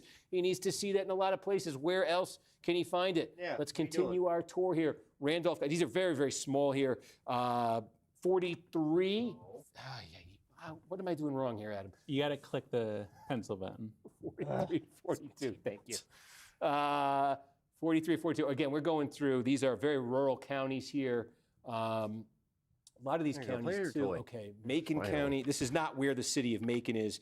Cassie. What was the number? 54. Jones's number. You don't have to spam. Was it's okay. 54 in the We preliminary. get it the Basically, first time. Probably wants to win here. He just misses winning. It's 13 votes, but okay. I gotta take the cat up. He's let's being a kinda, pain in the ass. Let's go to the other side of the state here. We showed you. We're waiting more from Richmond County. This is a big one. Effingham County, again, big. Bryan County. We're looking for 95, folks. 95 means we think all the votes are in. We think all the votes are in. I'm sorry. But, it broke me, Adam. It broke me. How do I get back to it? Use your shortcuts. Okay. Georgia Senate Republican. Hit 2026. Georgia Governor. Hit 2026. Thank you. All right. I'm sorry. My brain is messing up on toggling between. I have to have the pen deselected to change counties, and then I keep wanting to write. That's what's happening here. My brain is screwing that up. Okay. Jones here. A little inside info on that one. 51% was his share of the two-way vote in the preliminary, and what is he getting here? He's getting 47. So he's right at kind of the number he'd want. 52 people is making the difference of that county. We've seen him go over it in one. We've seen him Holy shit. We've seen him go over his preliminary number in one tiny county, and we've seen him hit his bare minimum number in two tiny counties, and he's missed it everywhere else. Shout at him if big counties are coming in. I'm doing this just because we're... Yeah. Well, and I do have an update on a number you've been looking for. Yeah. So I went through and compiled. These are counties that are reporting any kind of election day vote at all. There's 135 counties that are reporting any kind of election day vote at all. Okay. And in the election day vote, Jones is winning them by 9 points. Okay. 54-46. Uh-huh. And in those 8 points. Yeah, there's some rounding stuff, but yes, I called it 9. Okay. 54.3 to 45.7. In the pre-election day vote, this is over. Just call it. Jackson was winning those by 17. 17. So it's a okay. So just call how many counties are we talking? 135. Oh, okay. So you have tallied all of the election day vote that's come in so far. Yes. Okay. And given you the corresponding county number for those counties. Why is he? I'm sorry, you're gonna have to say this again. Jones, dude, what the fuck happened to him? Did he fall down the stairs or something? Is leading the election day vote by 9. Yes. Across counties where Jackson won the early by 17. These are all the counties that have election day vote reporting.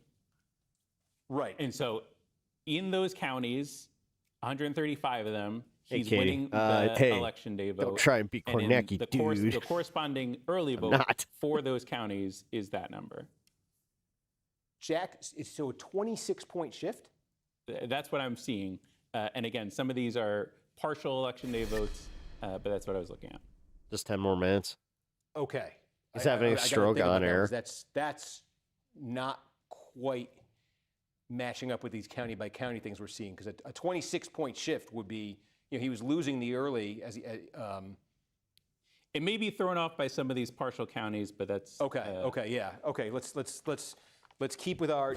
Just tell me. This is actually kind of interesting to watch because you can't agree with the Cherokee, Atlanta, I mean, Metro. Kornacki's out here fucking Savannah, fighting with any the of numbers. Population centers, if you get any kind Hey, of an Tamara, update there, welcome to the show. Good to shout, see 'cause you. Otherwise, I just want to kind Hope of. you've been well. We see it's come down to 8 points, 63%. Right, a minute ago, 59% of the vote was counted, and it was at 9. 4 more percent has been counted. Just make It's sure you election day guys are vote. taking It's care of favoring yourselves, Jones. okay? It's come down to 8. It's important. So we want to see those big. We keep telling those big counties are really going to tell the story. I'm waiting for the screen to stop working on this complete shit show. While we wait for updates from the to big complete counties, this shit show. let me just kind of continue to Yeah. look through some of these. That would do it. I'm looking for 95%. When it says 95, Konecki crashes out. Think it means It's one of those days, guys. It's just one of those our days. decision desk thinks all the votes are basically in, right? So Wilkes County, okay, we think all the votes are in. This is small, but just continue here. The two-way share for Jones in the preliminary was 63. Again, he led Jackson in the preliminary statewide. He led him 54 to 46. That was the two-way share between these candidates in the preliminary. So it means that he can probably afford to lose about 4 points in any given county. Jones can't off that number. So he could probably afford to get about 59% in Wilkes County, and that's what he lands with. He lands with just a fraction over 59. Wait, Collins is But again, winning? That's not what we've been seeing him fall short Damn, in dude. most places. So in Georgia, so 2 of Trump's endorsed candidates in Georgia are losing. where we've gotten completed vote. Wow. I think we did Greene What are you talking about? Are you watching the same fucking thing we are here? County earlier. Jackson is not Trump's candidate. This is a fucking runoff, you idiot. I'm sure we did Greene County earlier, so I'll skip over that. God We got Jasper damn. County here. So The negative IQ points that some of these dipshits come in here again, with. taking a look here in the Liberals lose, Trump king, blah, blah, blah. Who gives a fuck? preliminary Fucking weirdo. Jones's share here. Let me select the pen. Go fucking lick his feet, kiss his toes, do whatever the fuck you weirdos do.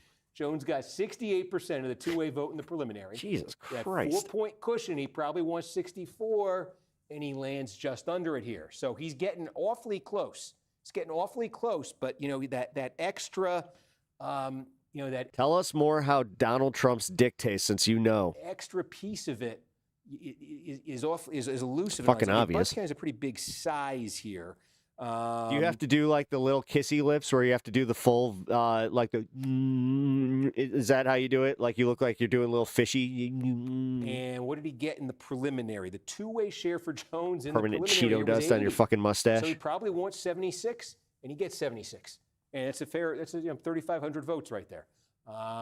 Henry Yeah. County, yep. Catoosa now. Mike Frung. You know what? He's got the mouth of a blowfish. Complete. Okay, we got all of Catoosa in, so let's go up to Northwest Georgia. This is a big one. This is pretty big. Republican side. Jones, 55%. What was his He gives Laura Loomer a run for her money. two-way share in the preliminary? It was 64%. So, if you're Jones, you probably wanted 60% of the vote in Catoosa. Yeah, it looks like Jones is cooked. It looks like both of Trump's people in this election are cooked. So interesting. 2/3 That of is the vote. Look at interesting. In this. Georgia, It's come down now. That's 7.5. It keeps, remember, 63%. This thing was 8 points between them. 66%. It's come down to 7.5%. Jones is closing. The election day vote, as we say, is favoring him. But what we're looking for, and we really still haven't seen, are signs that Jones isn't just going to get real close in this thing. Get this thing up to like 48%, somewhere, that he's going to go over 50. If you're Jones, you want to find some significant pieces of real estate here where you are overperforming. You're just going to continue looking for 95% counties here. Here's Lumpkin County, because again, you just want to see is there anywhere he's getting this. What was Jones's two-way share in Lumpkin County? Why does he want in the Jones to win preliminary? so It was hard? 48%. Apply the 4-point pad. He probably wants 44 to bare minimum. He lands just south of it. Again, that's suggesting coming awfully close to 50%. He can afford to miss. He can afford to miss like this in a lot of small counties if he's making up for it. No, we just haven't seen the counties where he's making up for it yet. We just keep seeing him miss by small amounts. Where else are we looking here? It's awesome. I'm just looking for 95. Folks at home, if you shout loud enough and I miss it, maybe I'll hear you. Chattooga County. Okay, take a look here. Jones's two-way share in the preliminary. This is 95, right? 60. Probably wants at a bare minimum 56. What does he get? 53. Story continues. We just keep getting the same thing. Haralson, did we show you this before? 50%. That was Jones's two-way share. Probably wants 46. Geez, he gets 45.4. This is, if you're Jones, this is agonizing to be going through these numbers. You're coming so close to getting there, but I'm just not seeing him go over anywhere. 95. And again, Adam, you'll shout if you got any significant same-day numbers from big counties. Man, Collins winning is huge, Tab too. was the one that we got some more It's election Derek day Dooley votes. again. Okay. Half of He's the election Trump day vote. candidate on this we'll one. do Pike and we'll go right there. So in Pike, we're at 95%, and the Jones share in the preliminary, I didn't do it wrong, I'm learning to do this. The Jones share in the preliminary was 60. 4-point pad probably wants 56. Boom, 54. It's just uncanny, right? Every time. Okay, DeKalb County. So let's take a look here. This would be enormous on the Democratic side. It's huge enough population. It's overwhelmingly Democratic county. Huge enough population-wise. I like how they'd say DeKalb County, like they don't pronounce the L. We have our own DeKalb There's a fair number County, of Republican or votes here. is in it a primary. county? I think it's a county. Adam, with the town, at caveat least. that we got a lot of election day still coming in, what's it trending at? So Adam, give us the early and then what the where same NIU day is. The early was for Jackson, 66-34. So 32. And the election day is trending for Jackson, 52-48. 48. So a 4-point election. seeds. So a 28-point shift between how the early vote went and how the election day vote is going, away from Jackson towards Jones. Now, let me just get the sort of the target here. So what was Jones's share in the preliminary? Jones's share in the preliminary here was 50. Right? It was basically a tie between Jones and Jackson in the two-way vote. Jones would probably want 46. That'd be a bare minimum number. And he's running at 41, but he's doing a lot better with the election day vote, and there's a lot more to come. He's getting 48% of the election It's like day watching vote. a horse race. So Well, I haven't keeps moved off getting of this one. It's actually 48% interesting. With all that vote left, This this is a number is runoff, going to so- go up, but he needs that number to get up to 46. So, Adam, let me ask you, what is the expected vote in DeKalb County? The expected total vote is 18,500, so about 6,000 remaining. 6,000 remaining. Yeah.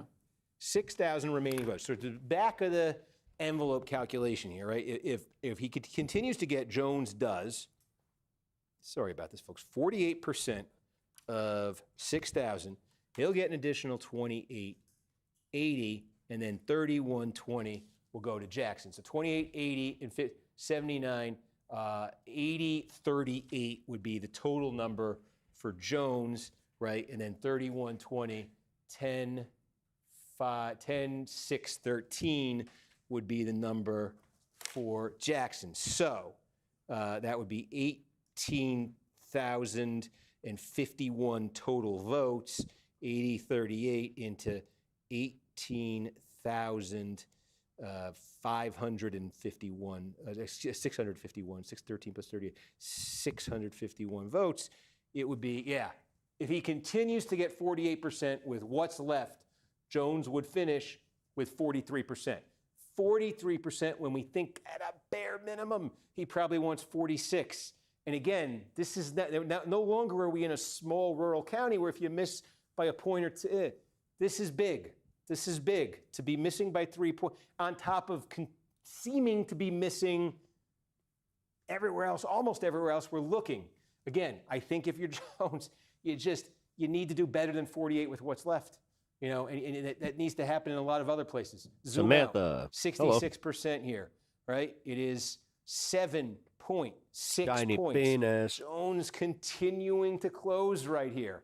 Let me just take a look inside here. Fulton County, right. Again, we got a ton of vote left in Fulton County. We got, let's see, Cobb County, Adams said we started to get the election data. These are the big sort of single pieces of real estate here. Cobb County, Gwinnett I think we're County. about complete in Hall. Okay, we got, let me just see, we got Cobb County, we got Fulton, excuse me, right, Gwinnett, and we got, Adams says we're about done in Hall. So let's take a look here. Again, this is a big one. We're, our expected is 94, but maybe we're not all in. I can double check on those numbers, but we're very close to all. Yeah. So with the caveat that this may change it still a little bit. The number for Jones in the preliminary, the two-way share for Jones in Hall County was 47%. You probably want to be getting about 43, and he's running about 40. So again, 7.4% though. He's closed this thing. Pretty dramatically here, and there's still an awful lot of vote to come. I'm just trying to see places where he goes over that kind of bare minimum number. This isn't a closed primary. Okay. I want to get a stat here. Hang on a second. If you can bear Okay. with me. This explains a lot. You have people that are anti-Trump that are being represented in this election. This is a referendum on Trump. Are we doing I just see the clock turned. Are we doing a thing? Because now they're making sure that none of his candidates are there, and they don't want to deal with this shit. Not at the moment, no. Just plugging away. Okay. So let me just now go watch next to Jackson Alabama, 'cause get the I Trump don't- endorsement we are afterwards. Where doing he's like, you know result- what, we've my got a fair- bad. Okay, now we got a fair number of votes in. So put a pin in Georgia for a minute. Adam will keep monitoring and shout if we got anything. It's not a ton here. I think this is going to be. We said at the start of the night. I think Madison is going to be very important. This is where the city of Huntsville is. Marshall's a pretty big size place here. We only have 5%. Oh shit, we are 15 minutes away. Limestone, this is still part of that immediate Huntsville and Huntsville metro area. More leading. Yeah, I think this is substantial to have 60% of the vote. I think, again, the way I was kind of viewing the map here in Alabama tonight was, it's more country down here. His congressional district, this is out of his congressional district. His congressional district is down here, okay?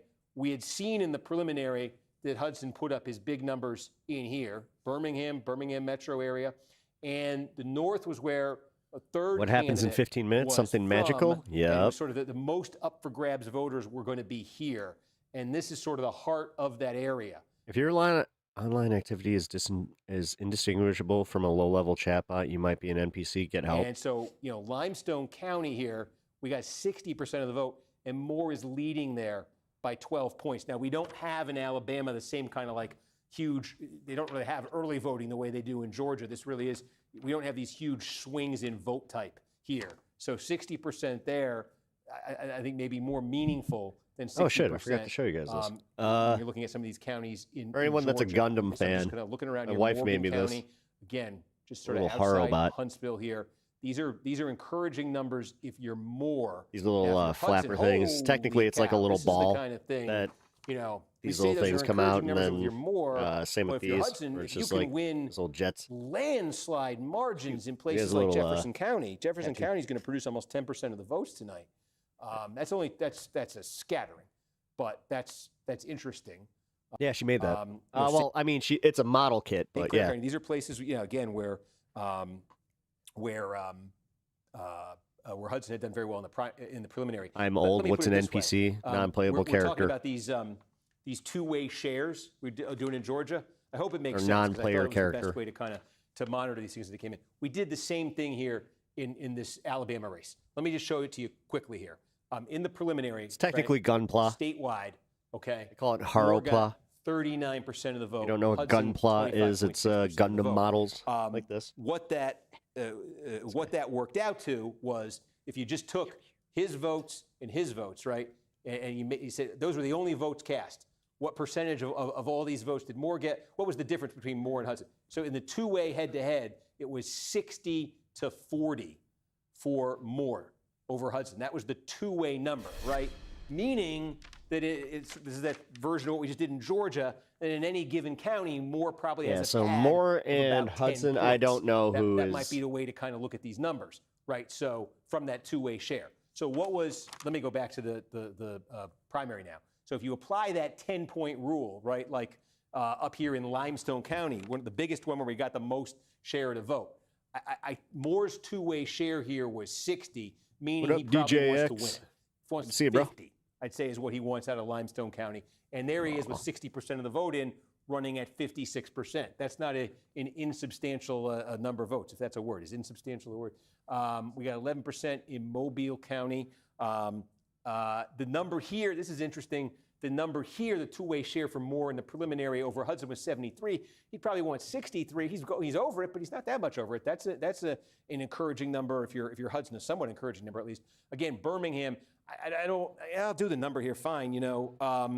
The number, it's only 2%, so take it with a grain of salt here. But the two-way share for Moore against Hudson was 36, meaning he probably wants 26. He's at 28, but it's just a small share here. This is a big one. Shelby County, it's the big suburban Birmingham county here. Huge source of Republican votes. That'll be very significant. We hear from it. Hudson's going to have to win that big. But again, that's about 12% right there. Just to get, if you're Moore, you're probably a little more encouraged in these numbers than Hudson, but they're very scattered. We got more to. I keep saying it's like a pun. More Okay, to so come. Hudson's the let's go back here to the non-Trump Georgia, candidate. Gubernatorial race, which is okay. now, So that's what this is all about. This is a referendum on Trump in non-closed primary states. It's down to 7. Wait, yeah, Did non-closed. we get anything right. notable there, Adam? while I Thank was you for going the through gifted that? Muskogee's Silver Star. complete and Richmond is Helvani. near complete. Appreciate that. Also okay. watching Max Velocity let's do- cover on the ground So let's do- tornadoes. Muskogee, Columbus, Georgia That is means here. that my wife is probably watching them too. Just go to the other side. We'd be at Phoenix City, Alabama. You got Jones at 47% of the vote here. So Jones's two-way share here in the preliminary was 48. He'd probably want 44. He exceeds it. Okay, that's the biggest county we've seen where Jones is hitting his number. Jones is exceeding his bare minimum number in Muskogee County. You said we got. You said we had another one. I forgot what you said we got. Richmond. We got Richmond. Complete, yeah. We're close here, and this is big. All right. So confirmed take a tornado look. on the ground. Watching to see Jones if at the 46. footage is worth showing you guys. Okay, two-way share was 50, and he's 40, so 46 would be his bare minimum. He's 0.3 of a point over that, and you still got some election day vote coming here. Jones may just hit his bare minimum number here. He's got a chance to there. So we are seeing a couple places now where he's done that. I was looking at here, Warner Robins. This is the Houston County. This is some population there. 76 down by Valdosta. Did we do Glenn, McIntosh? Wait, I need to 92. clip wanna the do tech 95. fiasco because that was genuinely hilarious. Pinkerbell, do you have we the have timestamp and can you send that counties, Adam, where you've gotten in the Discord? Where we've got a big share of same-day vote, but That's a not good one. complete. No, We I'll did make in that one a DeKalb, we short did that in clip. Cherokee, we God, did that. I got my work cut Forsyth, out we for got me this Forsyth, weekend. now we're still Cherokee. We're still Also, some dumb any beats. What of up, those, man? Like that we Good to got see you. substantial election day, but we're big counties where we got substantial election days. What I'm saying. Yeah, Cherokee. I think we're at half of the election day. Yeah, how's it? Just tell, I can't remember if we checked in with this earlier, but tell us how Cherokee's breaking because this is a huge one. So the early vote was breaking for Jackson, right near Indianapolis. Holy crap. 65, and the election day is breaking for Jackson, 51-49. So okay, so Jones is running at 49. All right, okay, Jones is two-way. This right. Remember, this is the big one. Jones got 49 in the preliminary in the two-way vote. Do you have the clip of You're Mean? 45. Coming into the night, he wanted that one I 45. do He's have. Like missing I these can numbers find in a lot that of one. places. He wants more than 45 in a place I'm going to like do that. Cherokee. Yeah. I think it's probably safe to say he wants. You're 46. mean. He wants more than 45, but we'll Dude, use that was- we'll you're use mean 45 because too. that was our target at the start of the night. He's running at 40.7, and he's getting. I can't wait for that election. 49%. As I Right. said, the 30th. So what's the expected? Colorado. What's the remaining vote in Cherokee? In Cherokee, we have it in here at 11,000. Yeah, we have it in 11,000. What were you about to say? I don't know. I feel like some of these numbers may come down. Yeah, right. But Man. yeah. That's important. That's an important. We're getting point kind of for vote, pissy with each other. Our expected vote, it's a moving target. Yes. Because we're just seeing how these things go. We're just trying to give you a sense of what the trend is here, because you know what Jones is up against here, if he's going to have any chance. So we think about 11,000 votes remaining. He's running just under 50,000 of them. So 50% of them. So let's say he got, let's say 5,400. Let's say Jones got 5,400 remaining and Jackson got 5,600 of the remaining votes. That's a pretty reasonable approximation. Jones would be at 15,654 then, and Jackson would be at 20. What do we say? 5,600. We say so. 19, 20, 2554 would be the Jackson number. So for a total of 36,188, and the share of that call for Hudson Jones, Barrymore. 654 into 36,188 Nice. would be And 40. Collins. Yeah, okay, right. So at this clip that he's doing the same day at, Jones would land at 43%. He would land at 43%. We kind of think his bare minimum is 45, and if he's missing in a lot of places, he probably wants a little more than 45. It's just that story is really getting familiar here. Yeah, It's because that guy's trying to beat Kornacki, and nobody can beat Kornacki but Kornacki. Yes. Burt Jones currently needs to get 59% of the remaining vote. Not to wrong. catch He Rick was kind of trying to Jackson. step on While his the race dick. is still tightening. Jones is currently not getting what he would need in the remaining election day vote to pass Jackson. Okay, that's right. So we have alignment, is what we're saying. What up, Brian? Good to but see you, bro. Okay, that's good to know. So that's what our folks at the decision desk are seeing. And yeah, I mean, look, It's now going, we're man. at 75%. It's come going. down to Having a better day than yesterday. 6.4%, the difference between Jackson and Jones. This has been a real interesting one because I was surprised that Jackson did so well with the early vote. I expected Jackson to do better with it. I was surprised, and Just got done hosting the monthly early vote Democratic number was meeting? so big Dude, for that's awesome. Jackson. I was How'd it kind go? of thinking, I was looking at that, and I was thinking of that Trump, tweet Fuck from yeah, man. Donald Trump Jr., where he said either way MAGA wins.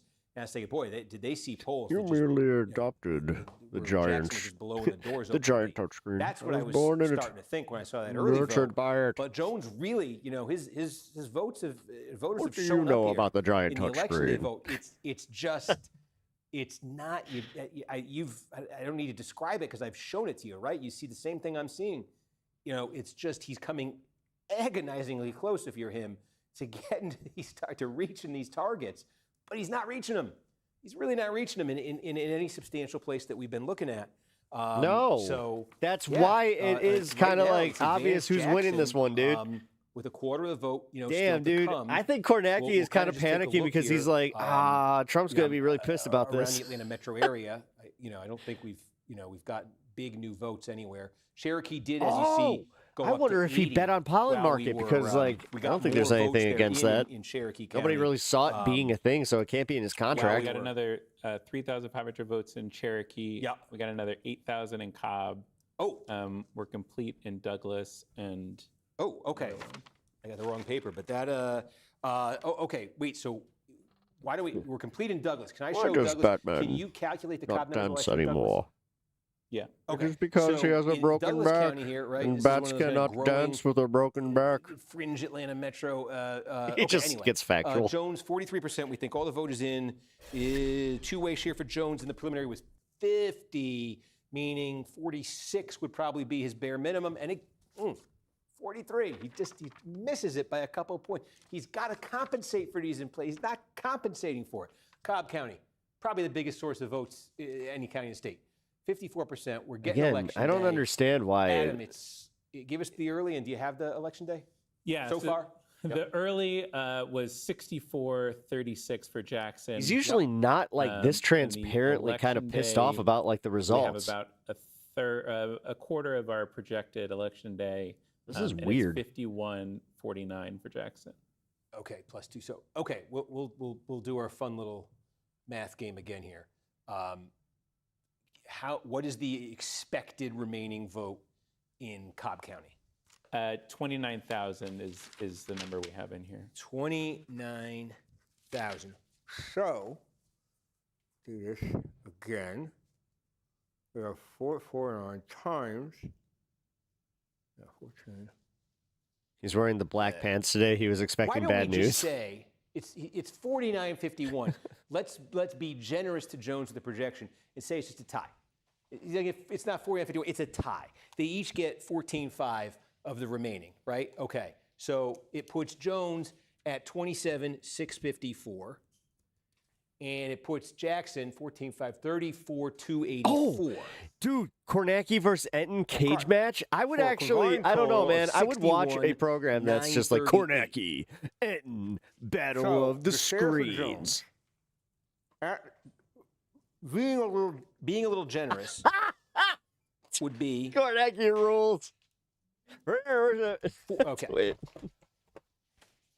This is a close race. Why did I delete that? 45. Adam. Yes. Hold on. What did I just? I just deleted important stuff. 49. Slap fight. Okay. Ooh. I got it now. Never mind. I got it. The two-way Enton's share to vote wily. in Remember, this is as big as they get. The two-way share to vote for Jones in the preliminary. You got that linky energy. 51. Okay, meaning probably Never 47 is the bare minimum number. Underestimate. Running right here, ton of vote left. Underestimate. He gets half of it. He probably lands at 45%. A lanky guy. God damn, that took a Probably minute. lands it's just, it's so stubbornly We got there, though. consistent what we're seeing. We think the bare minimum number there is probably 47. Yeah, right. He's at a rate now, at a clip where he would get 45. I swear, guys, I'm not having a matters stroke. in Cobb County to miss by 2 points. In the what? scheme of Never missing underestimate a almost everywhere lanky we vote guy. tonight. And that, I mean, again, you're in the Get heart of wily. the population, in the voting population here in this primary. That's the pace he's on. Again, needs to step it up. We're about half in the Oklahoma governor's race. If you want to take a detour over there. Let's. It is turning close. Holy cow, we got a close one here. Yeah. Again, so now the significance here is Mazie. Oh, cheers. Is the Trump endorsed candidate here. Happy 4-2-0. This is now a race. Really, it's looking like this is going to be between Now I will do Drummond the, and Mazie. I'm just looking around here. Well, now this is substantial. Okay. Well, it is and it isn't. We got 14% of the vote. Well, Tulsa and these are going to be your two biggest vote-producing counties in the state. Oklahoma County, home of, you guessed it, Oklahoma City, and then Tulsa County. Tulsa County is sort of the base. Tulsa is the base of Mazie. And you can see he's leading there. He's only leading by 3 points with 14% counted. Yeah, a little bit more counted, but still a ton to come in both counties.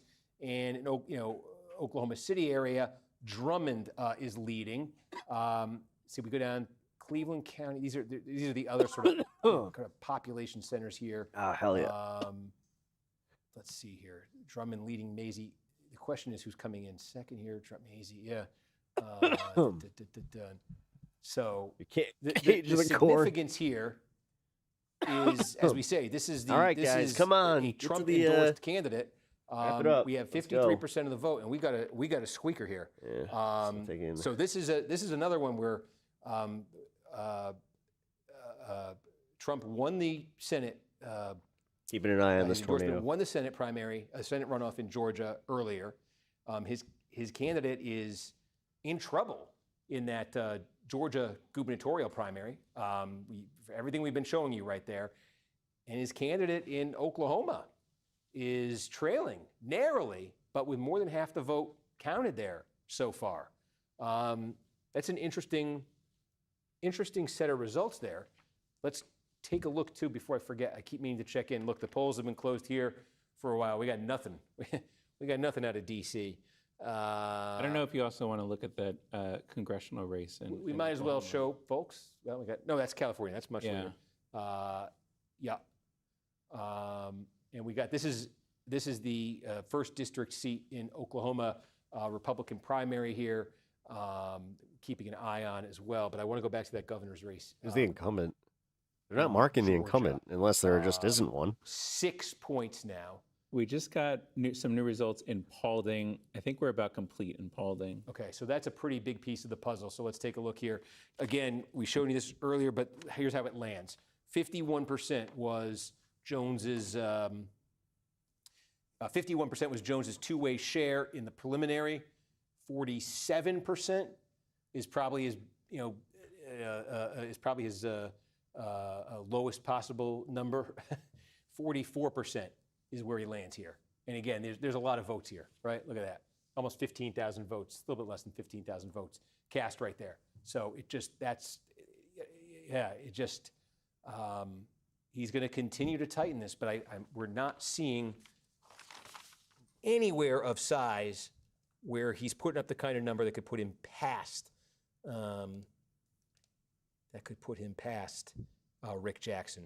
So you got an interesting situation in Oklahoma, and you got an interesting situation in Georgia, gubernatorial races where Trump-endorsed candidates are in some degree of trouble right now. Now, keep in mind, you did have Donald Trump Jr. saying, either way, MAGA wins in this. And Jackson has tried to align himself, has publicly done nothing but align himself with Trump. Yeah, and he tries. Maybe it is I've thought about this as these primaries. This knocks the endorsement fucking bullshit out the fucking door. I've started to think there's a distinction in the type of Trump endorsement and its impact, where if Trump is endorsing against a candidate, right? Like, here's an incumbent who has been, disloyal to me, to my movement. I want this incumbent out of office. That seems to pack a giant punch, right? He was able to get Massey out in Kentucky.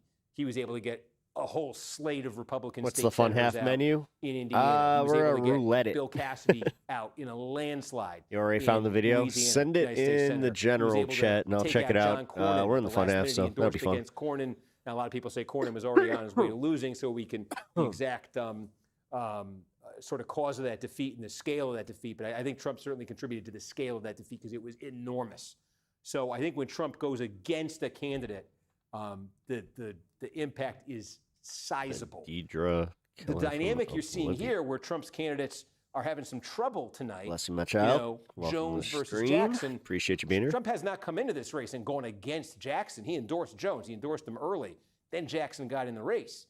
And Jackson, as I say, has spent a ton of money and has aligned himself with Trump and the Trump move. He's run as sort of a grassroots conservative activist, populist conservative type in this race, so much that he got Trump's son, Don Jr., to say nice words about him on the eve of the primary. Maybe, there it is.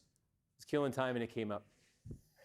NBC News is projecting that Rick Jackson has won the Republican gubernatorial primary and Trump can in get Georgia. He will advance to the general Nice. election where he'll face Democrat, the former mayor of Atlanta, Keisha Lance Bottoms. She won the primary without a runoff last month. That will be a closely watched gubernatorial contest this November.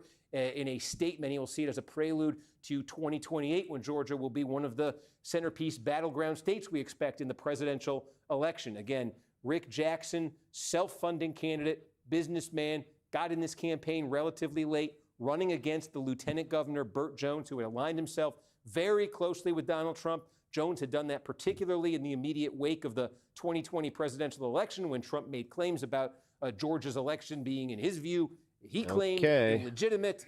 Republican leaders in Georgia, Governor Brian Check out Kemp, Alabama. I want to know Secretary of State Brad how the other one's stood going. up to Trump then. Jones, So that's two candidates that Trump endorsed that lost in Georgia. Let's go to Alabama.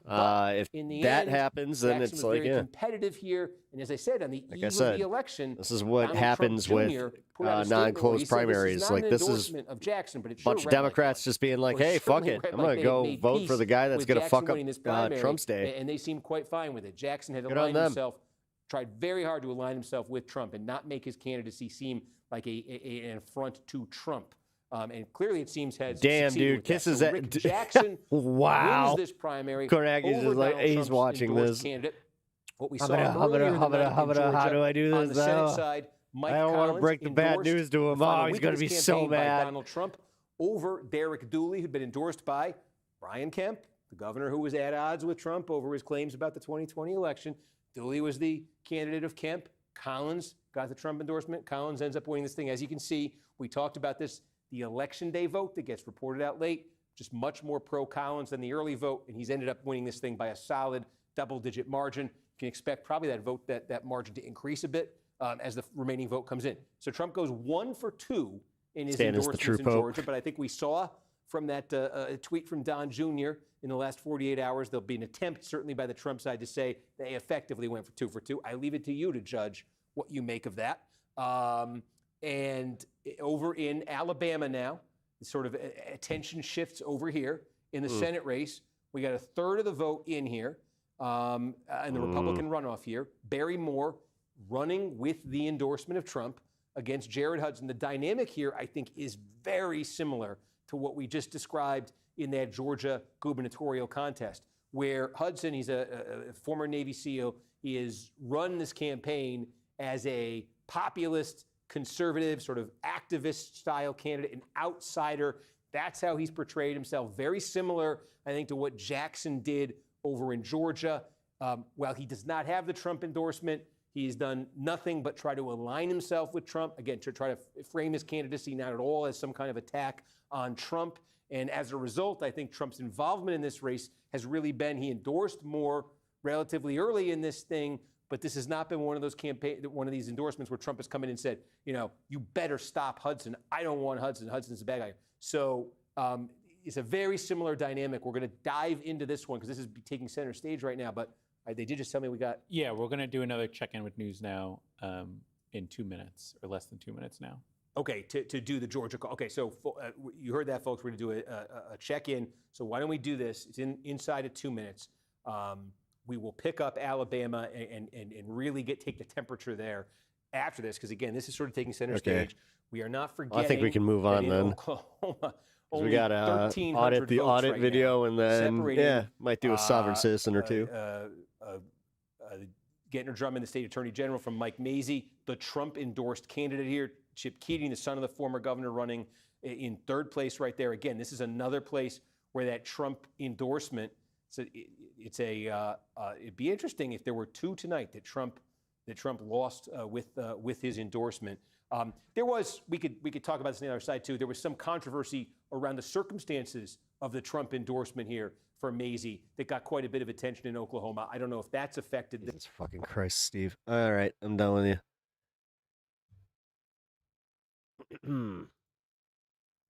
All right, got an audit the audit video. Gonna hit that like button. If you guys could do the solid, if you have not already done so on my stream, please do. Also, you know what? Quick welcome in. We're in the fun half. We're just kind of chilling. So it's gonna be a little less political, more just fun content. Watch some dopey videos. Now here's where things get interesting. This is where if you guys donate $5 and you share a link, I will review said link, and if it is within TOS, I will play a video of your choice. So, something to consider. Also, anytime that you do so, my dog and my cat, depending on if they're both down here at the same time, both get treats. So, intern on strike, hacked by Iran. The possibilities are endless. Wait, what? Only hint I give. Yeah, if you're new here, consider subscribing. We're usually normal. Oh shit, Pep taking requests. No. As I said, paid requests. Don't make it sound like everybody can just do, this isn't TRL. If you guys got that joke, then we are about the same age. Gotta find a way to balance politics with fun. Too much politics is no fun. Yep, it makes Johnny a sad boy. I think I got that. Cage match. Prez versus Pope. 2 men enter, 1 Pope leaves. All right. Well, we're gonna do audit the audit. Yes. Me and my sister actually got to go to Times Square with my mom. Took us to New York. It was in the year 2000, so I actually got to see the World Trade Center. Yeah, it was almost like a full year, like right before the thing happened. But yeah, I got to go see a live taping of TRL. That was a lot of fun. folks do the dono to request the clip. Yep. Alrighty. Well, we got our first. This one apparently has a personal touch to it, where one of our viewers that gave me said clip apparently knows somebody that is in this. So, Sylvie, I'm not sure if you want to say how you know this person or what's up, but I'm interested. But yeah, audit the audit. Let's go. I love these videos, by the way. Welcome to Audit the Audit, where we sort out the who and what and the right and wrong of police interactions. Today's video covers free speech and profanity, private property policy, and open carry laws. Let's dive right in and audit the audit. Awesome. This audit originally happened at the Arbor Place Mall in Douglasville, Georgia in 2015, where the auditor makes contact with mall security after open carrying a rifle on the mall property. You guys are going to be on. You can't ride skateboards. Okay, no, we were using it for transportation just to get here. What do you got on your back? Marlin Model 795. No, sir. What do you mean, no, sir? You can't have that on property. On the property or in the building? On the property. On the property. Yeah, okay, so where's y'all's property line? I see. That's where. Yeah. Okay. Chapel Hill. All the way out to Chapel Hill? Yeah. Y'all own all this up here too, the outlet up there? That's what I said, sir. Okay, I was just curious. Go park at Target. Huh? Go park at Target. Okay. I mean, I'm not going in the building. I'm just. If you notice on the He's a right-wing freak. Signs are posted about it. I've never seen a sign. Telling me a right-wing freak could also be an auditor. Walk out there. Okay, well that's fine. You got some ID on you? I do, but you're mall security. You're not getting my ID. 30 to 20. You're not getting my ID, dude. Watch this. You're being foolish. Watch this. Yeah. Under what code? I'm not violating any laws. Sir, you're on private property, okay? Are you asking me to leave? I'm asking you for your ID because I want to see who you are first. I'm not giving you my ID. You're mall Yeah, security. this guy's way out of pocket. What the fuck? You're a mall security guard, my guy. Are you asking me to leave? Because I will leave. Okay, you can't carry a rifle in. It's private property. I didn't carry in the door. It's I have no property. intention. If you Mall come cops. every I entrance, mean, there's a big old sign that says, I want you to show you the sign. Oh, I'll show you the sign. Go up there and What's see the it, sign man. then? It's up on every entrance of the mall. Okay, does this say weapons or long guns? Or firearms? Weapons. Weapons What's under a weapon? OCGA code 1611. Okay, I don't want to hear what you have to say. This is private property. If Under I tell state you, law, you have to stand on top of your head. Dude, you got to watch for this DPD, disrespect, dude. We got DPD. You'll deal with him. Okay, and that's he won't be fine. as. Okay, OCGA code tells me that this is not a weapon. While Man, the they are auditor is pissed. correct that the 2015 version of Georgia Code 16-11-125.1 defines a weapon as a knife or handgun, not a long rifle, this definition only pertains to the laws, statutes, and codes of the state of Georgia.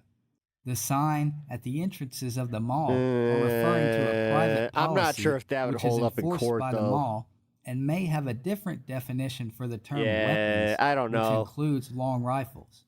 Either way, the auditor is not violating the law, but carrying a rifle on mall property but he is certainly violating grounds to be trespassed. Yeah, he can be trespassed easily. Yeah, he could be trespassed. It looks like a super weapon. easy. You want to get shot by an officer because you carrying something like that? I've never been shot by an officer, and I've never Well, had a it only problem takes with it one anywhere time, so except why- for here. I mean, to be fair, if this was a black guy, come on. Yeah. You know, you're educating a law student, right? Okay, then you're ignorant on private property. I'm not ignorant on private property. If you were asking me to leave, if ignorant you were threatening me with trespassing, I will leave. I've already asked you to get off property. Okay, then and I then you will. started telling me you didn't see the sign. I didn't see a sign out there. That's why I walked up to the door, and the second I saw the sign, I decided to turn around over here.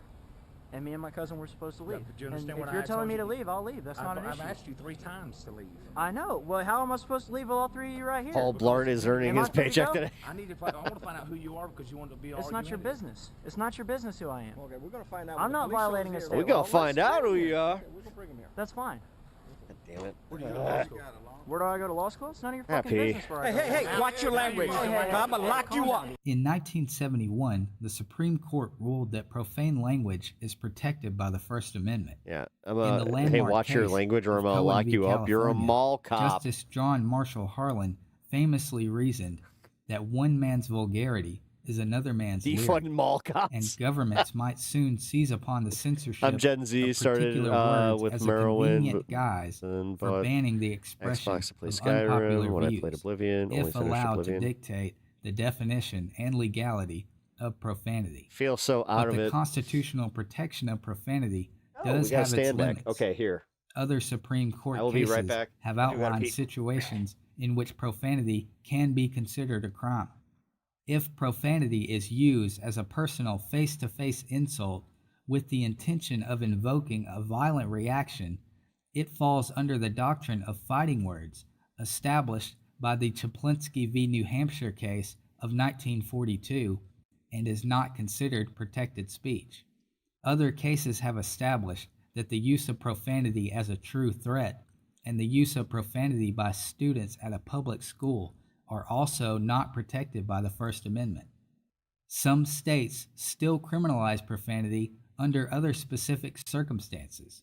In 2016, the Fourth U.S. Circuit Court of Appeals upheld a South Carolina law that prohibited profanity near a church or school because it only prohibited unprotected fighting words and only applied to speech that was within hearing distance. The auditor never made any specific threats and only used vulgarities as vernacular to emphasize his speech. I'm gonna lock you up. You're mall Disorderly security. conduct, sir. You're mall security. You got a rifle? Come on. Yeah. You got a rifle on? Yes, I do. Okay, we got citizens It's a arrest long powers. Citizens arrest powers? Yeah, that's right. You I felony have it felony. just as much as you guys have That's it. right, and you can't be cussing in public property. Cussing in public property. That's What right. happened to the First Amendment? Don't play games with me. What if I was cussing in a foreign language? Would you even know? You want to play games? I'm not playing games, dude. Yeah, I If got you it. guys want me to leave, I will leave. He's cussing and Are you everything letting now. me? Am I free to go? No, you're not going anywhere now. Are you detaining me? Are you a law officer? I'm a retired officer. You're a retired officer? Yeah, Well, yes, you need sir. to be a current officer. Well, it doesn't make no difference. I'm It retired. does make a difference. Well, what are you? You have citizens arrest powers just as I do. We are equal power here, man. Yeah, okay, whatever. Okay, that's fine. Whatever. Let's see. What do you got a rifle for? I got a rifle because state law tells me I can't carry a handgun. How old are you? It's none of your fucking business how old I am. Okay, It's none of your business, dude. He's got his It's little none of your thing on his business. hat. Yeah, I got a thing on my hat. It's a camera because of bullshit like this. Yeah, I got a camera too, just like I got right now. Cool, that's fine. Take pictures, With man. With your F and mount. Yeah, okay. Go ahead. Well, you want to do something? Go ahead. I'm not going to do anything. I have no reason to harm anyone here. Y'all are surrounding me and giving me a hard time. When I saw I mean, to be fair, with like the mass shooting thing that we have, I think that it should be kind of fucking, commonplace to just be like, nah, homie, nah. the sign on the door, I didn't want to go in your building, so I turned around over here to talk to someone. You can have it, but you guys can't are have it giving me here. a pain.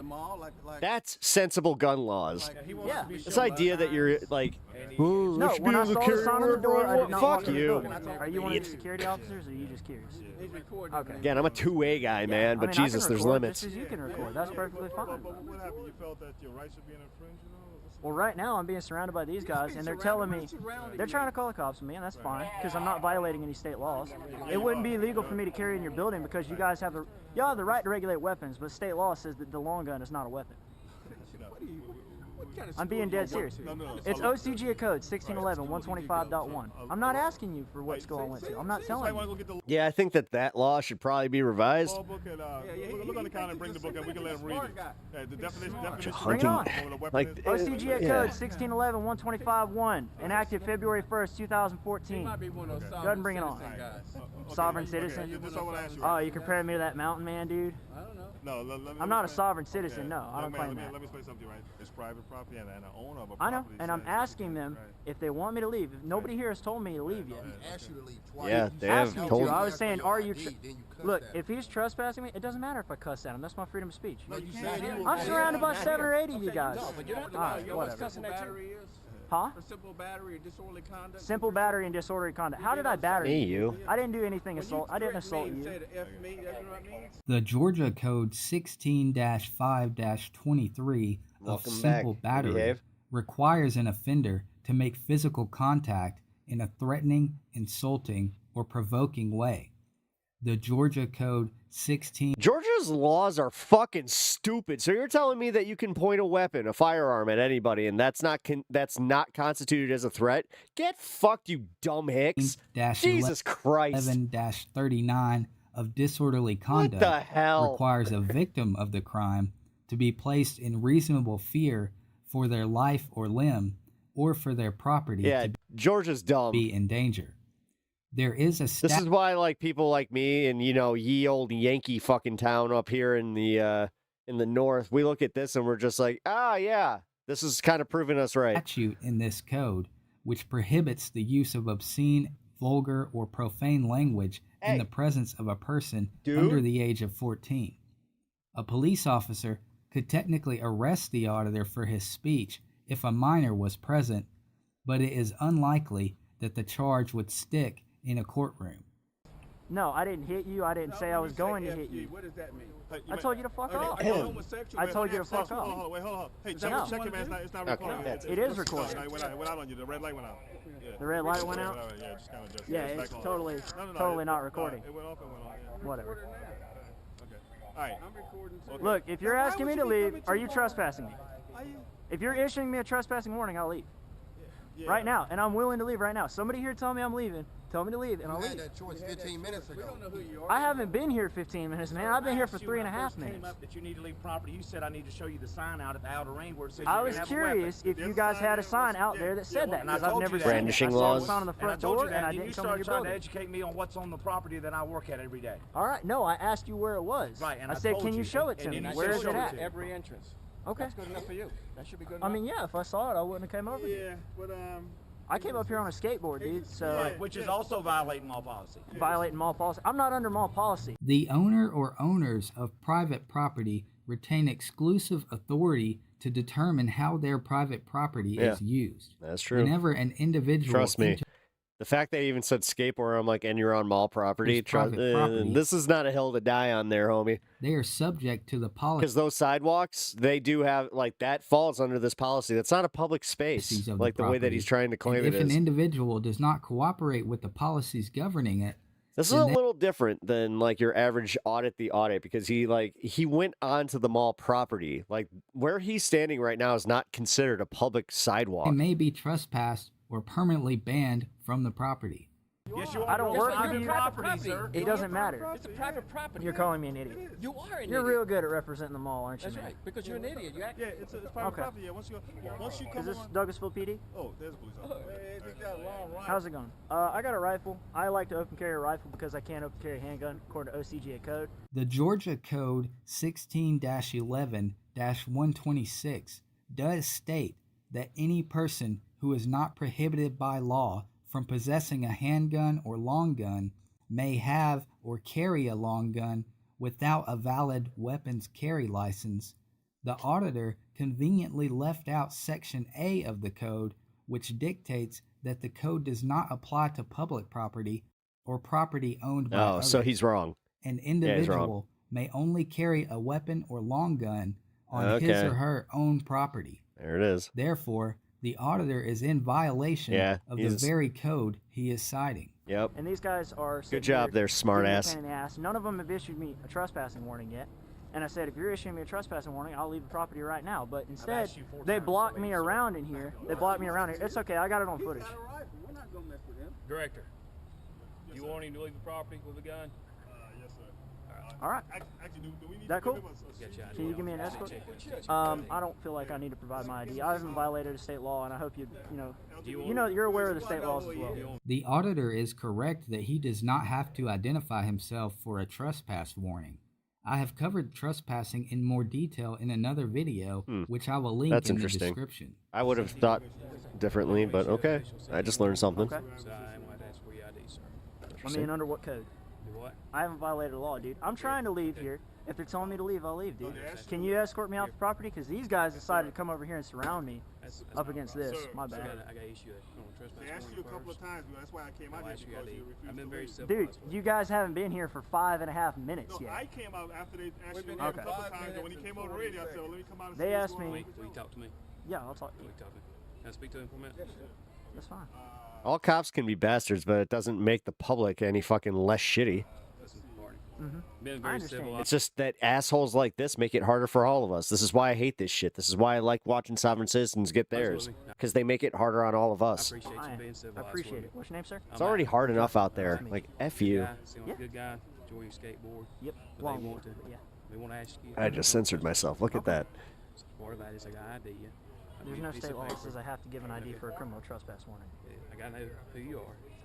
Now I'll serve you up. And you got the This guy's a little shit, I'll say that much. first name Justin. You can hand me the piece of paper. Sylvie, your ex-friend sucks. Okay. You'll be on your way. Okay. If you dispute it, I'll give you their management number. You can call in and dispute that. Oh, you ain't got to worry about that. I'm, I'm probably But I gonna do take have, him to court I if do have, possible. I do have a job to do. Pep, any guesses what his name is? I don't have my ID on me. Okay. So. Can you give me your information? I'm gonna give you the first name Justin, and that's all I would like to give you.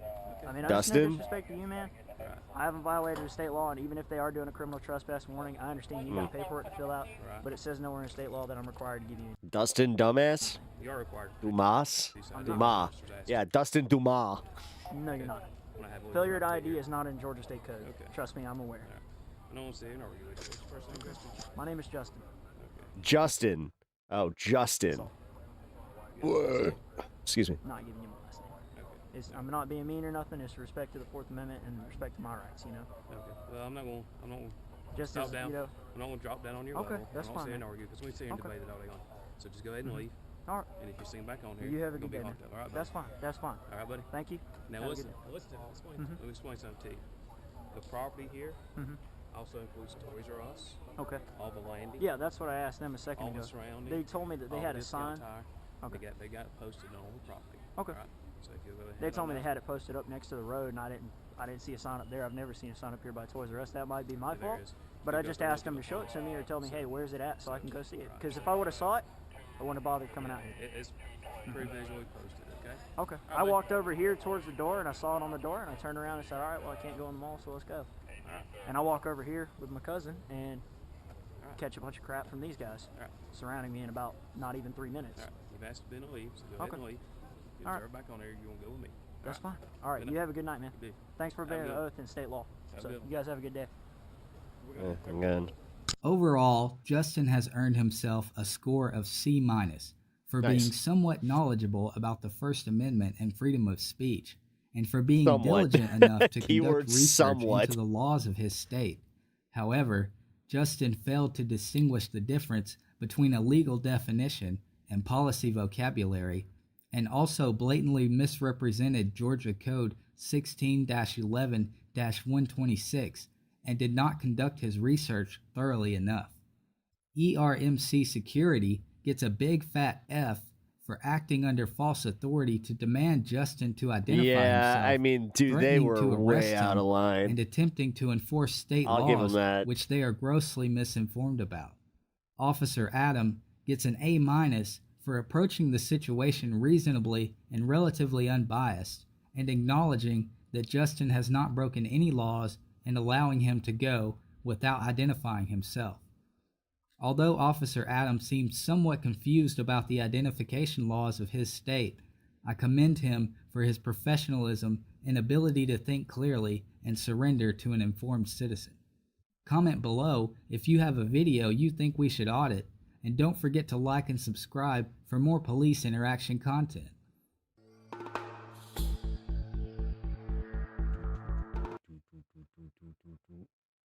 Cop illegally arrests a man and gets called out in court. Cop gives his gun back and arrested him right away.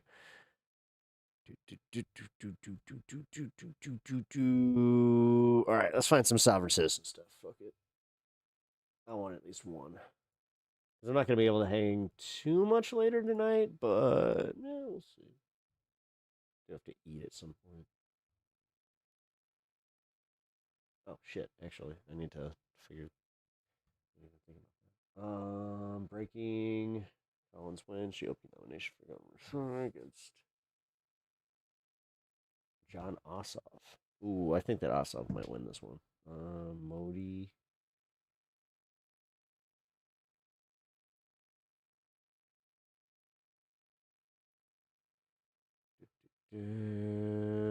Okay. Citizen arrest. There we go. No, arrest. What the fuck? I don't need the court one. There we go.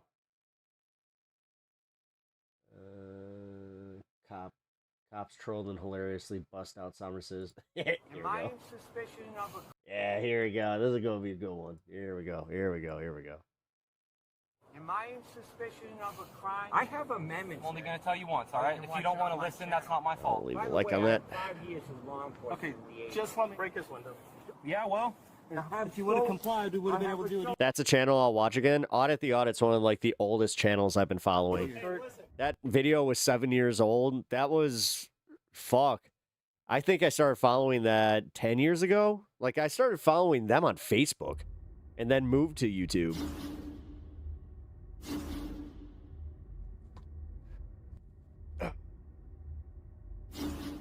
Welcome back to the Van Balian channel, guys. Today we head to Florida, courtesy of Florida Crime Cam, where this insufferable soft-sit / auditor / TikTok lawyer who led this Chud Logic sounding motherfucker in the video claims to be an ex-cop tests the patience of several police officers during what should be a routine encounter, but instead ends with him getting his window busted out and face down in the asphalt.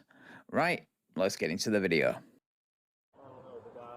Hey, can you roll your window down for me, man? Can you get that light out of my eyes, please? It's for my safety. I can't. What's your name and badge number? Officer Carmen, SH551.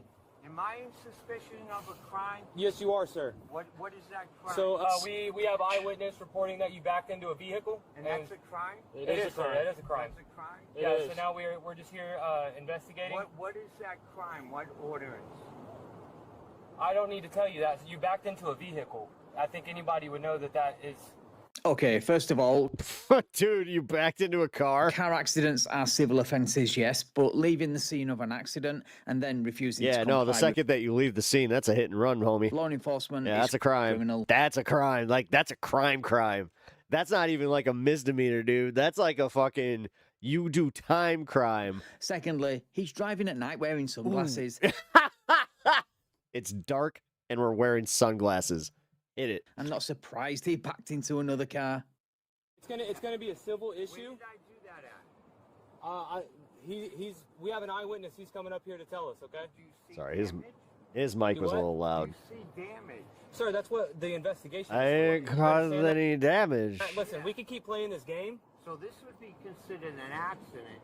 Oh God, this guy's tanked. It wasn't an accident. I don't know what you're talking about, so I don't understand. You guys were over there with people. Okay. Now you're up here. Yeah. He sounds absolutely stoned out of his mind, and evidence suggests later in the video that he could be, and it's probably one of the reasons why he's refusing to roll down his window. No. You're not. See, okay, so this guy who covers this is not apparently like a sovereign citizen expert as one Pep Talks is here. No. This is like a classic. They think that that's a barrier. A lot of times they think that like their vehicle technically is is like a domain, or like what do you call it? Like it's like your house. They think that it's like property that they cannot break into. We can't be everywhere. Domicile. There we go. So we had to go from over there to over here. Petty, you got better things to do. It's not petty, man. If you backed into somebody's car and they're unaware and then you leave, that's what's called a hit and run, whoever it was, which is a felony. Well, it's a felony. A hit and run. It is. That was a felony. I'm getting ready to park. I just came here and I pull in here all the time. And this is my spot. All right, listen. So what is your name and badge number? I already told you. You can watch the video. One more time. You can watch that video that you pulled up to get my name and badge number. I'm only going to tell you once, all right? If you don't want to listen, that's not my fault. You understand? You can watch it on my channel. Yeah. Okay. What channel do you have? Are you an auditor? Posting a video to YouTube of you needlessly escalating what should be a minor interaction with law enforcement into what this becomes is not the threat or flex you think it is, buddy. Nope. You're literally... Pep law number 3, or is it number 2? Don't film yourself doing. It's number 2. Don't film yourself doing crimes. I choose not to answer any questions if this. And then Pep law number 1. Don't just shut the fuck up. Perfect. I don't have just shut up. To answer any questions either. You understand that? And I remain silent at this time. Okay. I remain silent at this time. You already said that, yet you're still talking. So are you going to keep talking, or are you going to remain silent? Searches. We're not searching you. any escalation of a situation that I know what you're talking about. Well, it doesn't have to If escalate, but you someone- understand the way that you're acting right now by refusing to roll down your window, refusing to identify yourself. Use my window. This is legal, sir. I have amendments. Do you know the First Amendment, Second Amendment? Mate, you said I have amendments. That immediately disqualifies you from talking about Excuse me? or questioning anyone on their knowledge of the Constitution ever again. Also, it's probably not a good idea to bring up the Second can just Amendment stop right now. during a traffic stop where you're refusing to Why? comply for obvious reasons. Well, tell me what the second, third. No, listen, see, you're not What? questioning us, we're here questioning you. Do you understand What's that? the deal? Why are you such a putz today? Warren Sapp, he played for the Tampa Bay Bucks. Okay. Don't reach for anything. Stop reaching. Keep your hands visible. I'm looking for my water. My throat's dry. So that's it. So Warren Sapp, got arrested, Hall of Fame NFL over at Tampa. Yeah, listen, I don't need a history lesson. I don't care about Warren Sapp, all right? Am I being detained? What part of you're under investigation for a possible hit and run do you not understand? Also, if you think bringing up the arrest of Warren Sapp and his ongoing lawsuit against the police is going to stop this investigation, then you're a lot more stupid than you look. You're under investigation right now. We're trying to make sure you didn't back into somebody and we're going to leave. So I would like to know this person is coming down, and if they want to show me, I'm an open-minded. You have been bad. Yeah, that open-minded that you're refusing to comply with the investigation. What car I hit and what damage I did, then I'd like to. Where is that from, Wayne? Sir, I have things to go. So how long am I being detained? Because I know there's. Just until our supervisor gets here and he can tell you you're good to go. So this is being recorded, and I don't know how long I'm being detained, but there is a time limit. Nope. So this Don't will get to be go over. recognized to the judge Nope, as well. we're done with that. We're Yeah, done with nice that. try, Nope, genius, right. but you're the one prolonging the traffic Was stop it- by refusing to identify. Guy that called in and You're so complained. busted. I'm conducting that Going. investigation right now, so. What's next? Where are you going? And then show me the damage. Well, we're still trying to figure everything out, so. Yeah. Okay, I'm standing by and I'm waiting. All right, our supervisor's almost here, just to let you know. They train you rookies wrong, man. Become tyrants. You know what a tyrant is? It's wrong. When I went in, I over to went that in to fucking make a box. difference, I but it's swear to taking the God. driving, not owning it. So let me get this straight. You're an ex-police officer who doesn't understand the concept of a police investigation into a possible hit and run. I guess that explains why you're an ex-police officer then. Now let's find out if he's brave enough to elaborate on this supposed police career. Okay. What law enforcement agency did you work for? I don't need. All right, that's it. Okay, I was just wondering. You don't have to answer. No more Catzilla. Not for the evening. Do you? I sure do. Then why are you harassing? We're not harassing. got you. Stan. We're conducting an active investigation. Harassment. If you know my amendments, I don't need to give my ID. I don't need to vote on my name.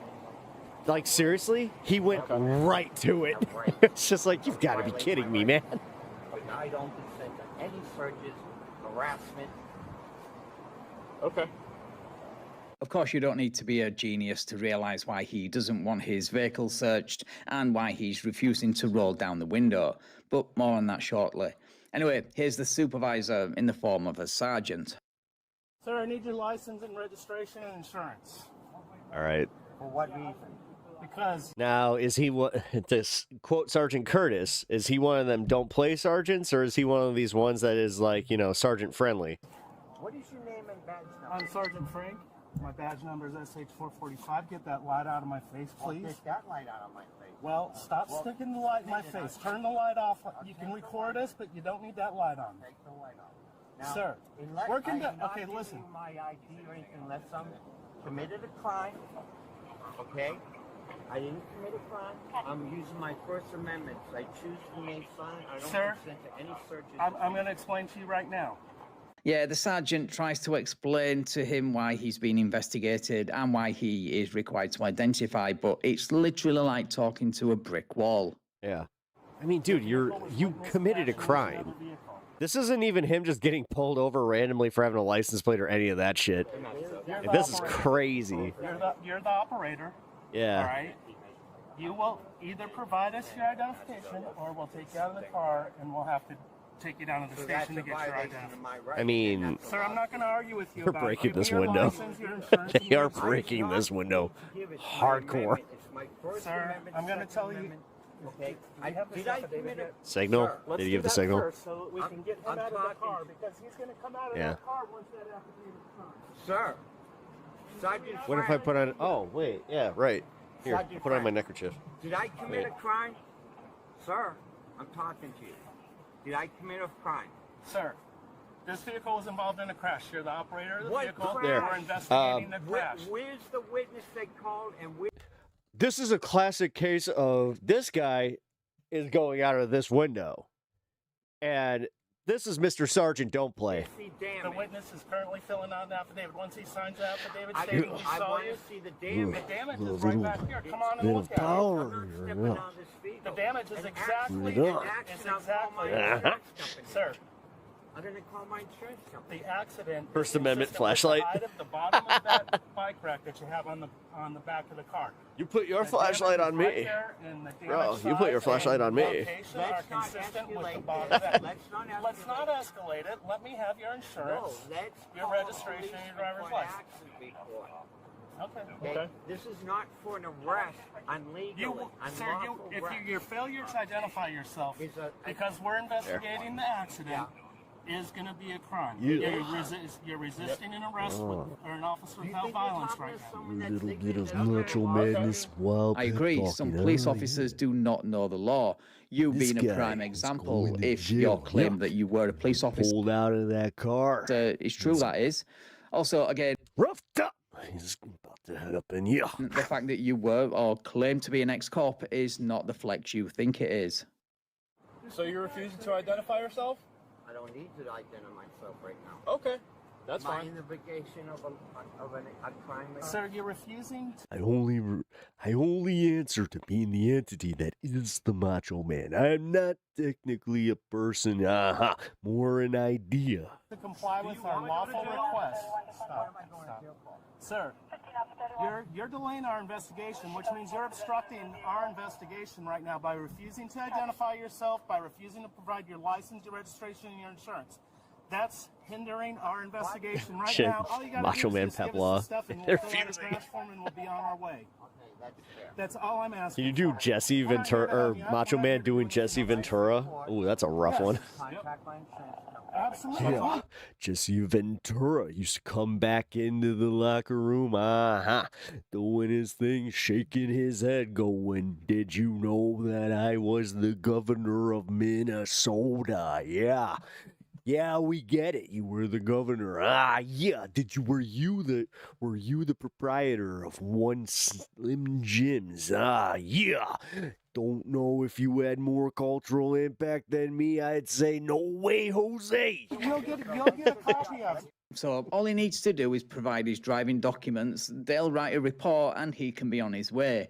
Unfortunately, that Did you know that Macho Man, he used to come into the locker room with some real heat towards Hulk Hogan. Yeah.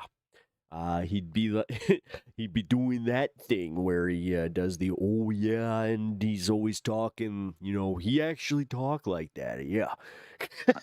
Dude, now I'm stuck in Macho. Oh my God. doesn't happen because he's My too busy brain can't crying get out about of it. how one of the officers was mean to him or something. Here for arrest. No, I'm we're being here. told, We're though, here by your only. rookie here, the training that I. That's like the Vegito Gogeta of of the fusions. I just did both. This is a felony that I did a hit and run. See, this is what's Okay. concerned. Can I finish speaking? Please? Yes, you can. He told me I did a hit and run. I tried to escape. It's a felony. Now, why is this all coming out here? So you wonder why I'm not getting out of the vehicle? I committed a felony. A hit and run means I'm leaving. By the way, I have 5 years. Gotta say that I like the way that he wears his sunglasses. Okay, just can't let do me it. tell you this. Mate, nobody cares about your claim that you were a cop for a few years back in the 80s. The fact that you feel the need to mention it every 5 minutes is a bit sad, and if I'm being honest, makes you look jealous. All we want to do is a crash report, and we want to serve your license, registration, insurance, so we can do the crash report and get out of here. That's all we're asking And for. where's the other guy? The other guy, we haven't been able to track him down here. They're not gonna do just a crash report. They are definitely going to do a field sobriety test. The vehicle is parked, sir. There's nobody in it. It was parked when you backed The into vehicle's parked, sir. We're going to do the crash report. Sir, are you still refusing to provide us with the information? Did he show his ID? Where is he? The other person wasn't driving. It was a parked vehicle. Where is he? He wants to file. Where is he? Shouldn't he come down and confront you guys? You talk to me. You talk to him over there. That's the procedure. Sir, are you refusing to provide That's us not with how your that works. license? Where's the other guy? Are you refusing to provide us with your license insurance? Just a minute ago, you said it was reasonable. So all we're trying to do is a crash report. I just want to know who the other person is. Who's the other gentleman? Okay, well, just hold on. Isn't that fair? When you want to talk to him, have him come down, you talk to him.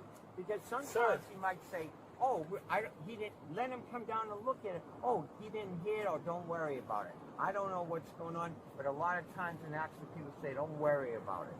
Okay, you know that as well as I do. I have insurance, so I don't worry about it. Oh shit, Sylvie, thanks for the 5. At Sylvie, $5. 45 seconds horizontal. All right. Report it, but where is he? All you young guys, escalate, try to get the ID. That's your goal. Get the ID, get the ID. You even ask people walking the street, give me your ID. You can't do that. That's unlawful. Okay. We have rights. What if your wife or, gets harassed by a cop? Happens all the time. Go on YouTube. Bay Area transparency. My friend makes a lot All right, of so money. before this pops off, we're going to do this because I have a feeling this actually pertains to what we're watching. I just really hope this doesn't trigger anything. All right, please tell me this is not owned by AOC. Hi, I'm or AMC. Saul Goodman. Did you know you have rights? Well, you do. Sure, they're old-timey. All right, hold on. They were written by a bunch of guys in powdered wigs and knee socks. Boring. But believe it or not, they're still surprisingly relevant. Your rights include, but are not limited to, freedom of speech, freedom of assembly, freedom of the press, freedom against unreasonable searches and seizures, etc., etc. Wow, you lucky so-and-so. Look at you got rights coming out the wazoo, all because a whole bunch of good people, 250 years worth, sacrificed everything they had for this awesome wallpaper behind me. Know your rights. And for the love of Mike, don't ever give them up. All right. That actually, back to it. That was perfect. Okay. All right, so this back and forth continues for another good 5 minutes. So let's skip ahead to the part where the sergeant finally loses patience with... Wait, what? Wait, what? Did I miss something? With him. Oh, there's a tiny bit more? Shit, I hate when I do that. You're telling me that there's a post-credit scene? God damn it.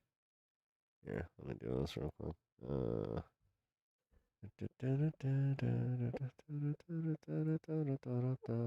Hi, I'm Saul.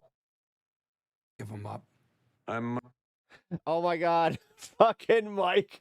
Mike, and I approve this message. Yes. Oh, I miss Breaking Bad. Damn. Sir, he's not even down here. I've been here talking to you for 13 minutes It's not now. your job to see how many scratches on the car. It's up to him to come It's your down responsibility to provide us with your license, your registration, and your insurance. We're conducting a crash investigation. I've explained this to you multiple times. Do you refuse to comply with that because you haven't complied yet? Where are you the still other going to person? continue Where to is the refuse to other comply? Why is it your? Why do you interfere? All right. Why is it your job to? Where is the other person? You told Sir, me. get out of the vehicle and do it now. Do an affidavit. Don't touch Sir. my vehicle and open. I do not consent. Get out of the car and do it now. I'm not getting out. What is your name Sir, and badge I'm Sergeant number? Frank. Break his window. You can't. Get him out. Damn. Do it now. Well, now I have no choice. And you're going to arrest me open it for up. this? Get out. Come on. Yes, you're going to jail. Before they remove him from the vehicle and place him face down in the asphalt, let's take another look at that window bust, but this time in slow motion.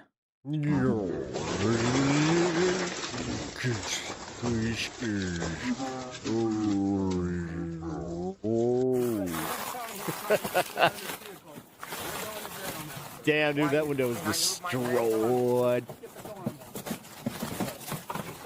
him out. You damn it. Okay, you don't have to. Get out. Oh, you are. I mean. Why? Don't take my phone. Don't take my phone. Don't shut my phone off. Do not. Your phone will keep rolling. Let me see it. Put your camcorders on. Do you have your camcorder on, sir? Your camcorder? You have a camcorder? Camcorder? Where do you think you are? The 1990s. Anyway, on to the obligatory That's kind of where I was complaints like, about handcuffs and shoulder injuries. Sir. Yes, I'm rolling. Don't you worry. Don't worry about our cameras. That's too tight, sir. Yeah, well, He you would have complied. felony on the ground. Listen, stop right there, guys. Get Yeah. a second pair of handcuffs. He's got a shoulder injury. We don't I mind. have a certain. Oh. I have two shoulder surgeries. Open that up. Thank you, sir. Give him another set of handcuffs. Oh, thank you. Because I have a left shoulder getting ready for surgery, and I've had two on the right. Bit stupid of you to resist arrest knowing you had a shoulder injury.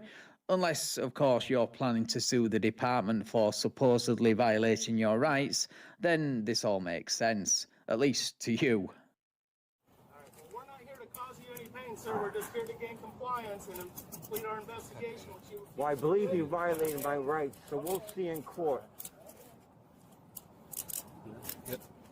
Because this is absolutely ridiculous. I want to ask, is your camcorder on? Show me, please, the light. Is your camcorder? God damn it. Is my phone still on? This guy might have serious issues. Let me see the damage. get him in the car. I mean, I don't know. He might, but Somebody call a tow truck for his car. No, I don't know. We'll see. We'll see. He does kind of strike me as somebody that's a little. Yeah, no, he's a little off. That's my parking spot. That's my parking spot. My car. God damn it. I have a pass on my ID. Guy is aggressively Boston. No, my. Hey, you cocksucker! That's my parking spot. My parking. He was parked in my parking spot, and I accidentally hit him because I would usually park in my parking spot. Pass. Can you listen? We don't know who you are. My parking pass is right there on the left for the. Right here. I've been living here. He doesn't care about your fucking parking pass, my guy. 4.5 years. You hit a car. You hit a car. That is my. And then you ran. My spot, and I backed up a little. Yes, it is. You don't work here. That is blocking what, sir? Why do? That's ignorant what you just said. I'm on the end, looking at the ocean on the end. Sir, why are you walking away? It seems like he might have hit a parked car. Officer, I'm talking to you. I'm talking to you, officer. According to Florida Crime Cam, he was charged with resisting an officer without violence and the likely reason he refused to comply, possession of drug paraphernalia. He was adjudicated guilty on a resisting charge, while the paraphernalia charge was dropped. Yeah, they never fucking hold up a paraphernalia. Prosecutor was unwilling to pursue it. He spent 2 days in jail and was sentenced to 12 months of probation. Officer. You hit a parked car. Where's the guy? He was supposed to be his car. Why wasn't he in his car? Now you guys are mad at me for hitting a parked car. All right. It was funny. No, that was fun. Okay, I was wrong. Yeah, I kind of got that vibe. I was just like, nah, dude, I'm pretty sure that this guy's just a pain in the ass. It happens sometimes, or it's just, I don't know, man. Like, this guy. Let's see. I'm not driving, I'm traveling. Body cam real files. Sergeant Curtis. Body cam ninja. No, I don't have to. Let's take a look. Man, dude, these body cam channels get a lot of action. No, I don't have to step out. No, sir. If you put your hands He's on getting me, paid. you'll go to jail. Step out. Please don't take me to jail. On January 28th, 2025, a routine traffic stop escalated after a man refused to provide his driver's license. It's always how it starts. Hello, how are ya? Stop me for this speed through 9 Mile. Okay, I had you 81, all right? That was the guy in front of us. I had you both at 81. But I'm just gonna stop you. Do you have your driver's license on you? No. Do you have a valid driver's license? You know it. Why are you driving then? Because I gotta go to work, bro. Okay, that doesn't make a difference. You don't have a driver's license. Actually, I'm not even driving. FOIA requests, get them for free, right? No, actually, if you want FOIA, you have to pay for it. Not in commercial capacity. I paid $40 to fulfill a FOIA request. So, under constitutional laws, I actually have the right to travel. So, you know, to make it real easy. Before we get too far, you could be traveling to jail. So I need to see either driver's license or an ID. Actually, I'm not even driving. Jail either. Okay. I can tell you my name. Okay, my name's Mark. Okay? I want to watch this tomorrow. We're watching this tomorrow, the Josh Johnson bit. Okay, so That I promise you guys, because like I was hoping that he would cover that, because the guy's name was Joshua Johnson. He's just like, and his video is literally titled, "My name got dragged into a $200,000 Lego scheme." Yeah, so honestly, you know, be honest with me, Mark. I do have a right to travel. Okay. Okay, and you sure? Yeah, it's per page. Yeah, it's per page. Sure you want to play this game, Mark?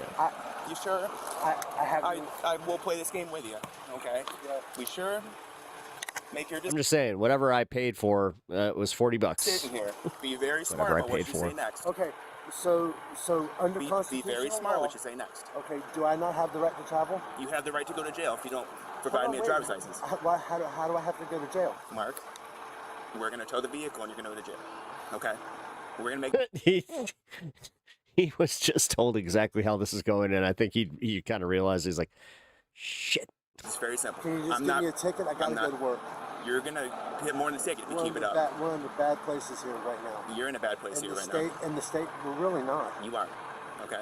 You're walking a fine line here. I suggest you don't walk it any further. Okay, all right. I don't have a driver's license. I know you don't have a driver's license because it's suspended, right? Right. Let's not play games here. Okay, so I'm telling you, all right? I don't have a driver's license. It's suspended. Okay. All right? That's all you had to say. I haven't had one for a while. We don't have to play the foolish games with I'm traveling and all that, okay? It's not a game. Okay, it is. It's actually the law, and you're under oath. Mark, I don't need to hear your made-up fairy tales. It's not made up. It is. It's the law. Okay. It's the law. All right, Mark. You sure you want to play this? I'm just I mean, he is. All right. Well, let me explain something to you. Step I'm out. pretty sure he's convinced at that point, right I there. don't have to step out. No, sir. If you put your hands on me, you'll go to jail. Step out. Step out. Please don't take me to jail. Step out. Please don't take me to jail. Sir, if you put your hands on me, you're going to go to jail. Please don't take me to jail. Step out.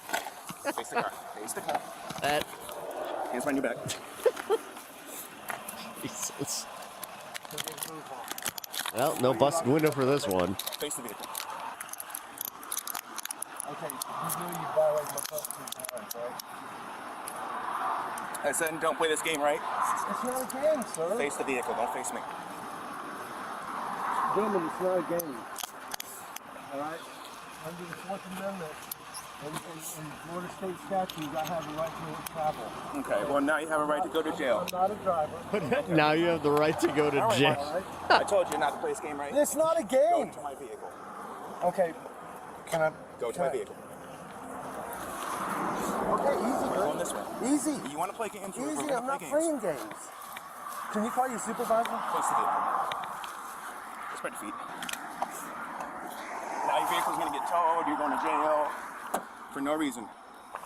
I'll pull your bond. Okay, you're under Spread constitutional oath your feet, to follow please. the Constitution. Spread your feet, please. To follow the Constitution. Mark, I don't need to hear your fingertips. Yeah, I mean, he's very screwed. 14, 13, 17. I know it's upsetting.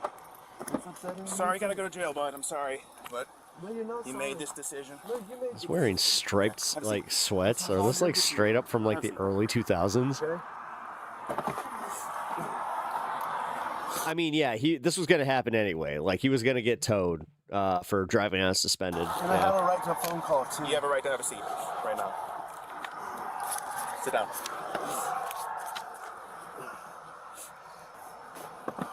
Who is the vehicle registered to? Me. Put it all the way in, Mark.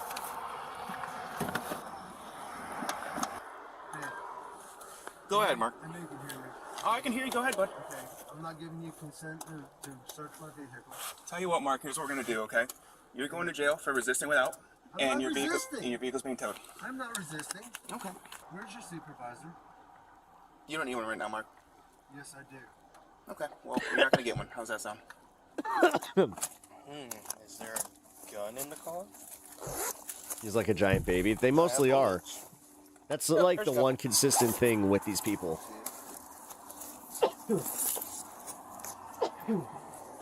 Mark, here's the deal, okay? They tend to have a very elementary school level understanding of like the most basic shit. Let me just explain this to you. You would have been on your way with, honestly, a warning. All you had to do was just listen, and you couldn't do that. No, I can't listen. You couldn't, though. And now you got a ton of tickets, your vehicle's towed, we got to go through the whole thing just because you couldn't listen. Now, why couldn't you just say that, hey man, I can just give you a warning? Mark, I am the nicest cop you'll ever meet in your life, okay? Trust me, I am. I really am. My dad was law enforcement for 48 years. Okay. And Randy Hayes is a good friend of mine. So then you should know better. You're a nice guy. You should know better. A couple years ago, okay, I got my insurance. Everything was legal. Okay. And my insurance. Jesus Christ, has the guy ever actually touched the steering wheel? Fucking A. And he said, man, I don't know, but I saw this. He has another dude in his car that's there kind of against his will. Progressive insurance. Okay. All right. And George Soros said, Imagine he gets in a car accident and then this video comes out. Rate as high as I want to and don't have to pay it because they're ignorant. He's waving to motherfuckers. What is going on? And the law and everything else, which I had been doing that prior to that anyways. Okay. Okay. And finding out what was Does he moonlight as a fucking stand-up comedian? Never thinks he's funny. Our country had been subjecting us to tyranny and oppression for a long time. Okay. So I wasn't able to pay my insurance anymore because it went up to $243 a month. I couldn't afford that. Mark, here's the thing: is I understand hard times, and I am like I told you, I'm not one of those guys who's gonna write you 100 tickets. I understand hard times. However, and let me tell you something. Where somebody has to put me in that circumstance, then Dusty Rhodes knows hard times. And, Trump's know hard times. in office now, and a lot of the old laws and the policies and codes you see, because you're a civil servant, you have to abide by the constitutional laws. The first laws that we have to follow are God's laws. Son of a plumber. Okay, they're the supreme laws of the universe, right? If you believe in a higher power, or if you don't, there are still governing laws that make this universe turn. Yeah. All right, make the galaxy turn, make the planet turn. Okay, and there's natural laws on the planet that we need to follow. If we don't follow them, we fall short. Okay, it's just like all the diseases and everything else going on in the world right now. You know.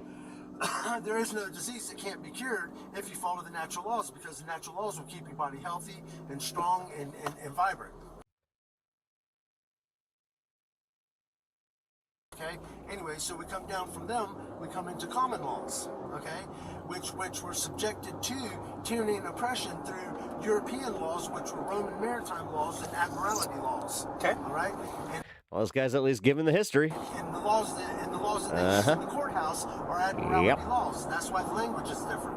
Okay? So then we come down into constitutional Bill of Rights laws, and then very interesting. Laws, all right?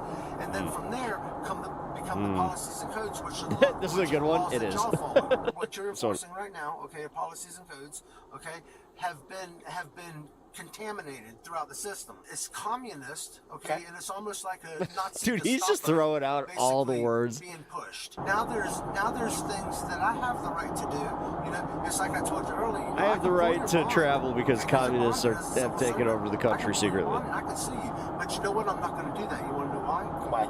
Because I do care about you. You want to know why? Why? I like how he is. Like, why? You're my brother, and I don't want to hurt you. He can't help it. I just want you to understand the true laws. Okay? All right. The laws humor me. Making you do a job that's not even constitutional. I want to know his take on the Your pyramids. Job is not constitutional. Look, my dad was law enforcement for 48 years. Okay. He starts going full flat Earth. System called preemptive predictive programming. Okay. All right. And the pyramid of Giza is technically the true North Star, and it's kind of like where the flat Earth, you know, they had to create a point on the Earth, and so it points up, and then it connects with the northern star that kind of keeps us on an axis and keeps us spinning. That's why you see the clouds spinning. That's why we have different movement in the clouds. About 1,000 people sit down, and they're the smartest people in the world. Okay, and they sit down and they devise sinister plans. Okay, to subdue humanity. All right, I'm still listening. Okay. You know, you're a slave He's like, I'm invested. You know what? Fuck it. to the system, I right? got nowhere to be. You know that, right? Could be. No, you actually are. He's actually getting. We're all He's slaves to the conversing system with until him. we see how the system works and we start breaking free from it. Right. Okay? It's like paying Yeah, taxes. everyone knows the pyramids were Taxes are built by the interdimensional space What happens if you don't pay Hebrews. taxes, though, Mark? What does the IRS He's do? already in the system to take care of the system. Okay. And then What does the they IRS made the movie They Live based on the documentary footage of one Rowdy Piper, and then they got him to play the character, and they changed his name because they didn't want to expose him for knowing the truth. So they just filmed they just took his documentary footage, and then they put a movie behind it, and then the lizard people they got nervous because on They Live they were exposed, and that when you put the sunglasses on, this is why I had my sunglasses on at night. Wait, this is the wrong guy. Do if you don't pay your taxes? They garnish your wages. They do all that stuff. They can't. They don't have the right to do that. Okay. You guys picked up my cousin for something similar. He hit a totally not parked car. He claims that the car was totally not empty, so it was the other guy's fault. But the other guy ran away quicker than when the cops pulled him over. So he was wearing his sunglasses at night because he wanted to make sure that the cops were real cops and they weren't actually like the lizard people. And they passed the lizard people test, and it turns out that my cousin went to jail. But they still do it, though, right? They try. Okay. I know it sounds insane. Yeah, it sounds insane because it is. What are you doing? Oh, this guy. The truth will set you free. I hate writing citations, Mark, but you kind of My God, this guy just got a CVS fucking receipt of citations. forced my hand today. Okay. So you're gonna get a citation for the speed. Okay. For the 81 and the 65. Okay. You're also gonna get a citation for Holy knowingly shit, Pep, operating you a know motor these vehicle people? on a suspended driver's license. Okay. I only write you 2 tickets today instead of writing you a boatload because you got a lot going on. The suspect was charged with resisting arrest and multiple traffic citations and spent 1 day in jail. Thanks for watching the video. He spent Hit the 1 day in subscribe jail. button and check. Dealer finally meets karma after challenging the wrong cop. Nah. I don't like the straight up cop videos. It's got to be a sovereign citizen.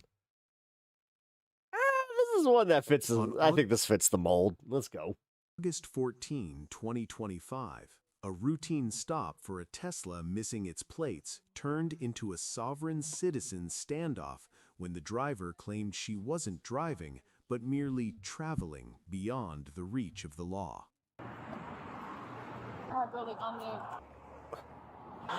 Why do you not have a license plate on the back of the Tesla? Oh, I remember her. This is a brand new car. I just purchased it. I have a I remember her. We've seen this one. Sergeant Kerr's covered her. tag. Should be on the back. Yeah, she goes fucking crazy. And then her dude shows up. On the back, there's nothing there. So I don't know. Maybe you lost it while you were driving. Ma'am, I don't know. Okay. So then that's why I'm asking you. Okay. Okay, what? Tell me your name.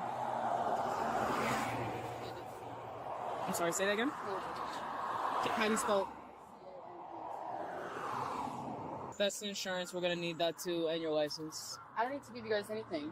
What's your issue? Why are you being like that? I should have stopped you because you don't have the license plate. You said that it should be there, right? And I told you that it's not. So then where is it? Got to give you at least your name and name and date of birth, and it has to show you a form of ID.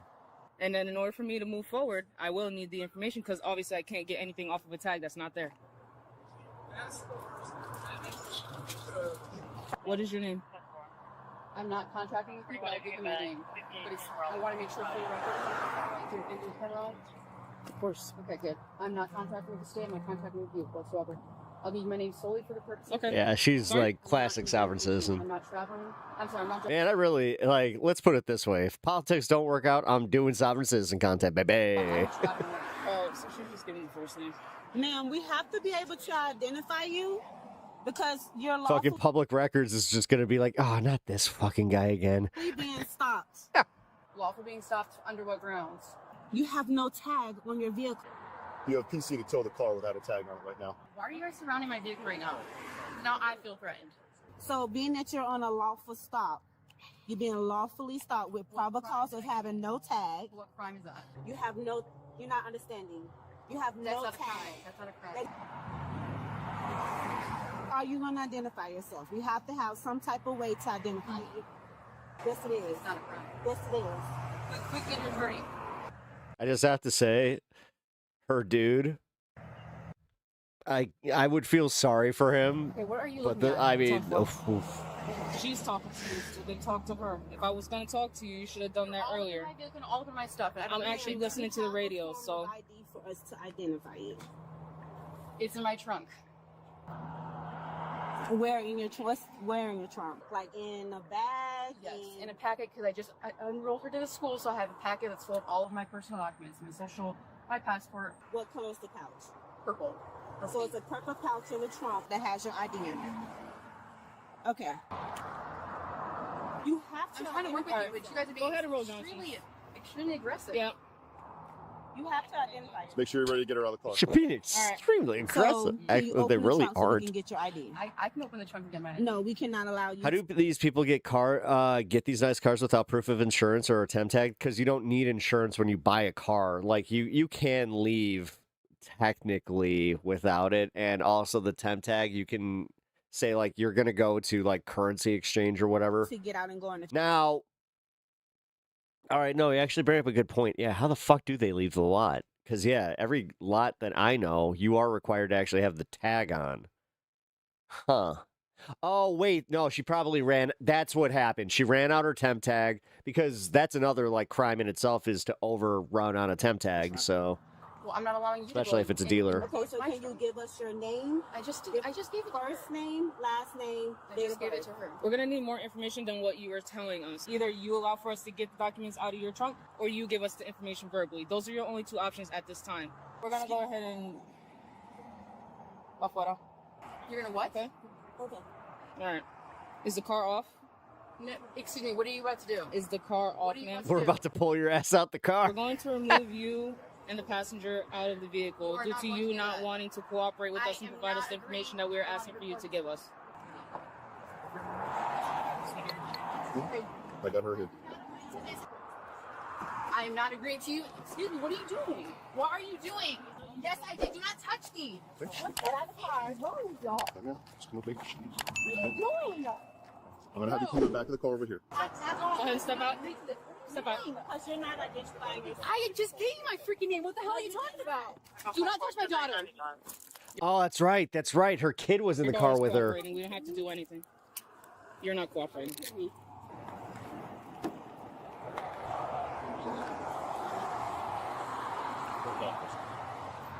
I'm finna get the venom off the vehicle. Just go ahead and you can lean up against the car. Can you let go of me? No, so then lean against the car. I'll lean against the car, but let go of me. Stay right there. Doing her duties and her job. She's doing exactly what she should be doing, ma'am. Would be happy to get a supervisor here for you, okay? I need him now. Right now. He's calling.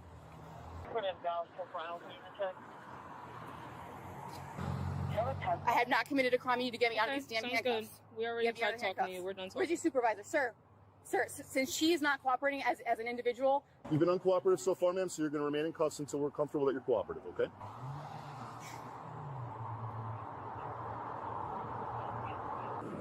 Yeah, she kind of sucks, just in general. But just so you know what's happening, right? So your mom's being detained right now because she's driving a vehicle without a license plate on it, right? So we don't know what's going on, so she's being detained. You're not detained. We just need to get you out of the car because the car is likely going to be towed. Stokes, you mind closing that door for me on the car? Thank you. You said you're being detained until we got... am I being arrested? I need these off of me right now. We're going to wait for our supervisor like you requested, right? I didn't request to be yanked out of my vehicle. Okay. Due to you not cooperating with us, that's what happened. So now we're going to do what you want, and you called for our supervisor. He's going to be on the way. You can talk to him further. Okay. So you're not being detained then, right? Your mom is. Okay. So if somebody comes to pick you up, whatever it is, they're welcome to do that. You do not have to stay here should you not want to. Okay. If you want to remain with your mom, you're welcome to do that. I'm just here to make sure that no cars hit you, that you're safe, and all that stuff. Not you, ma'am. Not you, ma'am. I need her to get your hair out of my eyes, please. The officer there can help you with that. No, Okay. I'm not wanting to touch me again. It's fine, please. And out of my mall.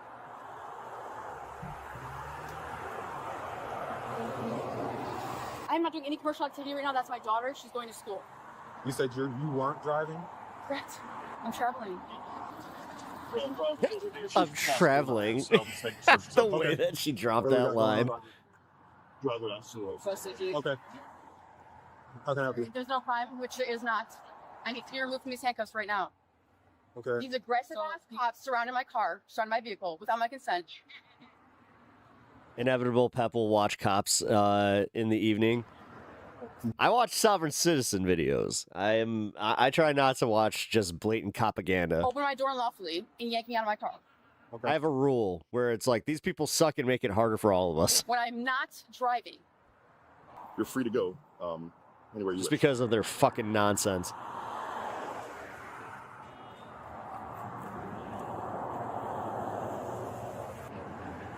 Hey, Sarge.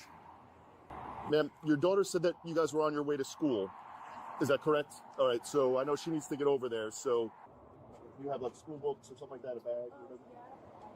Okay, so I'm gonna go in there and get that for you. What makes you guys think that you can touch my personal property? Like, who are you? Where is it? Right now, I ma'am. have not done anything other than drive her to school. You guys have literally yanked me out of my vehicle at 7 o'clock in the morning. No, I'm trying to help you. understand how aggressive this woman is in front of me? Trying to help you. You're still trying to make me speak with her. Vinny.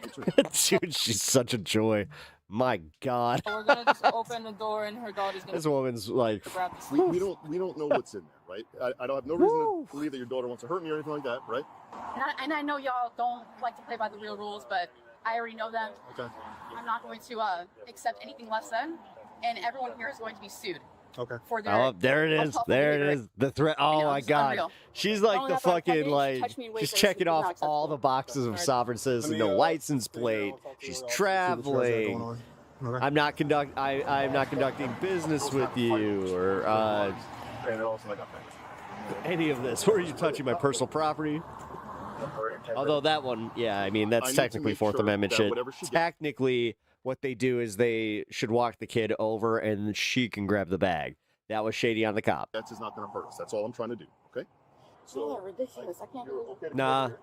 I mean, I'm gonna just say this. Can we open this door over here? Is that okay? No, it's not. Actually, no. I would say no, it's not. And you know, see now. If I was her, I'd be like, let my daughter get it. Let my daughter get it. You guys don't have any. I just don't want you. You guys don't need to be in my car. Sitting over there with cars. Sorry, I tried to speak with you. Sounds cool.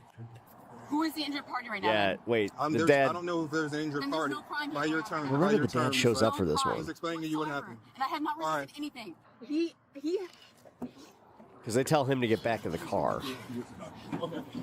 Ma'am, do you want me to? Your daughter needs to get to school. Okay, so do you want me to release her to school? Do you want me to escort her to school? How do you want me to get her over there?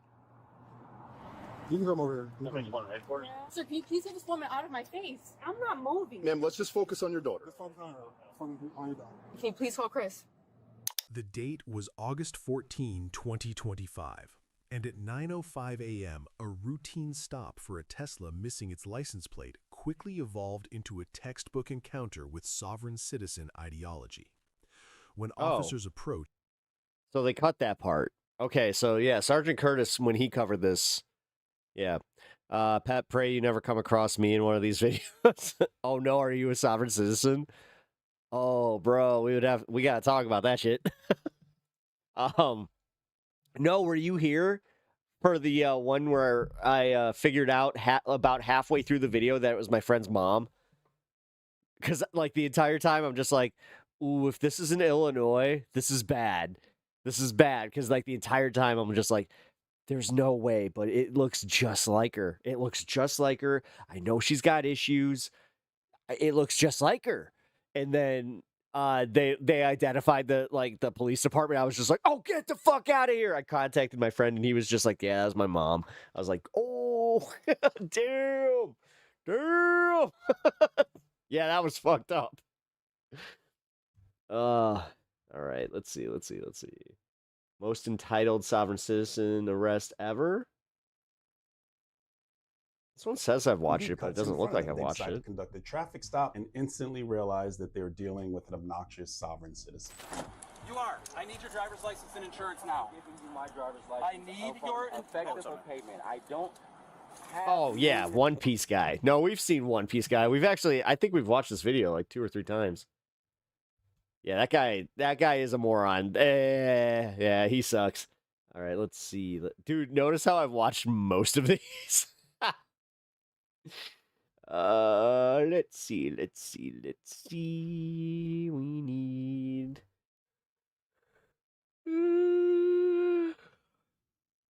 Fuck your script. Oh, this one was good. Let's see. Man, this is the problem. I've seen most of these. Fastest sovereign citizen arrest by the best non-nonsense. Okay, I hate the fact that it is like glazing the cops, but Hey, we're gonna tase you. We're gonna tase you unless you step out. I haven't seen this. Okay, just okay. Don't reach for shit. All right. Don't reach for your weapon. Right from the start, this has all the classic sovereign citizen warning signs. Dude, and half these channels are AI. Oh, God. Hey, give me your ID. Come on, bro. Stop. Alex, I'm convinced we work too hard, man. I'm not messing around. I'm just making sure. I get you. Kidding. People But will like one how day this goes dictates how how look we back do and it. they'll just be like, you know, I appreciate the guys that do this. What's your problem? You got bogus plates. They're fake. First of all, nothing else going on. They're fraudulent plates. It's a class 2 felony. Refusal to cooperate. Oh, shit. Oh, shit. Fake plates is a class 2 felony? Oh, I didn't know that.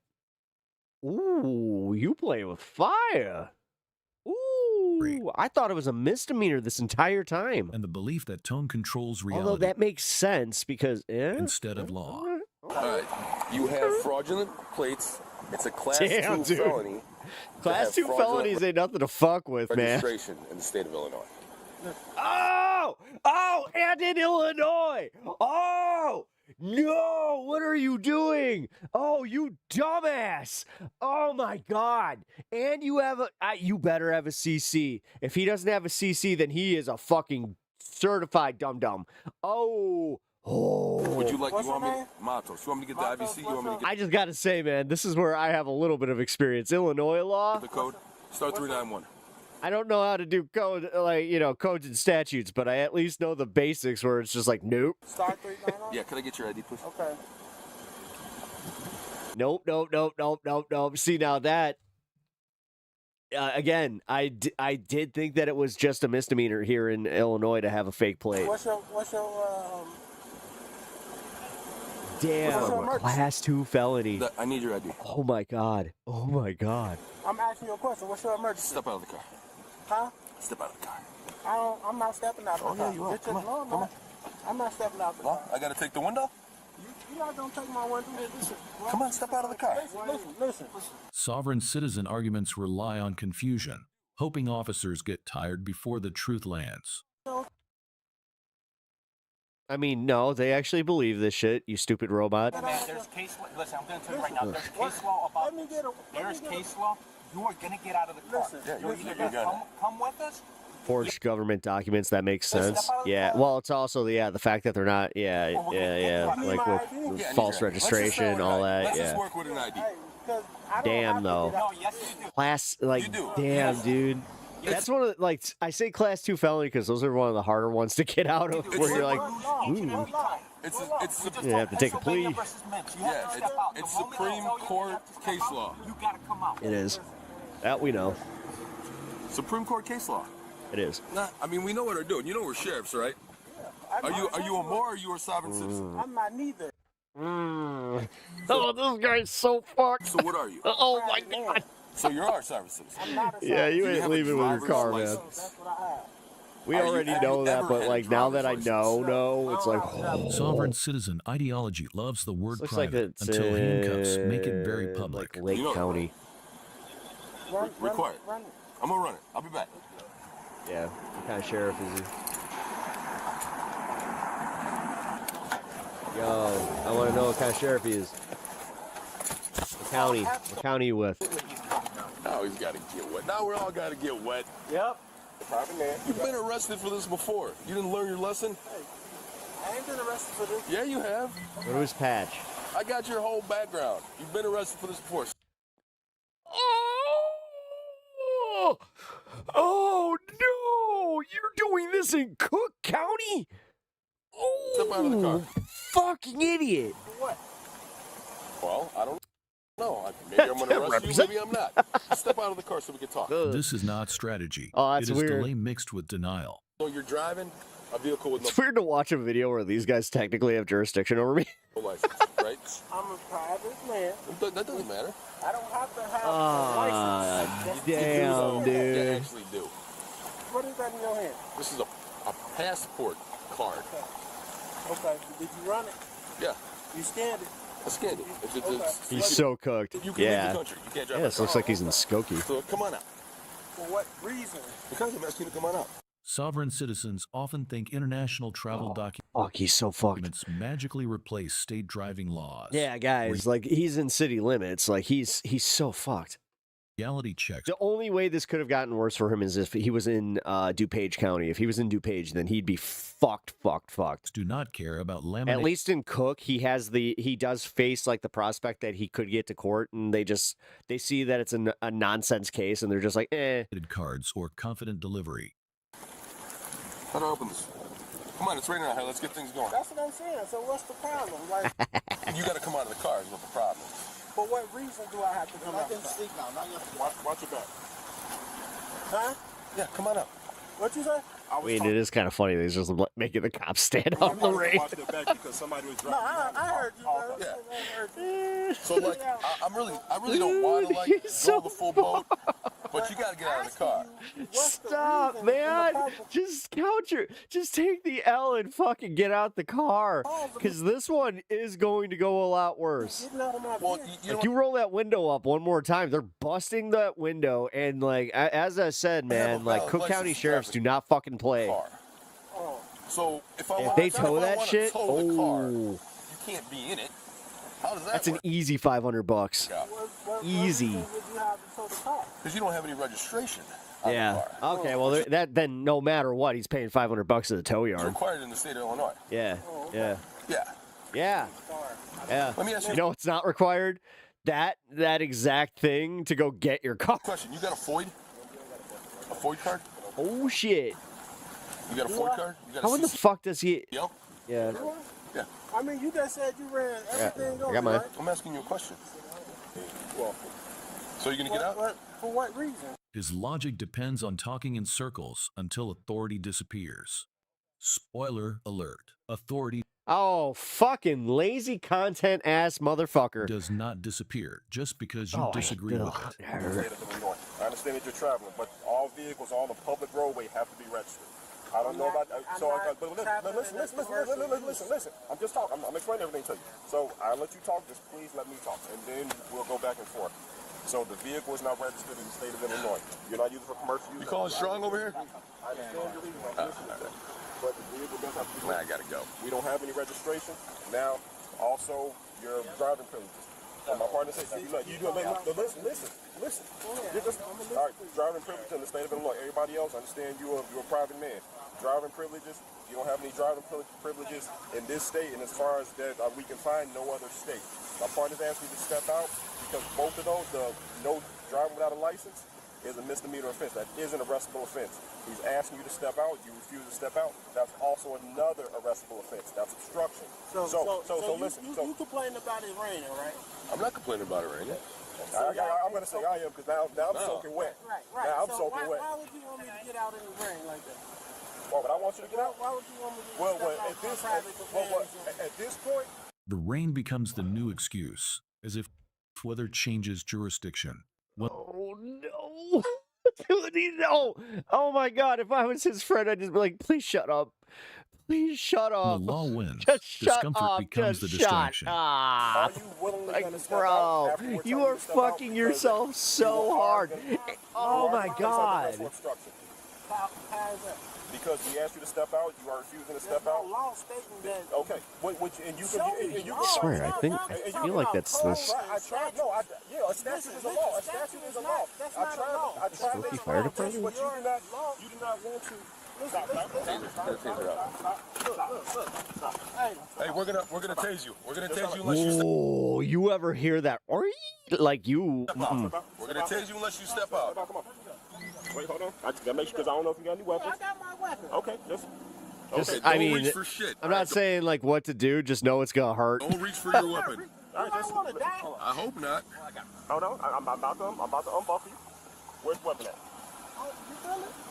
Okay, just make sure. All right, just lean for me. I'm about to pull it out. Sovereign citizen videos always reach this moment where choices run out. This is where internet law meets real-world enforcement. Without letting it go. Yeah. All right, I got the weapon. Now come on out, please. Come on out. Come on out, my guy. Let me get. What? I'm sorry. Relax. No, you ain't no relax. Come on. Nothing, man. Come on, bro. What? Come on, man. Just Stop. It's done. It's done. Underhand. Let me get another cuff. I got it.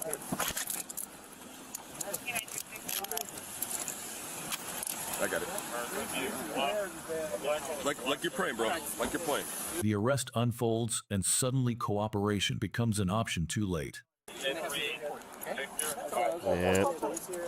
We're gonna go in the car, the black car. For what reason, though? You're under arrest. For what reason? Obstruction. Obstruction? Yeah, obstruction. Yeah, it's kind of clear cut on this one, man. Like, it's okay, relax. God damn it. We'll make sure you're good. Can you move the jacket?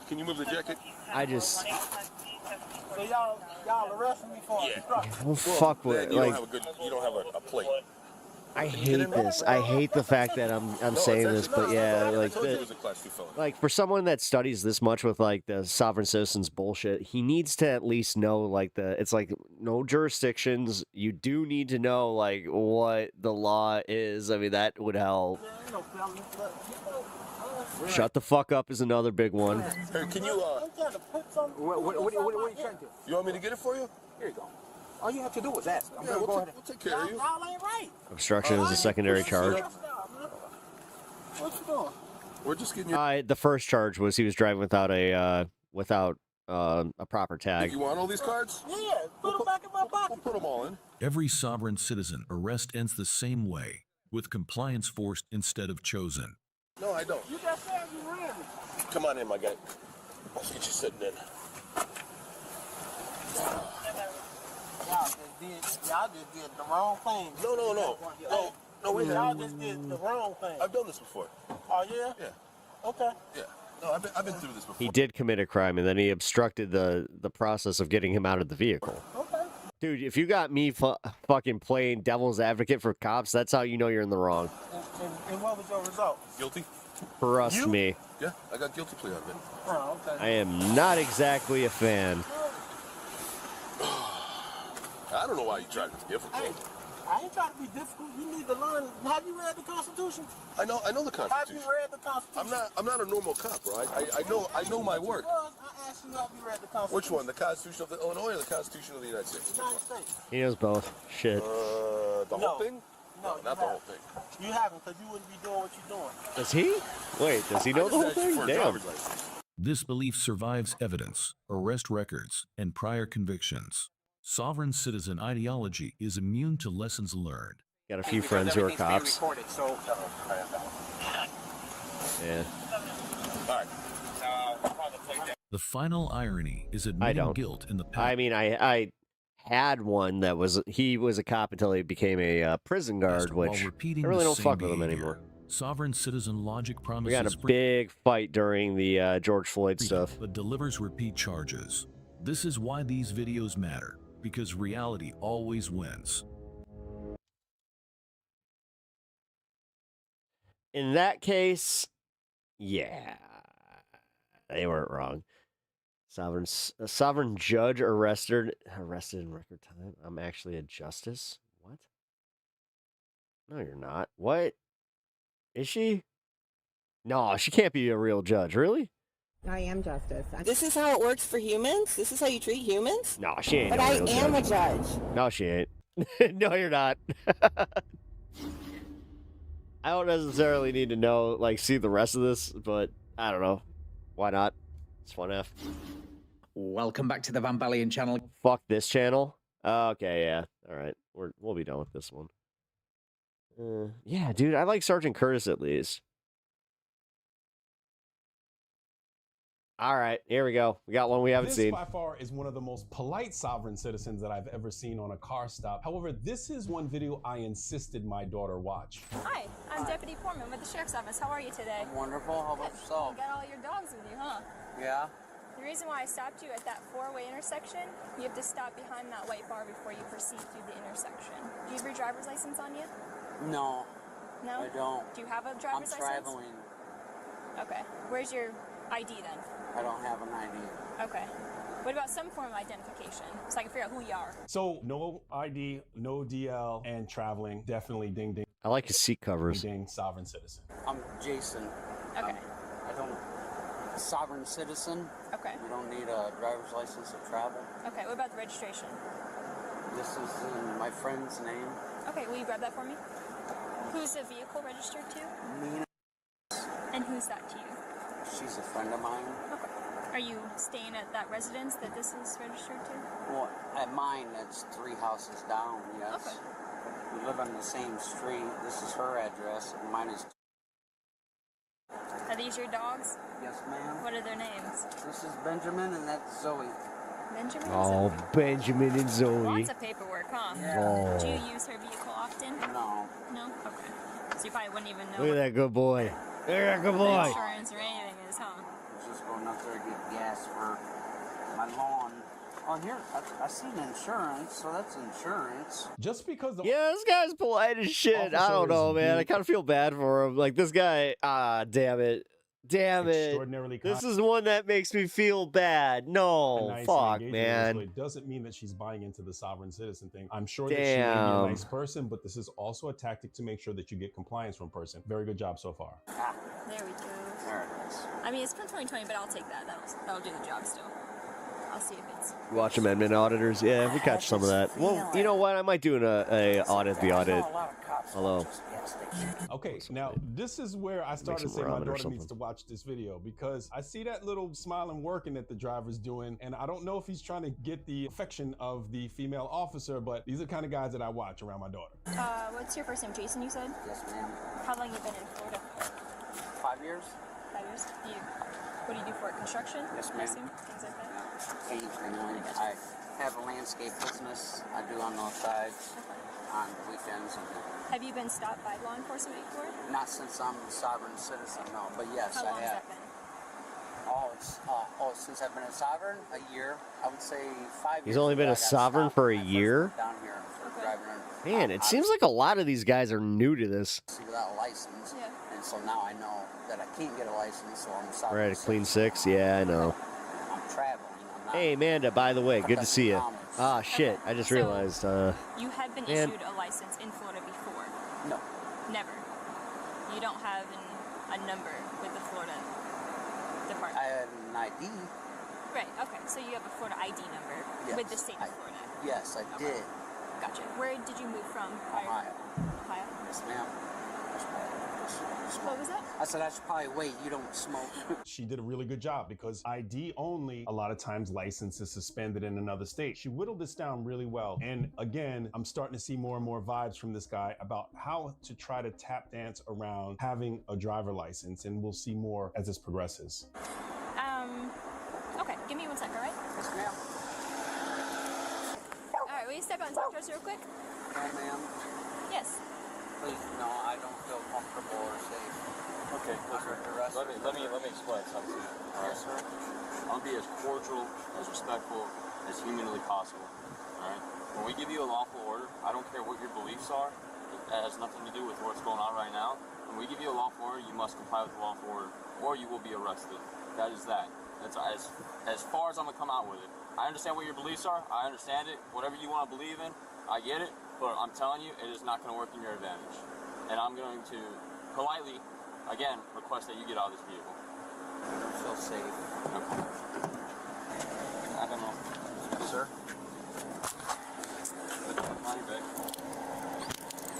Do you have anybody that lives with you at your house? Yes. Can you grab my phone, please? No, you're going to get charged with obstruction because you failed to listen to a lawful command. And it could have just been probably a criminal citation where you get a court date and you don't go to jail, but I gave you the opportunity, right? Gave you the opportunity. But now we have to add more to it, all because of some probably silliness that you're believing in. Definitely, deputy don't play that vibes from the second that the male officer got engaged with the subject. He was going, I could tell. Because you watch YouTube. And I'm telling you, YouTube is not correct. Who lives at your residence? That's not. Is that their name in your phone? Yeah. Will you tell her to come get your Call dogs, your please? supervisor, please. He's at the office. Can he come out here, please? Hey, can you come and get the car and the dogs? They're gonna arrest me. I'm on the corner of Normandy Street. Normandy? I'm on Yeah, speaker. I don't know where Normandy is. Can you send me an address? All right, come on. Can we have your supervisor come out here, please? He's not going to come out here right now. I want to pause it right here. Okay, a lot of people may wonder why the male officer took over the stop, and I was wondering that as well, and I don't 100% know why, but I can speculate and give you at least one plausible reason. If you look at the vehicle of the female officer, it looks like it's a plain car, and it has these lights, and maybe she was conducting some type of traffic enforcement, and the male officer is a transport officer. That is one plausible reason why you saw the transfer or the switch. A lot of people will say, oh, she wasn't able or capable of taking the guy in custody. I don't know the answer to that, but I'm going to err on this side of saying that may be why that occurred. So you have a little bit of understanding why sometimes you see the switch in the officers. I get you requesting it, I'll give them a notification that you are requesting it, and I'll That's see if fine. it's not the law. No? There's zero law. See, I don't know where you would think these laws are coming from. Like, you're influenced by... How do sovereign citizens get into this, into the exile mindset of I'm above the law anyway? Yeah, dude. Think, Vid, that's a great question. I'm right there with you. I don't get it. That's why I'm so fascinated by these guys. It's like, I just... Right to travel, okay, Yes, yeah. sir. On Florida roadways and highways. Yeah, with you'd the think that obligation you of would having a kind of valid see license. past it, you No, know? that's when you're a sovereign citizen. Oh, If you so have- you're if a sovereign traveling- citizen. So you're a sovereign citizen. Yes, that's what I was Okay. explaining. Well, to her. welcome If you're- sovereign citizen to the laws of the state of Florida, where you need a valid Florida license to operate a motor vehicle in the state of Florida on the Florida roadways and highways. I'm sorry you don't believe in that. Like I said, it's nothing against you. It's your beliefs. But I'm telling you, you're about to find out how the laws work. I understand that. Well, if you don't understand, then you would understand that you need a license. But you don't want to go get a license because your stuff is suspended in whatever, Ohio. And I've tried. Okay, well, you need to reinstate your license in Ohio and get it fixed so you can get a license in Florida. That's why I'm doing the sovereign citizen. I haven't. Well, I'm received telling my you that passport in the mail. sovereign citizen thing is not going to work. I'm telling you. But you don't have to believe me. I've been doing this 7 years. It's not going to work. Have a seat. So he's going for obstruction and Yes. he resisted? He doesn't have a valid license, right? Okay. So when we tell someone to get out of the motor vehicle and they refuse to because of their beliefs, whatever their beliefs are, I understand it, but it's a law. I'm requesting you remove from a vehicle. He refused to Why do so. does When she I had just to look open like the door, get him embodiment of out Florida? myself, you're getting charged with obstruction. I don't know. That's just the way it is. I didn't eh. want to do that to him. I did everything I could respectfully to get him out of the car. Trying to be nice. But it's whatever he wants to believe in. YouTube or whatever his amendment rights are. I can't stop someone from believing in what they want to believe in, but I'm telling you that you're going to go to jail. It's the rules. I'm sorry that you don't like the rules, but Can I say anything to him for a second, or? yeah, if you like to. Yeah. Your dog's gonna stay in the car. Okay. You gonna bail me out? I guess so. I mean, you better be paying me back, though. I have to get the lawyer now. 'Cause Well, I know. Here, talk to you. Hi there. Hello. Corporal Diaz, Charlotte County Sheriff's Office. What can I do for you? I'm being arrested for traveling on the road, sir. Okay. We all have a right to travel, but I don't. You're right. You have the right to travel. But I have to get a driver's But when you're traveling in the streets of Florida, Yes, sir. you have to have a license. Okay. So that is the law. This guy Whether really you is agree like to it or the not, chillest that's one I've not ever for us seen. to discuss. Okay. Our job is just to enforce state laws, and state law says that you have to have a driver's license. Even if you're traveling and not. Even if you're traveling. Commerce. Even if you're traveling, you have to have a Florida driver's license to drive a car or a driver's license from another state to operate a motor vehicle on any roads in the state of Florida or any. The dumbest face itch. It's on like the corner of my anything else I can do for mustache, you? where it's just like. But Did I answer your question? Okay. What the Bye. fuck with this? Hang on tight, okay? Super clean. The officer that took the subject into custody, professional, explained the law, didn't waste a lot of time, and handled business in a safe manner. It's exactly what I like to see. Deputy, don't play that. Straight to the back of the car, exactly what should happen. We all have to abide by the rules and laws of the state that we live in. This man is no different. And why I made my daughter watch this video, because look at the peril that he put this female in. He says she's his friend. He's driving her car, no driver license, put her at risk of getting her vehicle towed. And she seems like a nice lady. She was even talking about bailing him out. Share this video with your child so they know that, one, if they loan their car to someone, that person has a valid driver license. Because there are some people who don't care about your stuff as much as you do. Did she say she would bail him out? Maybe Yeah. he's a nice guy, but he definitely didn't use adult judgment. No, I mean, he used a different type of judgment. I'm gonna shut up because it's a cell phone on that one. Entitled sovereign citizen, assaults officer. I gotta get going after this one. I kind of want one more though. If I can't find one though, then that's all she wrote. Kind of starting to look that way. Fastest sovereign citizen arrest ever. I don't like the format of that. Law don't apply to me. We've seen this one. God damn. I think that we've actually gone through, like, yeah, we've seen this one, obviously. I remember that guy. I'll drive off. Nope. Nope. Nope. Nope. Nope. Nope. Nope. Nope. Nope. Nope. Nope. Bust your window. Come on, man. I'm not a citizen.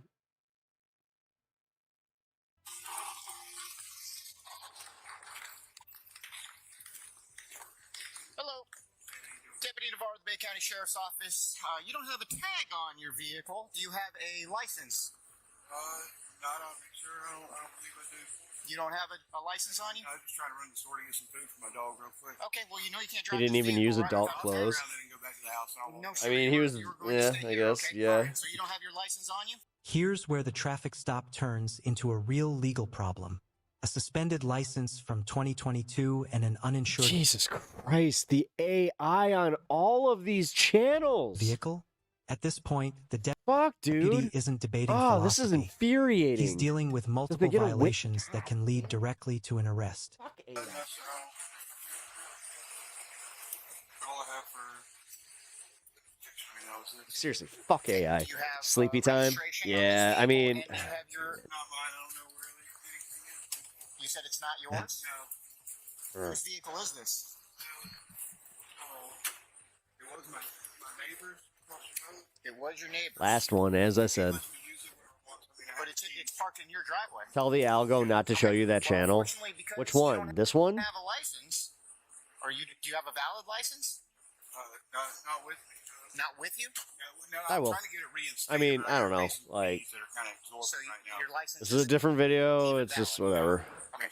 All right. Sit tight, okay? All right. After a brief investigation, it was discovered Justin's license was suspended in 2022 and the vehicle was not insured. Whoa. Did the AI really just take the cop's voice, or do the cops do that now? Hey, Justin, step out of the vehicle for me, all right? What you need? All right, come here. Am I going to be arrested? We've got an issue here, okay? What's the issue? Well, the issue is, one, your driver's license has been suspended since 2022. Oh, that's... Okay? Yes. Two, all right, you're driving a vehicle with no tag on it. It's not driving, though. That's kind of a commercial term. No. You're traveling by means of driving. I don't know why. It makes me happy every time they say it. Yes. Well, what are the means? What means are you traveling then?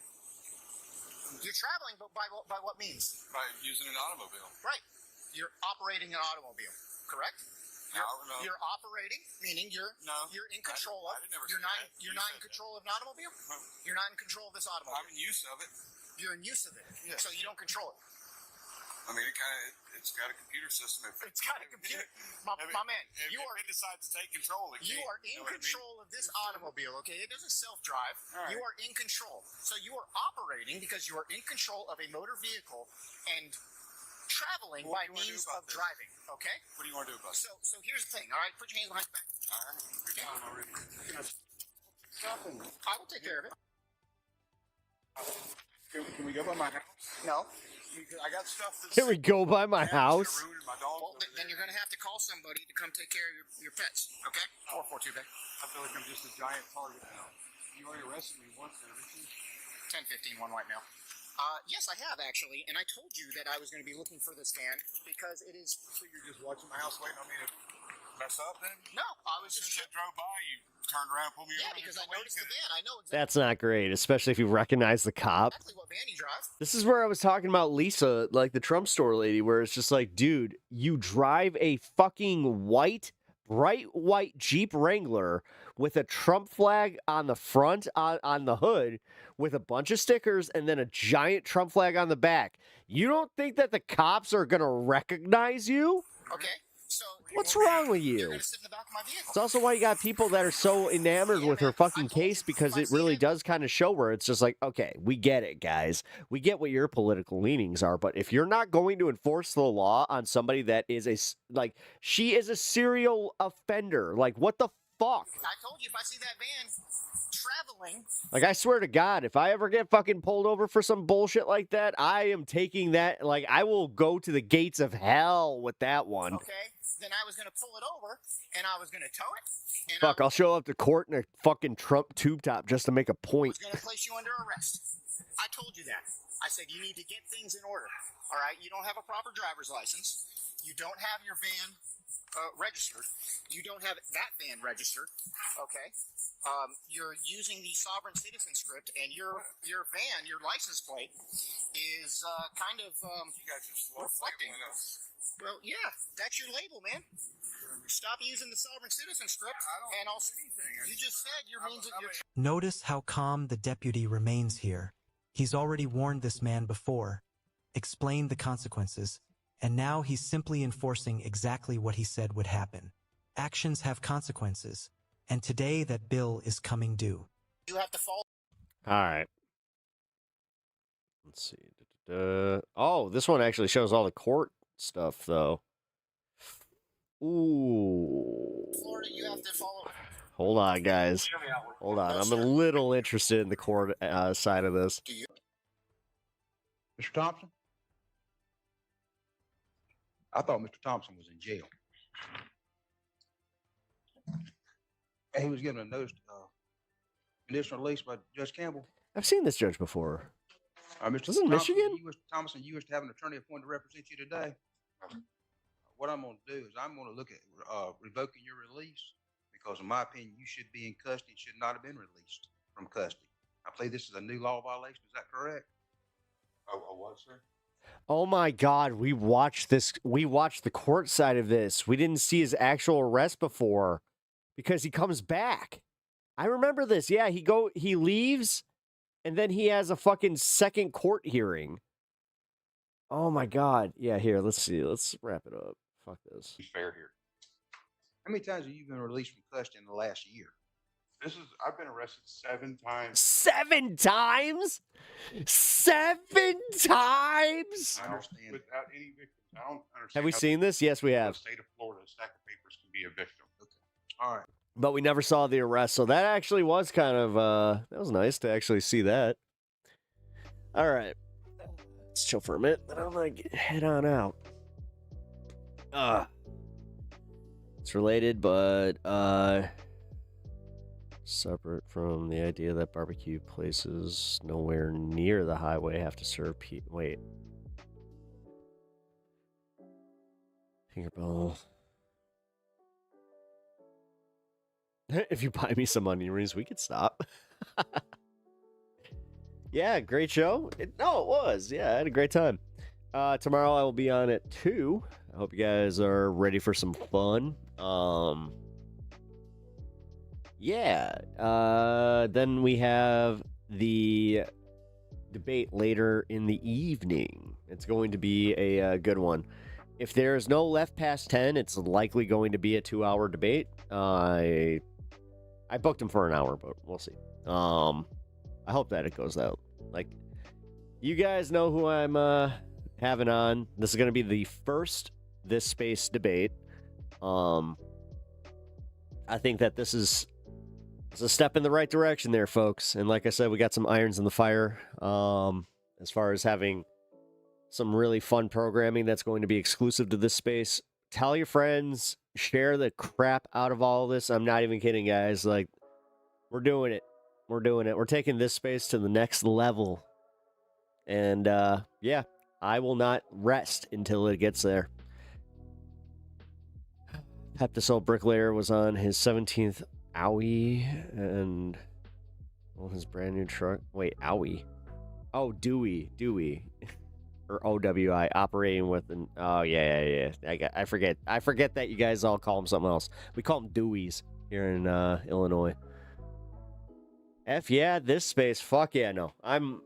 Listen, guys, I've said it enough to the point where you're probably getting annoyed with it, but I kind of sat down and thought about how much this project means and just what needs to happen to push us in the right direction. We just need to get over this little hump that we're just kind of... It is what it is, you know? We had too much syndicated content kind of just rolling throughout the day, like kind of banking on that, where, you know, we need to grow these audiences, we need to share audiences, and we need to... There's a few things we need to address as far as, you know, some... just ideas on what we can do and, you know, things that people can look forward to. So it's going to be a good time. So didn't even have plates on it yet. I mean, oh, wait. Oh, shit. He didn't even have his plates on. That sucks. Mouse, how are you so damn knowledgeable? Because they are fucking awesome.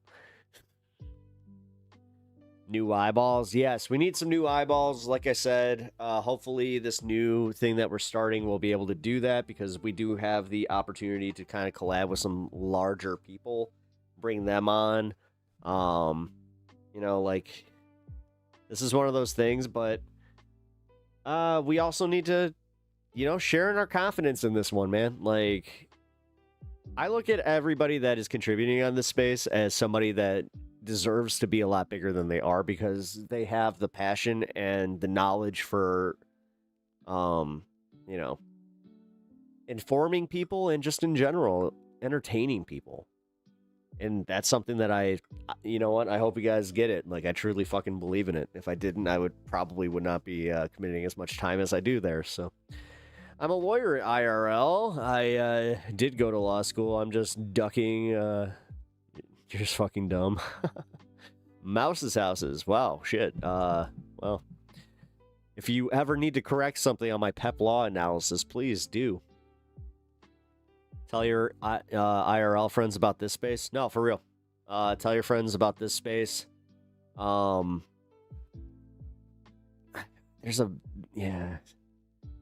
You know what? Fuck it. I'm going to do it. Call for action. If you guys are part of the Majority Report Discord or some of like the larger creators' Discords, don't be afraid to put this out there and do like a call for action to get people to follow this space. Because honestly, man, you're usually right. Yes! Oh, I love the fact that I'm me. Like, dude, nothing is funnier than me schooling somebody that, like, technically should be, like, part of, like, that community, where it's just like, actually, no, that's not how it is. God, I really wish I became a lawyer. That would have been so much fun. Kyle Kalinske should join this space.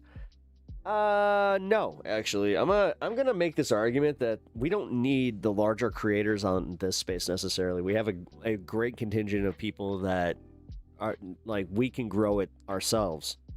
What we need is more guests. Like, if Kyle Kalinske could be a guest on this space, that would be fantastic. You know, the Leftist Mafia guys, if they could, like, devote a little bit of, you know, and I understand it's asking a lot. We all have stuff going on, but it's time. It's time to mature. Yeah, it is. I guess it is. So with that being said, let's do a quick smoke break, and then I'm going to head off and make some ramen.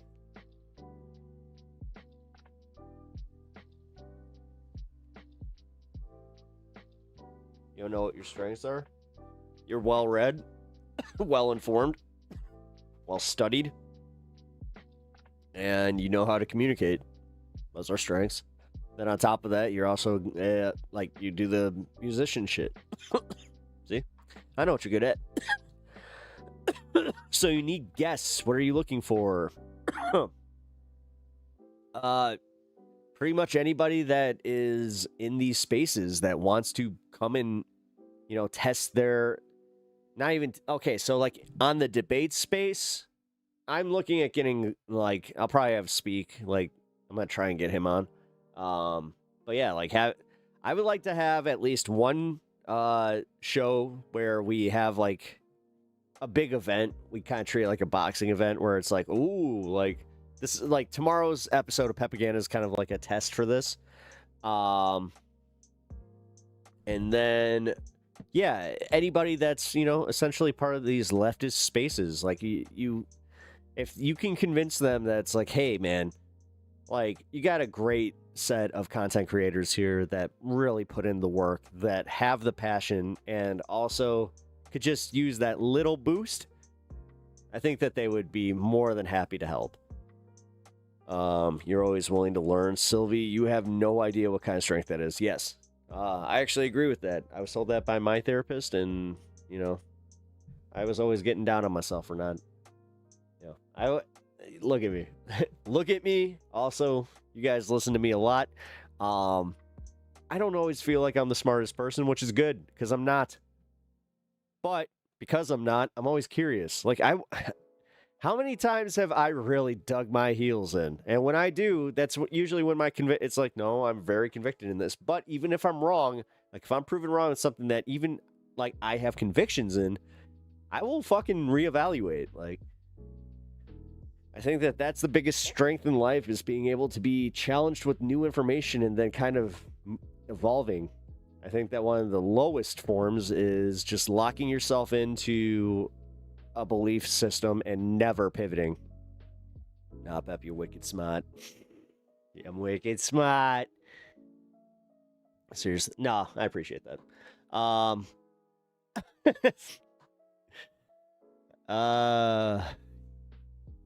No, it just reminds me of something that my mom used to say. My mom used to be like, and like, this is kind of fucked up, like, this is existential, and then I'm gonna go. But my mom used to just be like, do you ever wonder, like, where you would be if you didn't start smoking? I'm like, not as happy, that's for sure.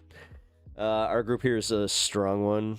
Yeah, and that's when I'm saying that, man. Like, because I have such a kick-ass audience, and, like, you guys are so, like, committed to, like, watching us, but also a lot of you guys are also committed to, like, being on this space. If you don't even, like, some of you are obviously mods for this space. So this is where I say, like, it's just, we got to this point where, and I'll call it what it is. Like, we got to this point where we grew, we got a bunch of creators on there. Like, we started getting, like, the blueprint, and we started kind of following it.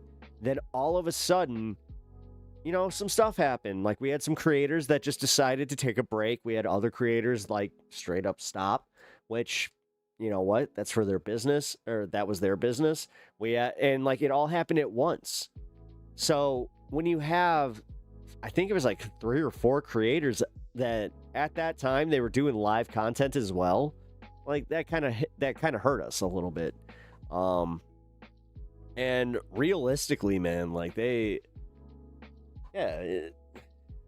syndicated stuff is great as long as it's being used as, like, either a filler or it's stuff that, like, people have not seen.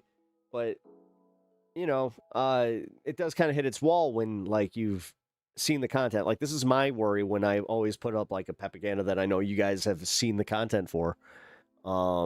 That's why I've even done, like, the extra bits. Like, there was the Jeffrey Epstein episode where you guys didn't see that because I recorded that an hour before I started my actual, High on Politics show.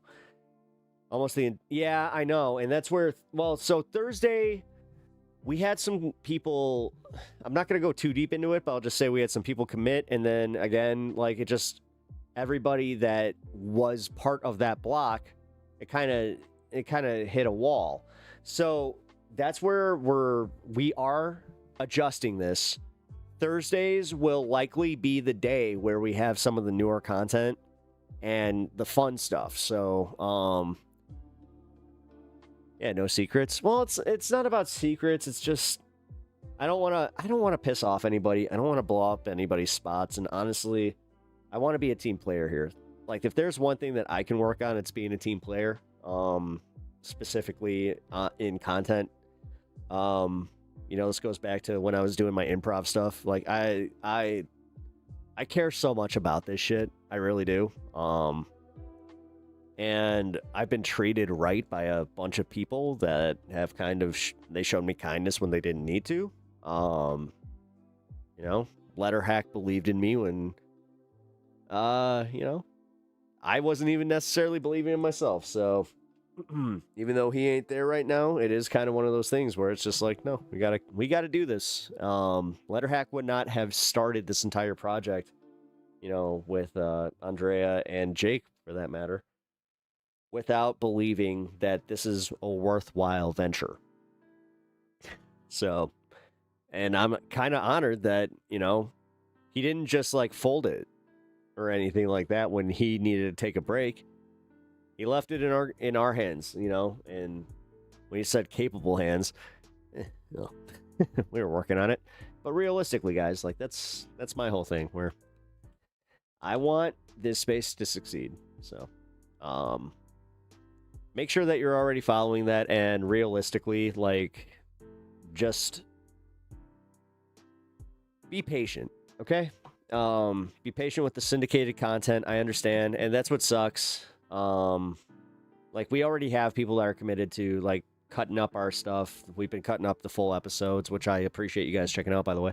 But yeah, I'm excited to see where this year takes this space. I am too. I really am, because I got a good feeling about this one. I think that it is going to blow up, like, as far as, like, the good way, where it's like we're going to get some recognition. We're going to start moving into, like, I don't think we're, like, going to be at, like, the point of some of the larger content creators that we watch, especially in the leftist space that we were all part of. But I'll say this. We're going to get past that. Like, my goal is to personally get to the 5K by the end of this year, and then get this space to 5K. That is, and like, if I could get this space to 10K, like, if we, like, I don't know, no ego there. If we can get this space to 10K by the end of the year, I'll be over the fucking moon. Because I love to see someone like Son and Michaud talk there. My favorite leftist. Oh, you know what? That's the thing. Well, we're going to work on getting some more interviews that we can tie to this space. I mean, one of the biggest problems is being confused as a content creator when you're trying to grow your own channel and maintain an audience on your own channel. And not everybody can commit an hour or two or three to, exclusive programming on this space, when it's like, yeah, like, realistically, yes, this is kind of one of those things where there's hobby aspects, but it's like, yeah, trying to make a living from it. But that's where I'm saying, rising tides, baby. Let's go. This is where no jealousy, no none of that shit. Put your ego aside. Ego death is required at this point.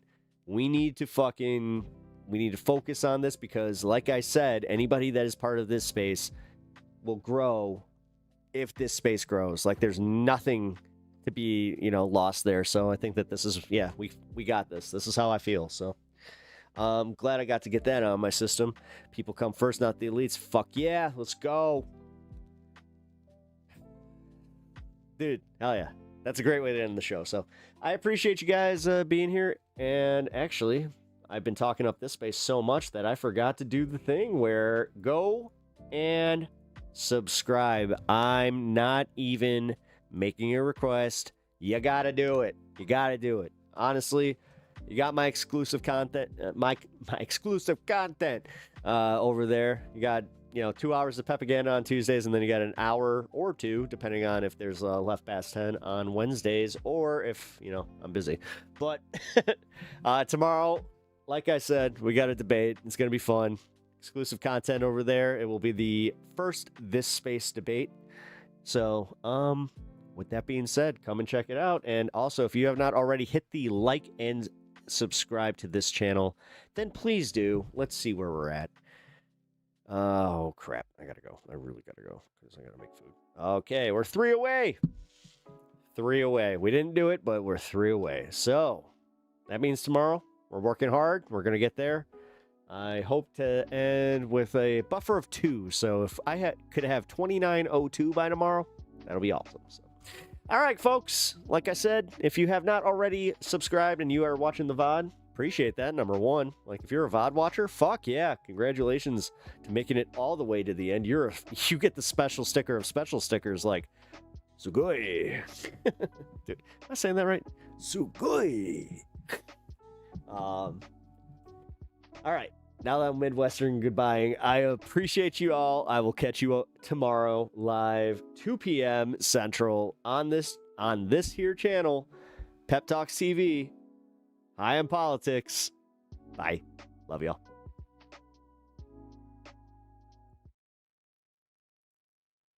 Who the heck is Pep Talks? I'm not gay, but I fantasize about Marco Rubio. Pep Talks. Pep Talks. Pep Talks. Let's eradicate the Kung Flu. I'm literally coming. Pep Talks. Pep Talks. Who the heck is Pep Talk? They want our women. They want our children. Pep Talk. Sometimes no means yes. Grab them by the Pep Talk. Grab them by the Marco Rubio. Obama is a racist. Pep Talk. I'm literally coming. I'm Pep literally coming. Pep Talks. We found weapons of mass destruction. My fellow Americans, it has been confirmed today from Pep Talks that we are indeed all high on politics. Night, y'all.